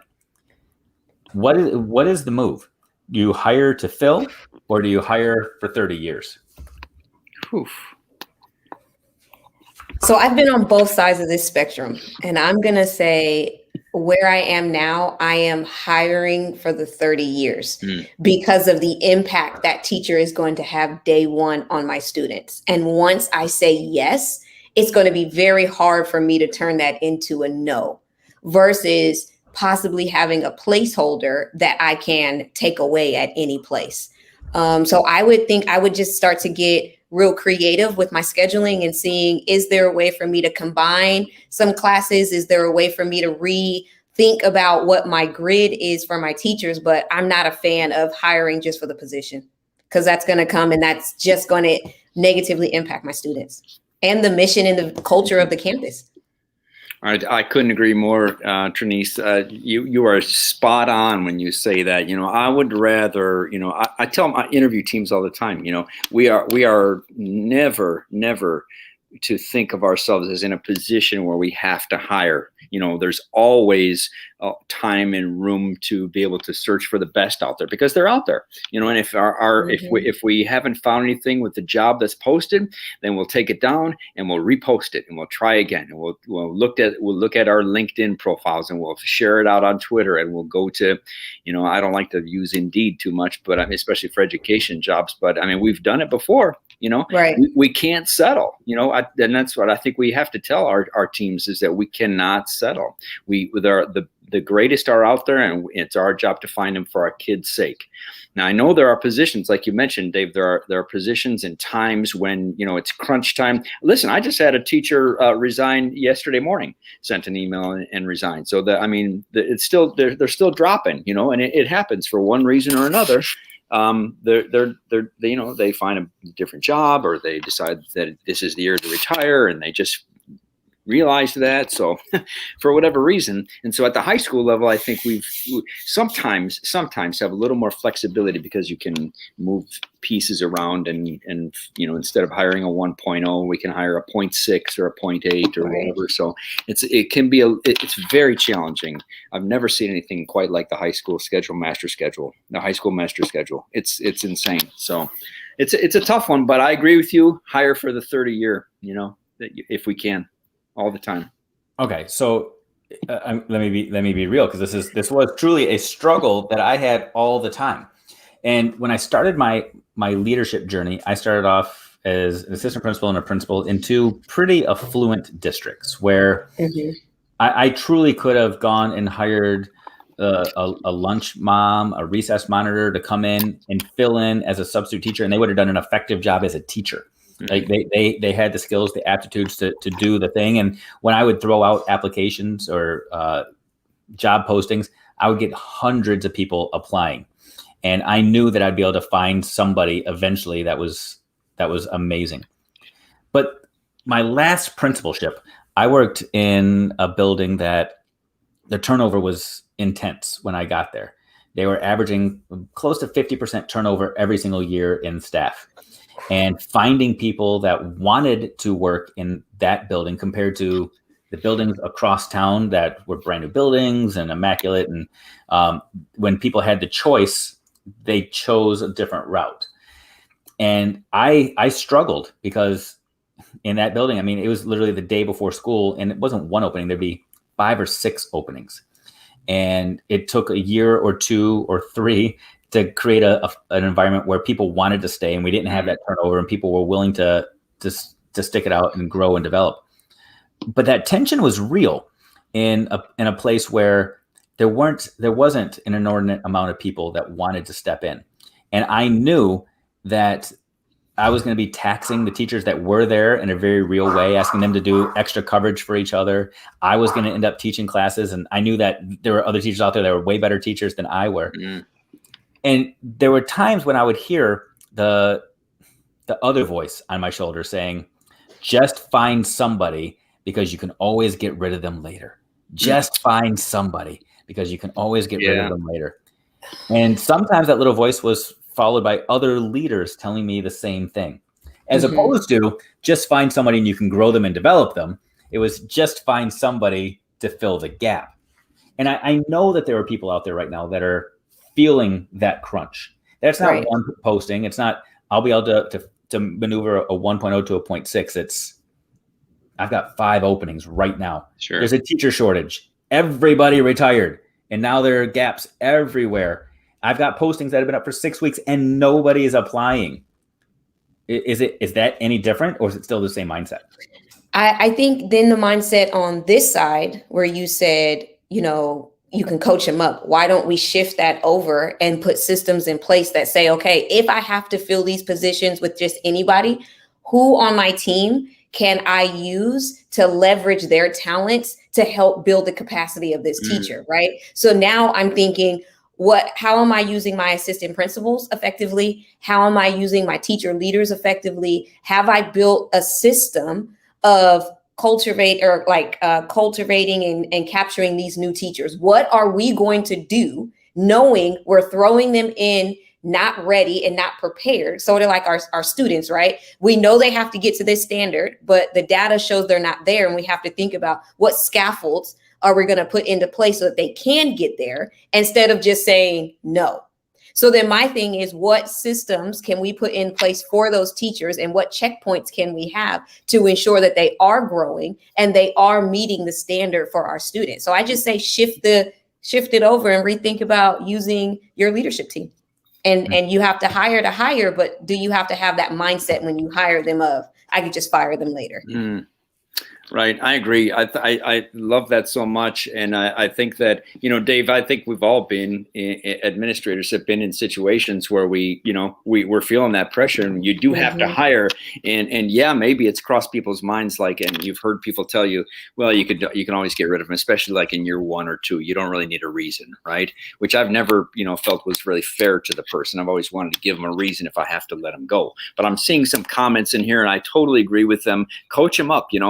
If they don't have all the skills, those things can be taught, but you can't teach personality. You can't teach heart. So I'll go after that any time, any day of the week before, I'm looking at somebody for the skills. Now we're in a different situation currently right now today. I think we got to figure it out, but we had a manufacturing and metals opening in our college and trades department. That is a hard position to fill. There was nobody out there, so we had to put every resource on the ground and go out looking at manufacturing labs and local community colleges and talk to professors and say, do you have anybody who recently graduated that might be looking for a job? And so we were able to piece that together. And like you said, Trinice, put them with the master teacher next door and make sure you have a strategic plan in place, like Juan recommended here. I saw his recommendation up on the screen about strategic plans, especially for those certain positions. So it's a critical piece, and hiring is probably one of the most important important jobs that an administrator has besides building the culture of your school. The hiring of those positions, it goes towards and adds to the culture of your school. So it's such a critical position.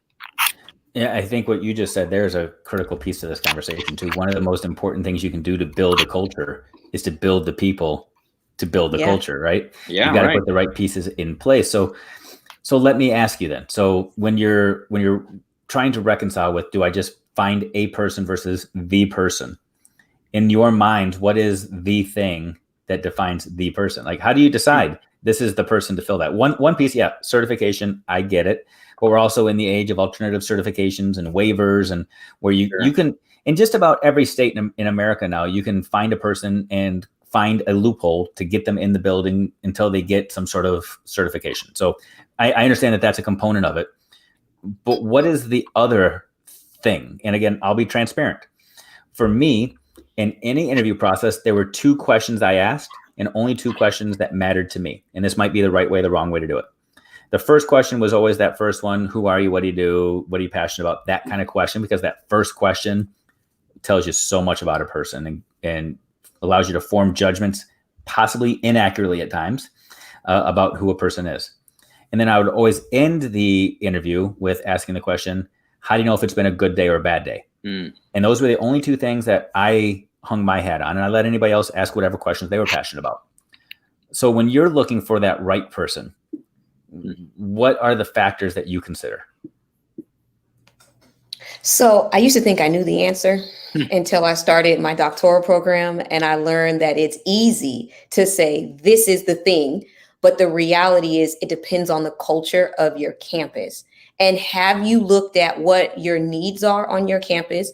What are the number 1 or number 2 factors that are getting your teachers to leave? And based on those 2 things, listening to this person, how are they going to adjust to what is really happening on your campus, right? So we want a teacher for, right? And then there's the reality of my campus. And the campuses that I worked at, I knew that I needed teachers that had way more patience. I needed teachers that were not going to be so offended by every little thing a student was going to say, because I knew my kids were going to give you the business. And I asked myself, do I really want to be at this door every single day? Or so I think, and I'm listening to the person, I think, or how many times a day are you going to call me? And if you do call me, is this really going to be a serious thing? Or is this going to be you just didn't understand the culture of the kids? So I think it comes down to how well you know your culture, how well you know the needs of your campus, and what qualities are going to fit with that person. Because I promise you, if you get that wrong, everybody's going to be looking at you and saying, why did you hire him? Or why did you hire her? Right? Was that really the best hire? And listen, you can't always tell. You can't always. You don't know. Some people interview really well and they look really, really good on paper, and then they turn out to be the opposite. And the vice versa is the truth as well.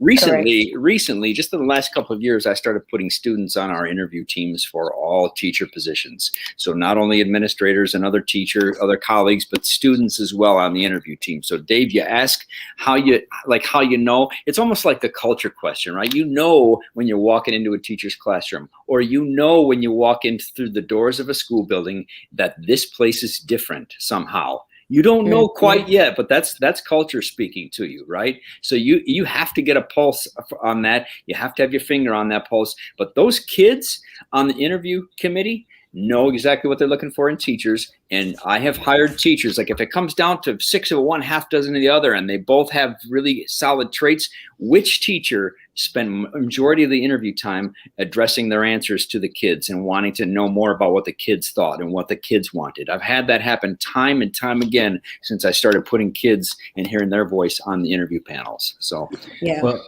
Jeff, Alex Valinsik's loving that answer. He's telling you just keep on preaching. So Thanks, let me push back on that and ask for a little bit more clarity. I know everybody is loving it, but I've been throwing Sir Mix-a-Lot into every conversation today. Here's another big but. So that works if you have students and staff as a part of the committee and the team that trust you, trust the process, and truly are a part of that culture. So if you have worked hard to create a culture of acceptance and growth and persistence and all of the values and the cultures, components of a culture that you truly believe in, and you know that they're going to be advocating for those things, and they're another set of eyes that are perceptive to a person that carries those values, that works perfectly. But what if you're brand new to your position? What if you're a new principal or new assistant principal, or you're in year 1 or year 2 and you haven't quite developed that culture yet? And there are people that are sitting on that committee, which I don't know if you've ever done this or not, that you've had to bring people on that committee for political reasons because they carry a lot of political weight, even though they don't necessarily see eye to eye with you or you them. and they want somebody different than you do. I mean, how do you navigate that? Well, if I may, that's even more critical to have students on your interview teams and a good variety and diverse population of students and staff, and even community members sometimes, depending on the position for who you're hiring. A teacher, probably not, but that becomes even more critical, because you're right, Dave, you're not going to know. And so, but my other answer is that I'm not going to put together a committee to do committee work such as hiring. That's a committee, if I'm not going to listen to and honor their opinion. Mm-hmm. So if I have a committee, and it's happened time and again to me, if I have a committee that wants to go one way, even though I, in my heart of hearts, want to go another way, I'm probably going to listen to the committee, because otherwise, why did I put them together? And they're going to think that I don't honor their opinion, and they're going to stop volunteering to be on committees. So here's what I'm going to add to that. I think it's vitally important if you don't have students on the committee, you do have students on the committee, because we're hiring for students. Yeah. So really, you just need to have a norm with your team that says, here's what we're looking for, right? So I envision this as a profile. Here are our students. Now, when we're listening, the filter we need to be using is, how will this person impact these students? Not only here's the vision of the students, but here's the mission that we're trying to accomplish at our campus. Does this person fit the mission and the vision? Or are they open to being coached?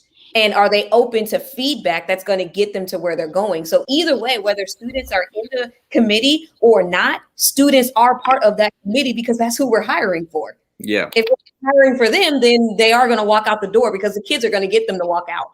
So either way, the kids are involved in it. It's just a matter of how are we framing that as a team before we walk into this interview process. So I'm going to ask a loaded question, and feel free to defer and say, nope, I'm not going to go there. So we talk about building culture and climate, and putting students on it and putting teachers on it, and the political game that we always have to play. And you both kind of insinuated this at various times, that at times you have to, you said it directly. There's no point in having a committee together if you're not going to listen to them. If you're just looking for lip service, don't waste your time, because nothing will ruin a culture more than pulling people together, saying, I care about what you think, and then doing something different. Correct. Okay, so here's the question. And again, feel free to deny that I asked this.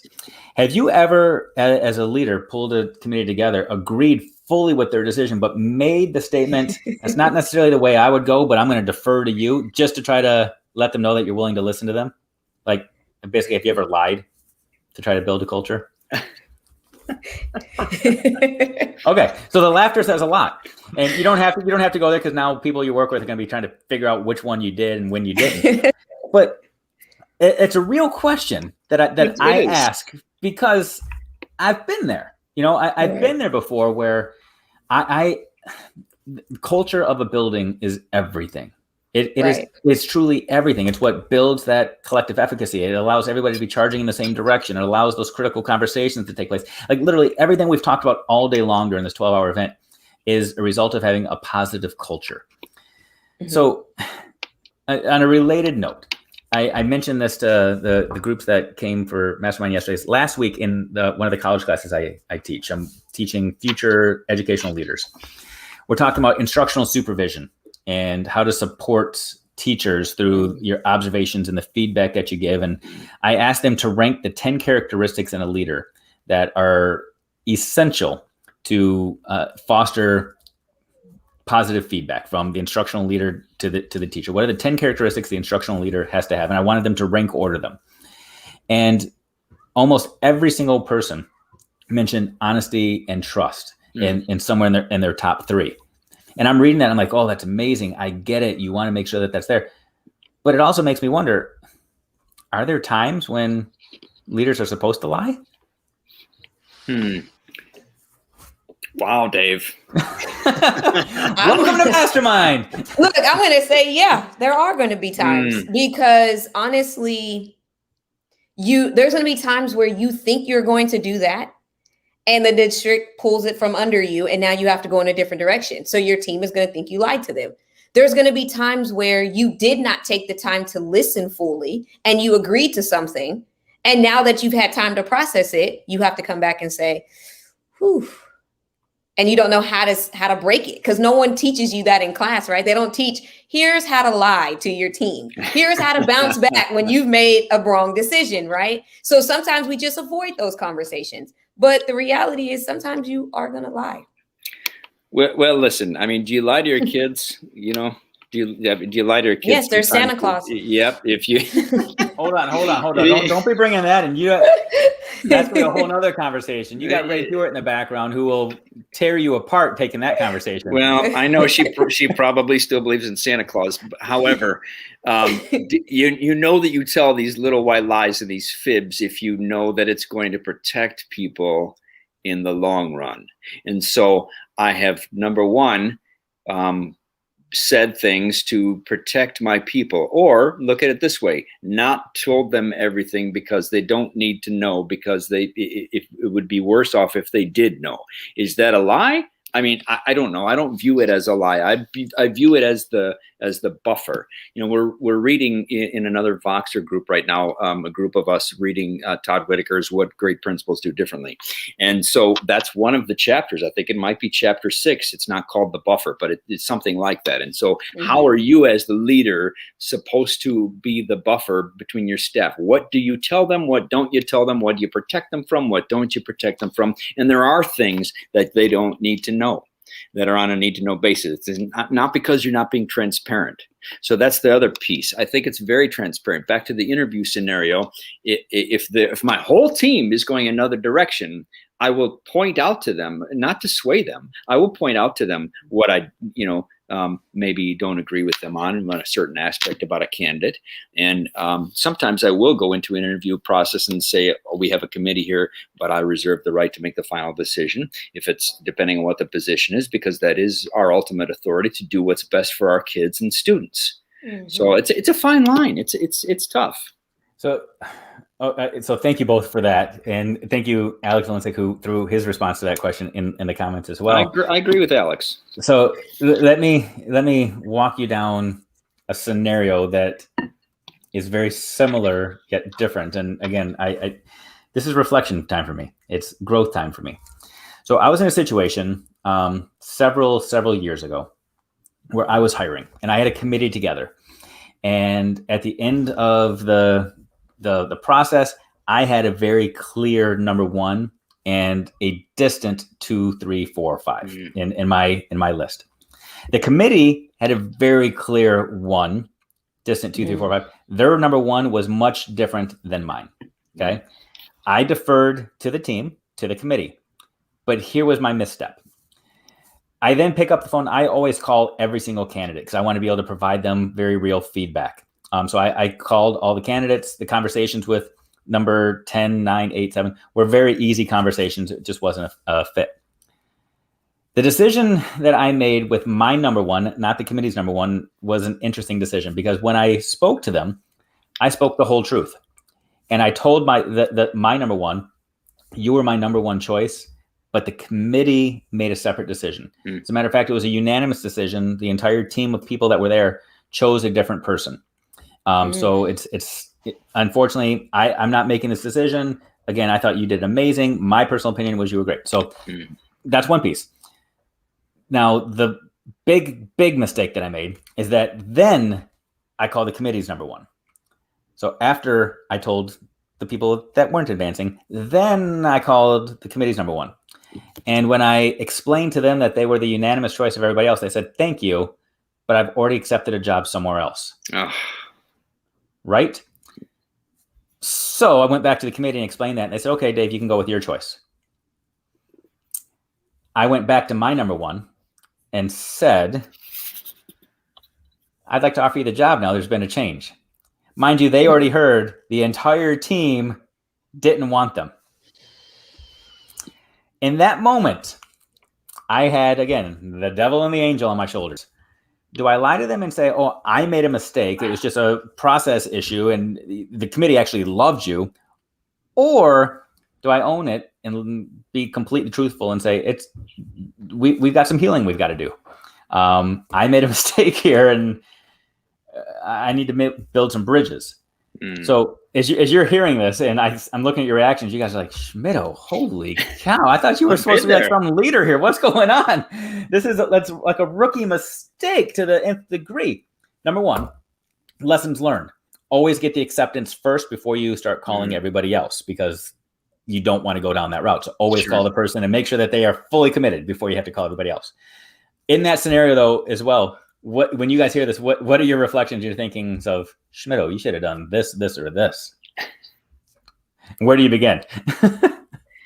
Well, I mean, that's a tough one, David. I'm nodding my head or shaking my head because I've been there. I mean, I think anyone who's been doing this type of work for any length of time has been there, and so I've made similar mistakes like that too, and rookie mistakes in not so rookie of a year, right, where I should have known better probably, right. So I think that I would, in that situation, if you could do it again, or if it happens again to somebody, I would really take a look at the concerns that the committee had and call that person back and say, while the committee had some reservations about you, here's some additional questions they want to know. Here are some additional things that I need to dig a little deeper with you to get the confidence of the committee. And it's not that, you were, I hope you didn't tell them like you were their committee's number 5. So, I hope that they felt like they were still, maybe in the running, but you could go back and maybe save face a little bit by telling them, we just need to dig deeper a little, into this area here. And if we could talk about this, I don't know, that would be. So once I hear from both of you, I'll talk to you about the conversations that actually happened. Nobody wants to know that they're a backup plan, let alone the backup to the backup to the backup to the backup plan. Right. Yeah. The backup plan is, it's a difficult place to live in, but Trinice.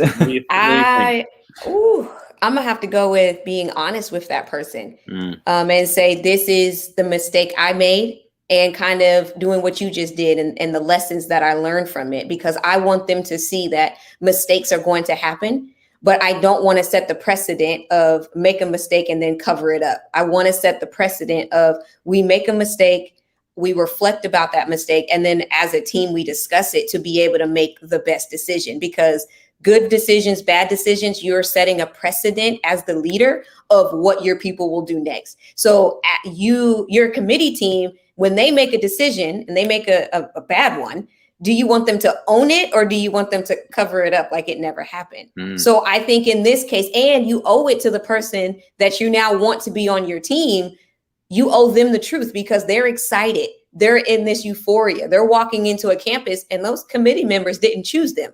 So the moment they make a mistake, they're going to be like, wait, what just happened? Because that's not who we chose. And we only chose you because, right? So I think about all these elements, but truly I would have to own that one as a leader and be honest and tell the person, here's what happened, and try to bridge it if they say yes. So it's interesting what you just said with that, Trinice, that the person that you're hiring deserves it, because throughout this situation, that person mattered to me as an individual, but all of the decisions I had made up to that point were for that collective other group. And that was the group. The reason I honored their decision was because I was working so hard to build that culture, to let them know that I would defer to them and that I valued them.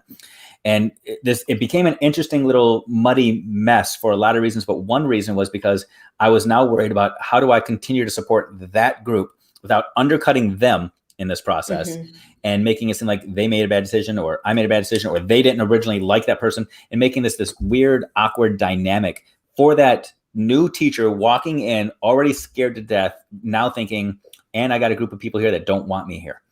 Which is an interesting place to be in. It's a place that I've been in. Working in central office, school boards have to vote for you, and those are votes on a public record, and you get to hear the debates of school board members that are trying to decide if they want you to be their assistant superintendent or their superintendent.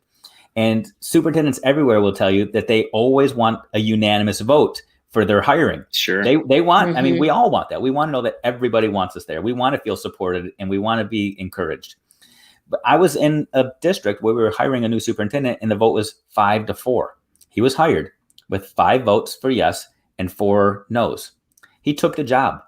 And I remember talking to him many, many, many times throughout that first year, saying that he was walking on eggshells. And he was so worried that whole year because all he was trying to do was please those 4 and trying to persuade those 4, as opposed to feeling like I've got the full support and people really want me. He was so focused on those 4. And I say that because I also, if I were to be fully transparent about the real story I shared, I did share that the committee was willing to let this person come in, that they were going to support this person. But that individual asked, okay, was I their number 2? Was I on the top of their list? Where did I rank? And I was honest. And I said, you were their number 2, that we did offer the job to somebody else who turned it down. And that person a year or 2 later on came to me and said that although they appreciated that it made that first year so hard because they were so focused on all the other teachers around them and not their own students. And I've wrestled with this now. And then this is, wow, I don't even know how many years. I don't necessarily want to say the year because people are going to start putting the math together and figuring out where this was and how old I am. But I've wrestled with this decision ever since. Like, what was the right course of action? Is full transparency, full honesty always the right way to go? Do you sugarcoat things? Do you protect and hide some of the truth, knowing that the truth might eventually come out? Like, it's hard being a leader, isn't it? It's so hard. I think it comes down to what was the purpose? Like, why did you feel the need to give that element as part of your feedback? Ooh. You want the real answer? Yeah. Saving face right here.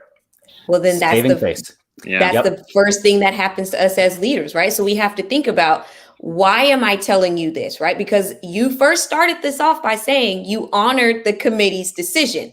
If that's the case, then that means you have to honor it when you're giving your feedback. And then you have to ask yourself, what am I actually telling? Because honestly, if that person would have got the job and they would have said something to the people on that committee about what you said, that's terrible for you on both ends. Now, no one can trust you, right? So I think it comes down to, what is the purpose of me telling what I'm about to say? Is it for the movement of my campus, or is it to protect me as a leader? So as a young leader, this is something that I'm already starting to think about. And I am walking into this situation way more secure in myself first. And it's not confidence. It's not cockiness, it's confidence. I am confident that I can solve problems. Why? One, I know I'm not in this by myself.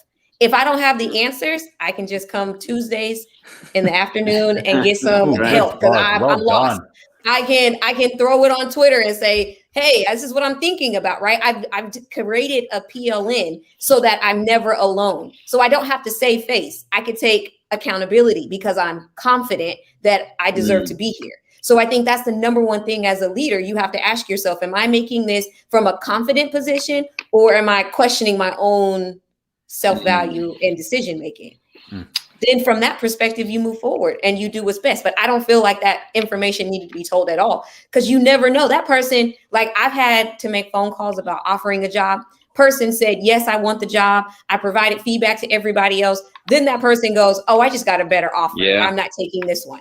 Now I can call the next person and say, hey, X, Y, and Z. And now they were more adapt to taking the job because I didn't give them all of that. It wasn't necessary. That was an ego thing in it, and it bit you bad. But it happens to all of us when we make ego decisions. So if you honor the committee, you have to honor it from the beginning, middle, and end. And if you don't, then you need to do what Jeff said. And he was honest and said, hey, the committee, but I have the final say. All right. This democracy works with my veto power. So I think that's what needs to happen. Yeah.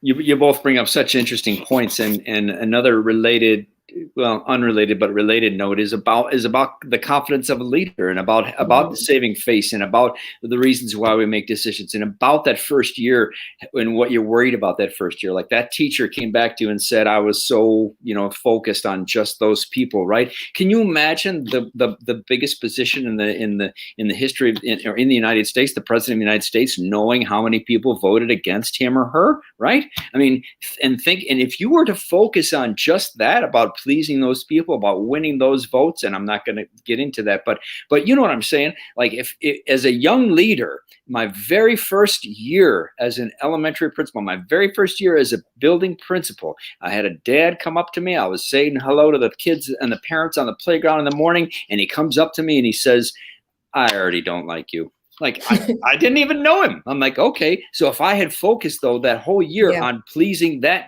dad, what good would that have been for my kids? You know? So it's about, you know, as young leaders and even veteran leaders also, where do you grow your thick skin, right? And when does that start? You know, because you do have to. You do have to. In all these situations, that's an underlying thing that's going to eat at you if you don't realize that when you leave a room, someone's going to be talking about you. I'm sorry. Right. That's just how it is. And you know, you bring up some powerful points here that I want to consider. And number one, I know you guys aren't speaking to the crowd here. You're not speaking for the comments, but the commenters love you guys. But that's really part of the thing I want to bring up right now, because as a leader, that is a struggle at times, right? Leading for the applause, leading for the praise, leading for the affirmations, leading for the awards, like leading for the show of it can be appealing at times. It is a strong temptation, and for lack of a better term, it can be a drug that drives some people. Sure. And it's a reality. And, you know, Jeff, you brought up the idea of the president knowing who votes for him. And again, we're not going to go there. But one of the differences between that in these situations is, to the president, all of those votes are anonymous. In these situations, you know the person. Yeah, right. You know the person that voted for you or against you, said they like you or they don't like you. And there are times where, as a leader, when I've been a leader, and this is going to shock both of you, I know, there have been people in my buildings that didn't like me. I know. Come on. They did not necessarily. It's not that they just disagreed with some of my thoughts and ideas. Like they did not like me. And there were times in my leadership journey where I focused my energy on that more so than what was right for the kids, the staff, the culture, the climate, the entire building. And it might have been at times like trying to figure out how to insulate that person, how to keep them out of the conversation. It might have been me using my energy to just prove that person wrong. It might have been using my energy to embarrass that person or to set things up so that other person knew that I was in charge. Right. And I would unfortunately use my leadership to script, arrange, scaffold, manipulate, whatever it is, 1 or 2 people, 3 people, a team of people that I knew didn't have my back. Again, it's hard to believe, but it's the reality. Looking back on it right now, it's embarrassing. It's something that I look back on and think, oh, there's so much I should have been doing differently. But I would devote my energy to individuals to try to prove my own arrogance, to prove that the arrogance was justified, to prove that my ego was deserved, to prove that the swagger was based off of a bunch of experiences that they knew nothing about, as opposed to just charging ahead and leading. Again, hard to believe, and I know neither one of you can relate to that at all. Sure. So I guess the follow-up question to all this, you talked about confidence, not cockiness.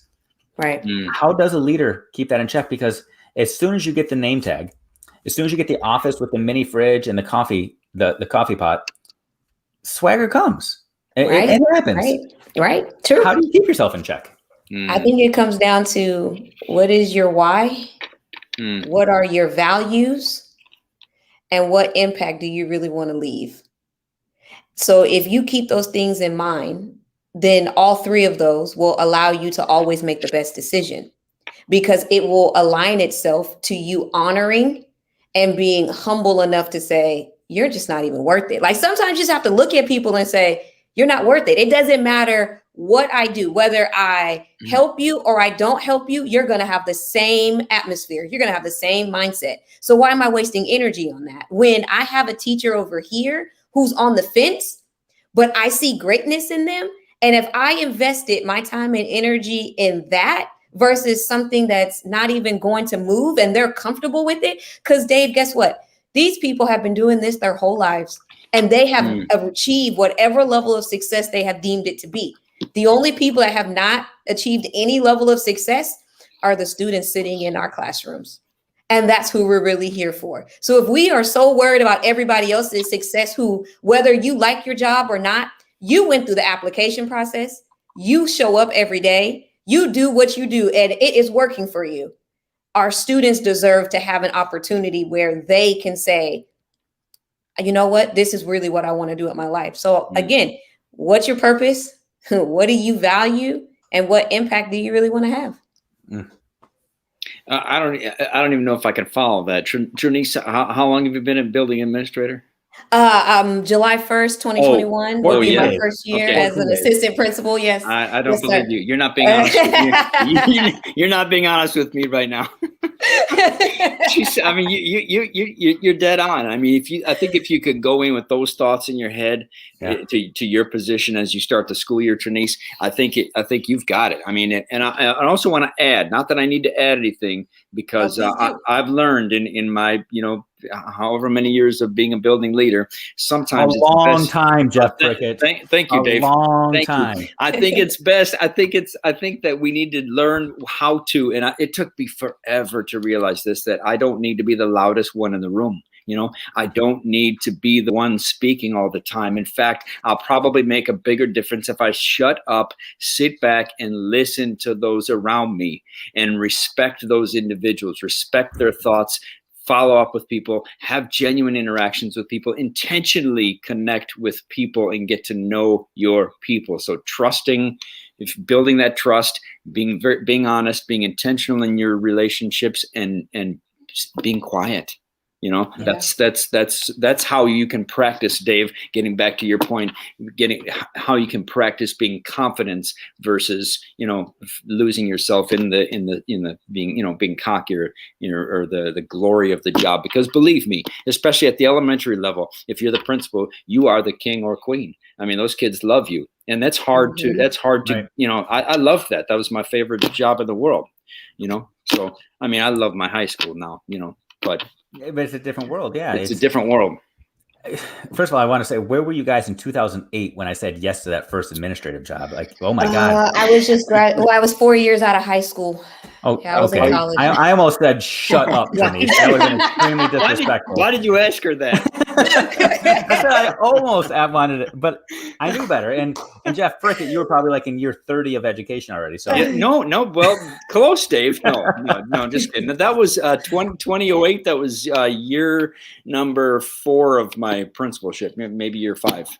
Right. And so as you're looking back, and maybe this is the reflective question I'll ask both of you. And Trinice, I want you to reflect back on 14 days plus your experiences, because people that don't know, like, you're not Portland born and raised. 14 days. You are a Portland transplant, like a lot of other people in Portland. But even that is kind of fresh for you. That's only several months old as well. Correct. Jeff Prickett, going from multiple levels, multiple buildings. I'm wondering, as you reflect back, what is the lesson that you wish you had known then, whenever then is? Because you guys have just helped me reflect back on a lot of lessons I wish I had known then, at various then moments that are all somewhat related. What was the thing that, if there were a mastermind for you, for whatever position that was, whatever role that was, whatever you were in life, what was the thing that you wish somebody had told you then? Wow. You're going to make mistakes. It's part of the job. So provide yourself with grace and don't excuse it, but use it as a learning lesson so that it doesn't happen as frequently. And then remember that when you make your next mistake, and provide yourself with grace and provide yourself with an opportunity to learn from it, and then teach somebody else how not to make those same mistakes. Because Dave, I will never make the mistake you made, because you have taught me what not to do. But I also could see myself and what you were saying, because my arrogance can get the best of me sometimes. It happens. So now that I recognize that that is my area of growth as a leader, when you recognize it and it hits you, what are you willing to do to make it an area of glow? Because I went from arrogant to confident. It took me a while. Like, my swag is something else, but I had to understand that my swag was getting in the way of my purpose, and it was getting in the way of my kids, and I couldn't have that. because I wanted them to have the swag I have, not be negatively impacted by my swag. Welcome to the Church of Trinice. Wow. Yeah. Holy cow. I love that. I love that. Your swag can get in the way. You're so right. Yeah, you're so right. That was awesome, Trinice. That's beautiful. I guess I would say that I would tell my former self or myself back in 2008 or whenever that you can be coached. you know, so too often I feel like people think they can't be. Like, everybody needs a coach. And I always love sports analogies. And I heard someone say recently, and you've probably heard it before too, that even Michael Jordan had a coach, right? Mm-hmm. And so I would tell myself, you can be coached. And so whatever that means to you, Jeff Prickett, you better stop and sit and reflect on that, because if you don't think you can need it, then your swag is going to get in the way, and you're going to run yourself over. So that is so good, man. Jeff, you said that because I think about athletes that continue to flourish and athletes that don't make it after the first year. Right? There's a reason why Kobe, R.I.P., was great. He learned who Jordan's strength trainer was, and he said, "I need that guy on my team." Yes. But education is the one area where it's in isolation, and it's for this idea that you don't need help, or you're afraid to say I need help because you are the sage on the stage, right? But everybody needs Google. It's okay, because I be telling people in a heartbeat, use Google. I remember kids would ask me questions thinking I have the answer, and I go, "You have $1,000 phone in your hand?" They were like, "Yeah, Google it."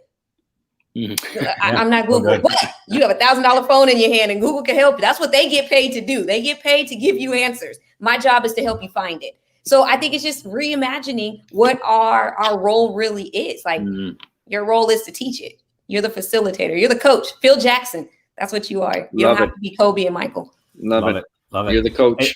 And we all do need coaches. So I'm going to take that. I'm going to give something away right now in that mindset. The idea that we all need somebody to grow us and inspire us and improve us. I don't say this often, but Jeff Gargas said some nice things about me earlier, so I'll reciprocate here. Jeff Gargas is an amazing mentor to me. He's a coach and a guy that will guide you to think things through like you've never thought through before. So here's what I'm willing to give away, and hopefully they don't pull the plug on me as I do this. But Jeff Gargas has taken our mastermind group, and he has created another branch of another arm of the mastermind to try to grow those people that want to become edupreneurs, those people that are looking to inspire others through their work, their books, their speaking, their writing, whatever the thing is that they're doing and growing. And we now have an edupreneur mastermind. Now, the mastermind that you are both a part of is free. People can join in at any time. The Edupreneur Mastermind, it's a paid commitment. You're part of a cohort. You're learning and growing. We're going to give a free 3-month membership to somebody for this Edupreneur Mastermind. Wow, how great. So if you want to be coached, led, guided through by other people that are going through the same thing and fighting through the same thing through this Edupreneur mindset, we're going to have you go to the teachbetter.com/12-hour giveaways again. Register for it. Say you want it. Look at that. Katie Miglin with a boom button like right away. She knew what was happening. So well done. Katie. But so register for that. Get into that. It will be life-changing because, as we just heard, everybody needs a coach. Everybody needs a coach. So I appreciate you guys. Every single Tuesday, I am being coached up. I am being led. I'm being empowered.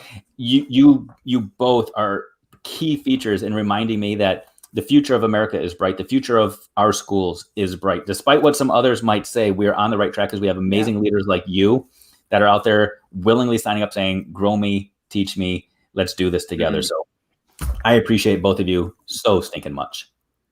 Appreciate you. I appreciate you. And I'm going to have to get on that PM mastermind just to hang out with Trinice some more. Right? Because that early morning one was too much. We'll have the morning mastermind, then we'll have the Church of Trinice in the evening. So there we go.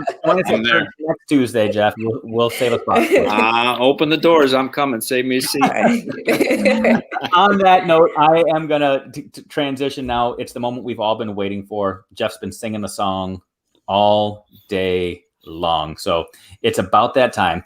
After the music plays, just be ready, everybody. Jeff Gargas will probably be singing a little song here for everybody because it's just about closing time, everybody.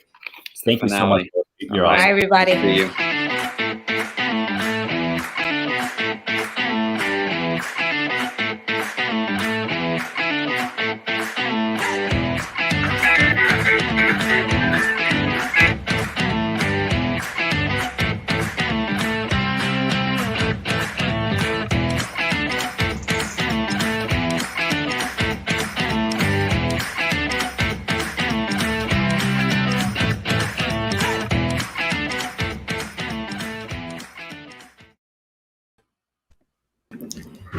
Well, here we are. It's closing time. It's it's time for us to open all the doors and let you out into the world. It's time to turn on all the lights over every boy and every girl. It's time to finish your whiskey or beer. You don't have to go home, but you can't stay here.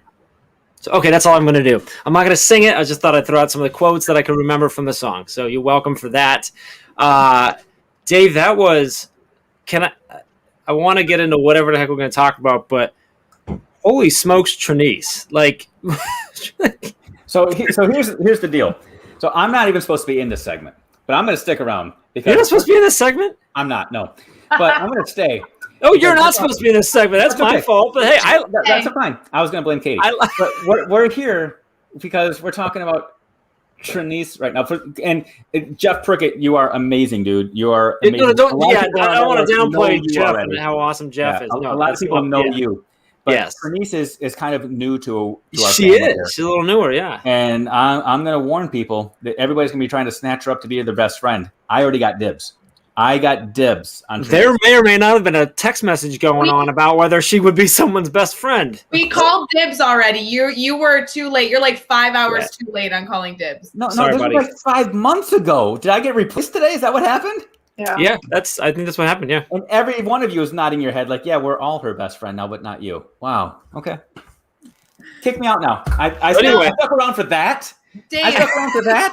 You have to stay. You have to stay. And We got to stay now, Dave. We need a big push. This is our last half an hour. Please share the feed one more time. This was 4.5 hours. It will conclude at 5 hours of PD in the stream. Please share the stream. And we also want to see a bunch of green hearts. Jeff, I'll let you moderate now. I'm done. All right, and then if you can do that, you share the stream, lots of green hearts, and then just like gather all your jackets, move toward the exits. I hope you found a friend. Just, my bad.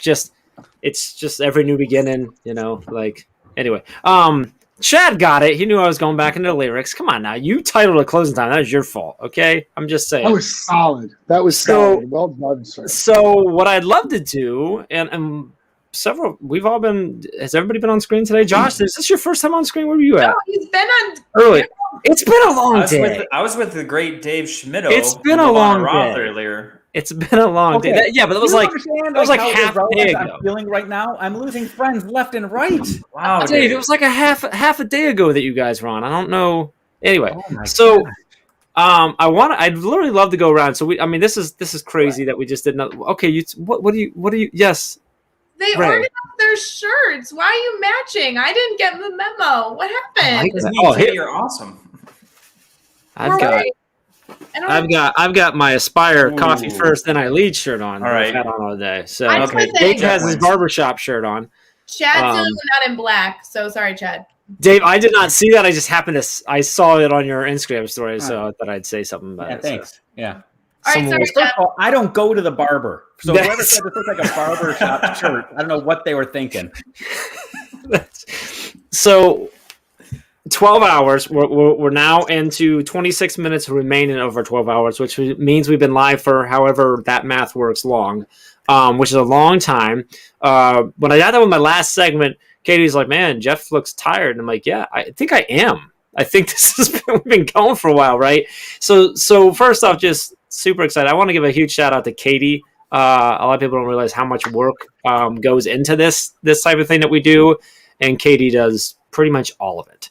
Yep. I mean, Ray does some too, but it's like mainly Katie and then a lot of Ray. And then like we all just kind of show up and stuff. So thank you a whole lot, Katie. Really appreciate that.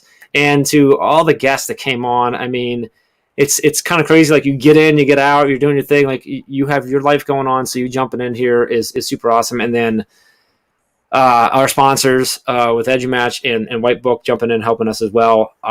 Just really appreciate that and everyone jumping in. So I want to go around because we had some awesome segments, and clearly I don't even remember half of them because I didn't even remember Josh's. Sorry. I do now that you mentioned Lavana.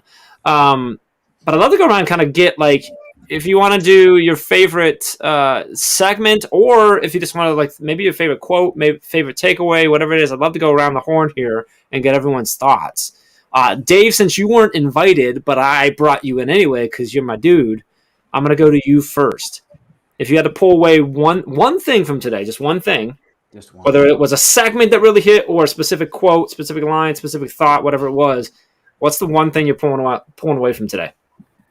So first of all, I feel like you're having me go first so you can kick me out as soon as I'm done, but that's okay. That's not true. You're staying, buddy. So no, Haley's going to kick you out, not Jeff. Fair enough.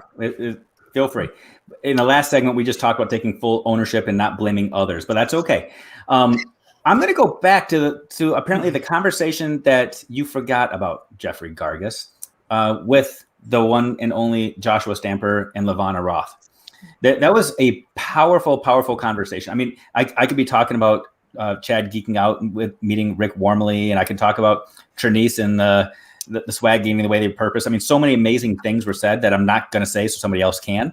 Instead, the conversation this morning with Joshua and Lavana, it hit me in a very real way because I admire the two of them as people more than as educators. Like as people, they are just amazing people.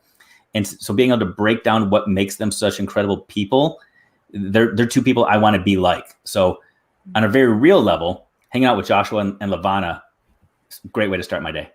Wow, kind of took us deep right off the bat there, buddy. Yeah, good luck, everybody. Dave. All right. Dave can definitely stick around. All right. That's my guy. I would like to go to Alex commented that Ray has her notes ready. So I kind of want to go to Ray with your note. Ray and I have been doing this all day because we got like our news reporter notes and stuff. And I actually have a lot of notes on mine too. I just realized how much I took. But Ray, what's the thing that you pulled away from today? There was so much. We talked about random things in our texts and stuff like that. But what's the big one? I have a bunch. I mean, obviously there's a ton. Only one. It's the rule. I picked the one note I wrote down that was focused on a quote that was said that resonated with me was "Teach to the edges." Chad Oshowski, right there, killing it. Love it. Yeah, that quarter in, he just went earlier. We got like $1.50 out of that quarter. Josh, let's go to you next, man. Well, I don't want to be a broken record, but Mr. Chad Ostrowski said the one-liner that I wrote quickly in my phone, which was buying a shiny new ruler to measure the same pile of dung. I thought that was gold, just gold. And that was about assessments, right? Buying the product that we really don't need, right? Assessments, grade books, fill in the blank, right? Like all of that stuff. I was scrambling quickly to grab my phone to write that down. Things. I thought it was going to be dumb. Stop doing dumb stuff. That was sort of yeah. Can we point out that there's a comment from Megan wanting to know where the swag is from these one-liners? Megan, we've been live for 12 hours. Give us at least 24 hours to get the swag going.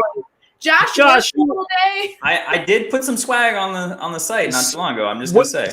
Speaking of, we'll take a quick sidestep here. The official daily drop-in swag is now on the site. It's right when you get to the homepage of teachbetterswag.com. It's right there in one of the featured collections. So you can go grab your daily drop-in swag there. And Katie, what's the code? Oh, you got the code? Where's the code? No, that's the daily drop-in. So that's the direct link to the collection. We have that.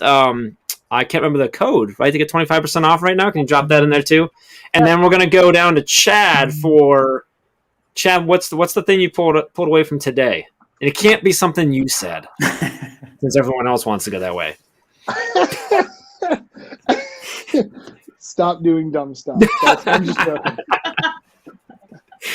That's my new keynote. It's only going to be 30 seconds long. It's going to cost us $5,000. I'm going to walk on stage, quit doing dumb stuff. Drop Done. That's Ray Kroc style right there, man. Exactly. Hotter, fresher, faster, or whatever. It's hotter, fresh, or what is it? Yeah, hotter, faster, cleaner. I think something like that. I can't remember what it was. Yeah. Anyway, so I think getting to sit. I don't think this is a surprise to anybody, but I think getting to sit down with Rick Wormeli and realize that I'm not completely full of crap when I talk was really, really nice today. That was just like a. So nice can we get a final confirmation? Were you fanboying out a little bit, or did you feel that at all? Were you kind of like, I feel pretty good? Like, was there a little bit there? Because Katie said she saw you give us the signal that you were fangirling out a little bit. That up a bit. I was playing that up a little bit, just for comedic effect for you guys behind the scenes. We appreciate that too. I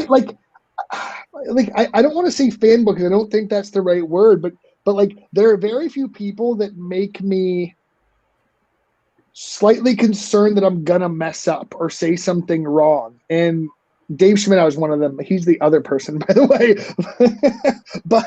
but it was one of those things where like he sort of brought that out of like, oh, I need to think through how I'm saying things so that like I'm not gonna. And very few people get me to that mode, right? Like to the point where I start to question how I'm saying things or how I'm phrasing things. So like if you can call that fanboying, I guess yes.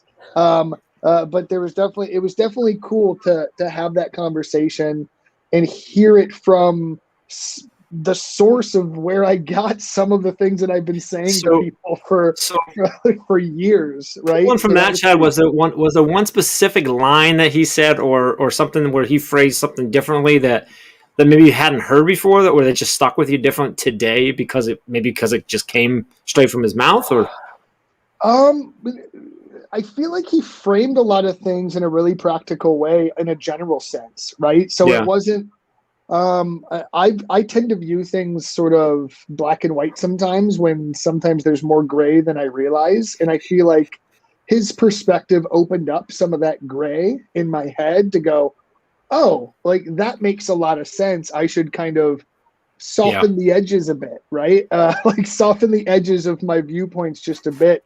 And I think he did a great job sort of articulating that from his vantage. He was also like a really fun, cool guy, which was he was a blast. Like I knew he was a nice guy from our previous interactions on a limited basis, but it was nice getting a whole hour to just kind of talk with him, and it was really. I had a great time. It was good. Chad, did he give you more confidence to pull off the Hawaiian shirt? Like, do you feel like you can wear that with that? Okay. We're all afraid that he gave you more confidence there. Oh my gosh. Yes. We're all like, come on, Rick, he's gonna do it more now. He's in Florida now. Like, this is getting to get crazy. Oh yeah. Dave already had the shirt on. I mean, I know that's what I'm saying. Yeah. That was just one of many, Josh. One of many. I did consider getting one of those squeaky horns that he had, though. Like that kind of stuff. Got out of nowhere. All right, Katie. Katie, I'm going to you. As you know, the person who organized all the segments and the people and stuff. What did you take away was the biggest takeaway today for you? One? Well, yeah, I made everybody else do one. What do you think you're Well, do you want two because you're in charge? Is that what we're doing here? Is that how we operate things? Not level playing field? Is that? Yeah, no, it's meeting kids where they're at. Obvi, come on. Did you just say obvi to me? That means obvi. I understand that. Do you want me to say perf? Because I know how much you love friends. That means perfect. Thank you, Trey. Just so you know, Katie, you weren't in this, but yesterday, 2 days ago, I said that to Ray, and then I went on like a tangent of like 6 different things that were shortened words that don't work like perf does, but kept saying it was like, that means awesome. Like just, and Ray said it was the best thread ever. So no, I'll share it with you later. No, I will. Good. No, I'm okay. Well, I was gonna say Chad and all the 2 segments. I know.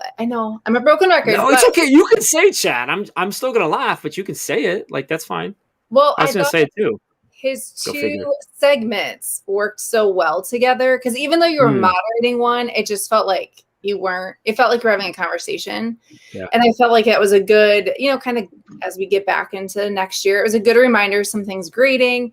But I did write down a quote that hasn't been shared so I can have an original idea, people. Besides technically it's someone else's idea because you're quoting them, but go ahead. We're with you. Are you done? Are you done, sir? I'm sorry. I liked this one. She just gave Jeff wait time. I'll wait. I want to revise my moment. This is my favorite moment of the day, right Yeah, here. I would agree. I'm changing everything I said. I mean, when you're on literally on the mute device myself. all day, it's like this is just going to happen. I don't know that. I think Lavana Ross said it, but I think she was like saying someone else had told her. But SEL learning isn't one thing on the plate; it is the plate. And I thought that was so interesting. Or did Josh say that? Sorry, I think That's Jennifer Apple. Jennifer Apple says that. He was quoting Jen. Wow. Yeah. Dave, I'm starting to. I starting to know what you feel like, my buddy. I mean, Josh, it was a long time ago. Okay, I already gave the out. Hey, we have matching shirts. Doesn't that count for something? That makes it completely okay. All right, I think. we're BFFs now. We're back. Katie, did you mean that our student conferencing was your favorite segment? I think you misspoke. Did you mean that being live with me for an hour was your favorite? Is that on your paper? Look again. Is it there? Yeah, everything fell. I don't have it. Sorry about that. Yeah, no. No, Katie was right. She can continue with the quote. Go ahead. Go ahead. Well, so Josh you were had saying, this really great quote, you guys, and it's about plates, and it spoke to me because it's Avi. Come on, Avi. Jeff. I'm sorry. I'm not hip. Aren't you a dad? You have like a bank of dad. I'm not hip like Somebody Jeff. take me out of this segment. I don't want to be associated with this. We have 15 more minutes. I have completely lost control. Let's bring it back, Katie. What's the quote so we can actually hear the quote? Because someone might not have seen it earlier. She just said it. Lay it all the way. Yeah, but there was interruption from me and Josh, and there was Josh was a little upset about it and stuff. So Do it. Is this like the rewind, like we talked about in our segment? Rewind. I'll say this again. But you got to make the sound like you do. You and Ray do that's like the same exact way. I'm sorry. Can you do that again? No, I can't. Great. Closing time. This is like brain break, but worse. Right, we're officially in their category. Whoa. Why are you roping me into this again? I'm just sitting here in the corner. You made the choice to come on the screen. Anyway. No, I did not. Josh said, SEL learning isn't one more thing on the plate. It is the plate. Boom. That's it. I love it. Yes, Andrew, we are very slap happy right now.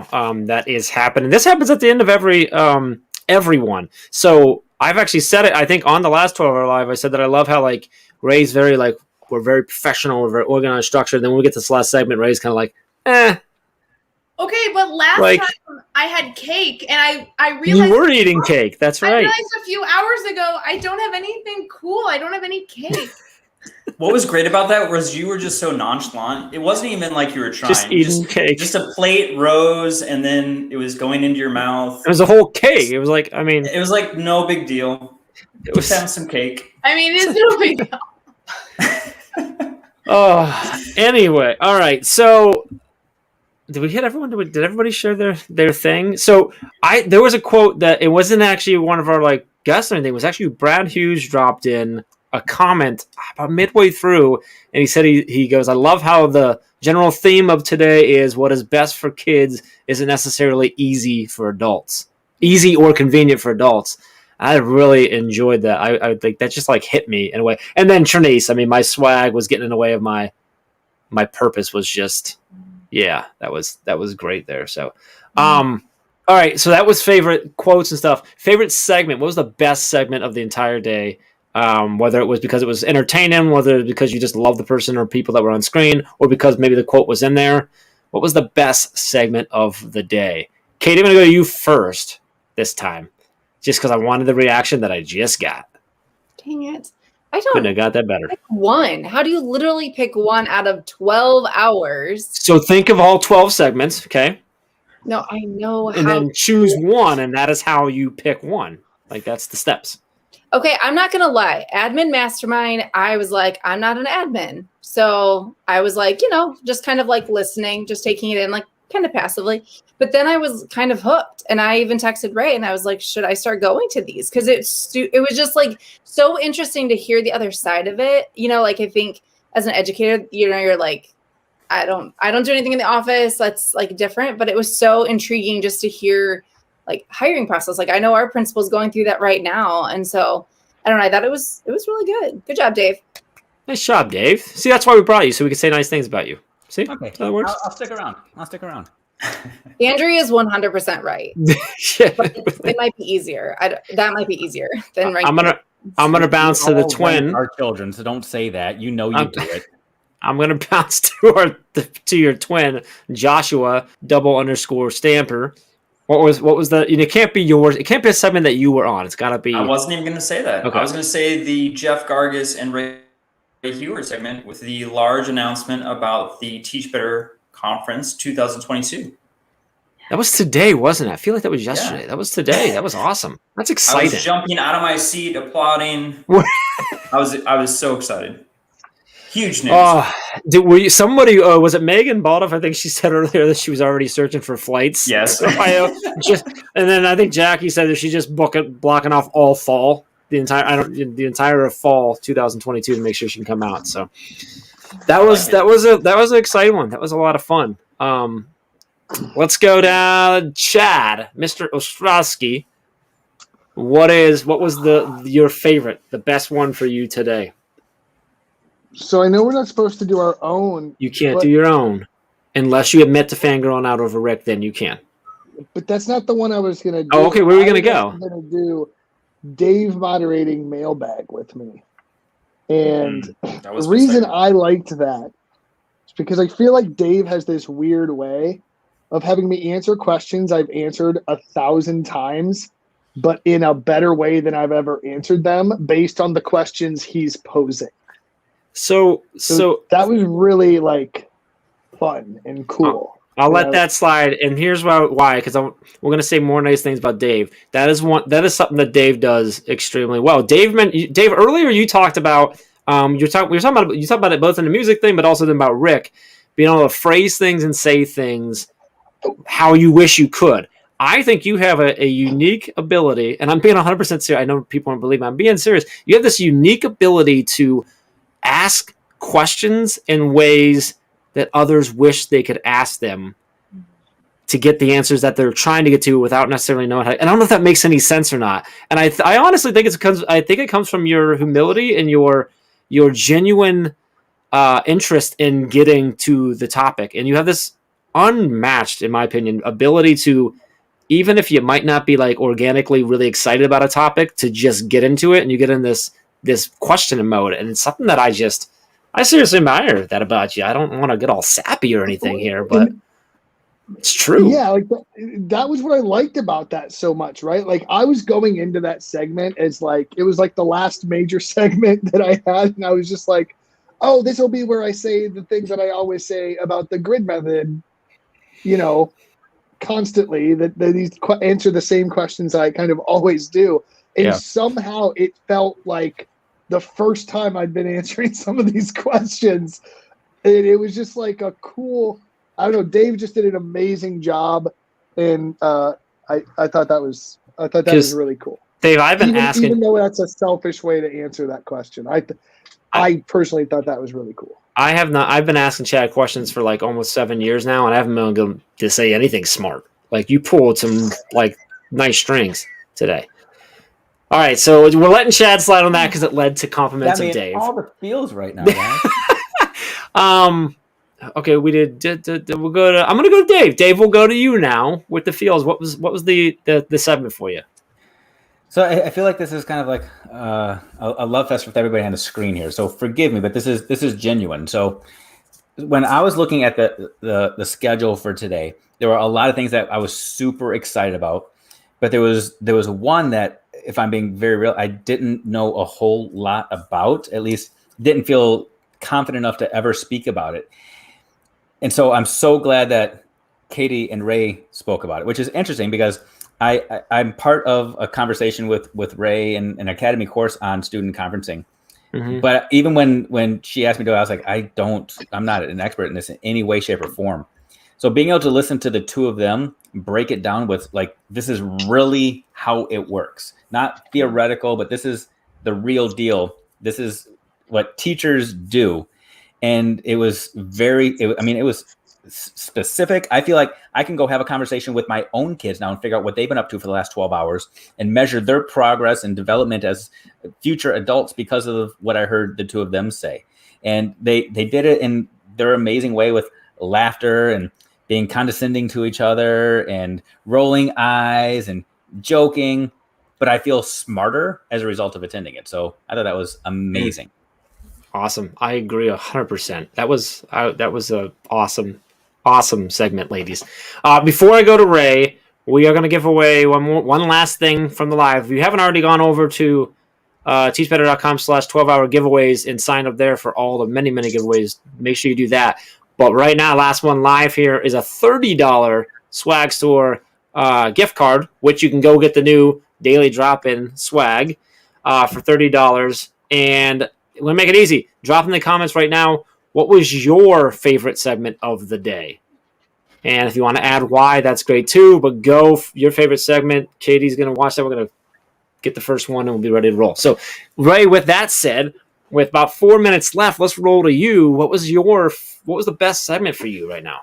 I'm going to cheat. I'm going to put together a little bit of what Chad did and also a few of you guys. I love the conferencing session only because, Katie, I love working with you in the same building. It was so cool to bring students into this. It was so cool to model something and then discuss it. And I always love talking shop with you. So to be honest, like that was my own like bucket filler. It was so cool working on that with you.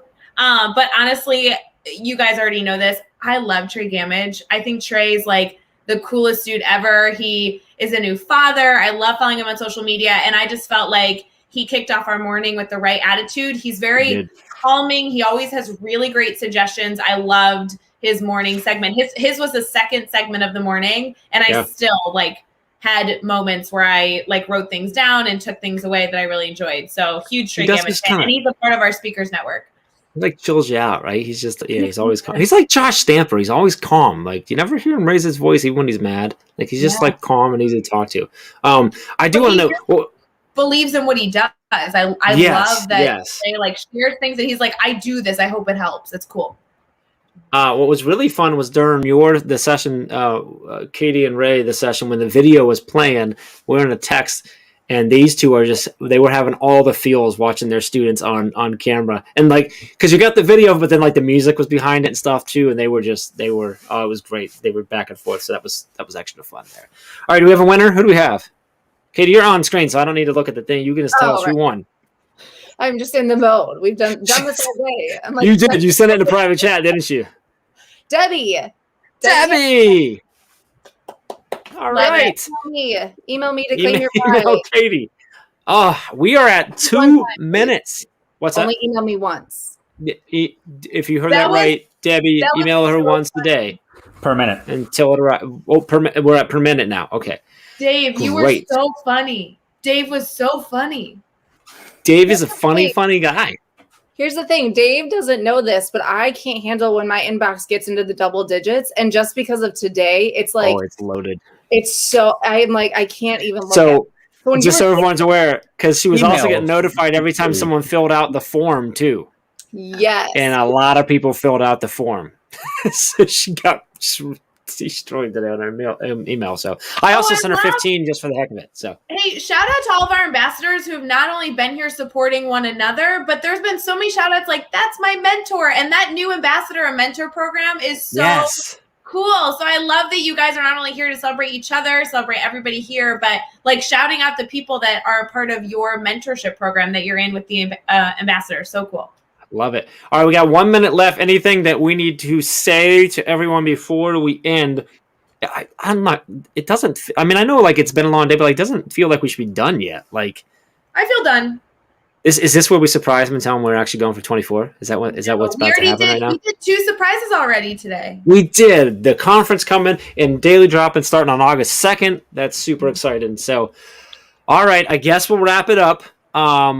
Any final parting words? I'm waiting for your song that you've promised us 12 hours ago. Listen. I'm not going to do it. I'll do it if Ray does it. Terrible. I think it's just you don't have to go home, but you can't stay here, I think is the way to take it out. So go have a drink, says that. Jeff better drop his line or I will sob. I'm not. Is he looking for closing time or the teacher line? Or are we just going to do it? Seriously wondered what he's. I'm making sure we got to the 8 o'clock, guys. I need like another 15 seconds of speaking. We're there now, and with that, I'm not ready. Hold on. Everyone take a deep breath in and out. Jeff Gargas, you may take us away. Until next time, let's get out there and let's teach better. Bye.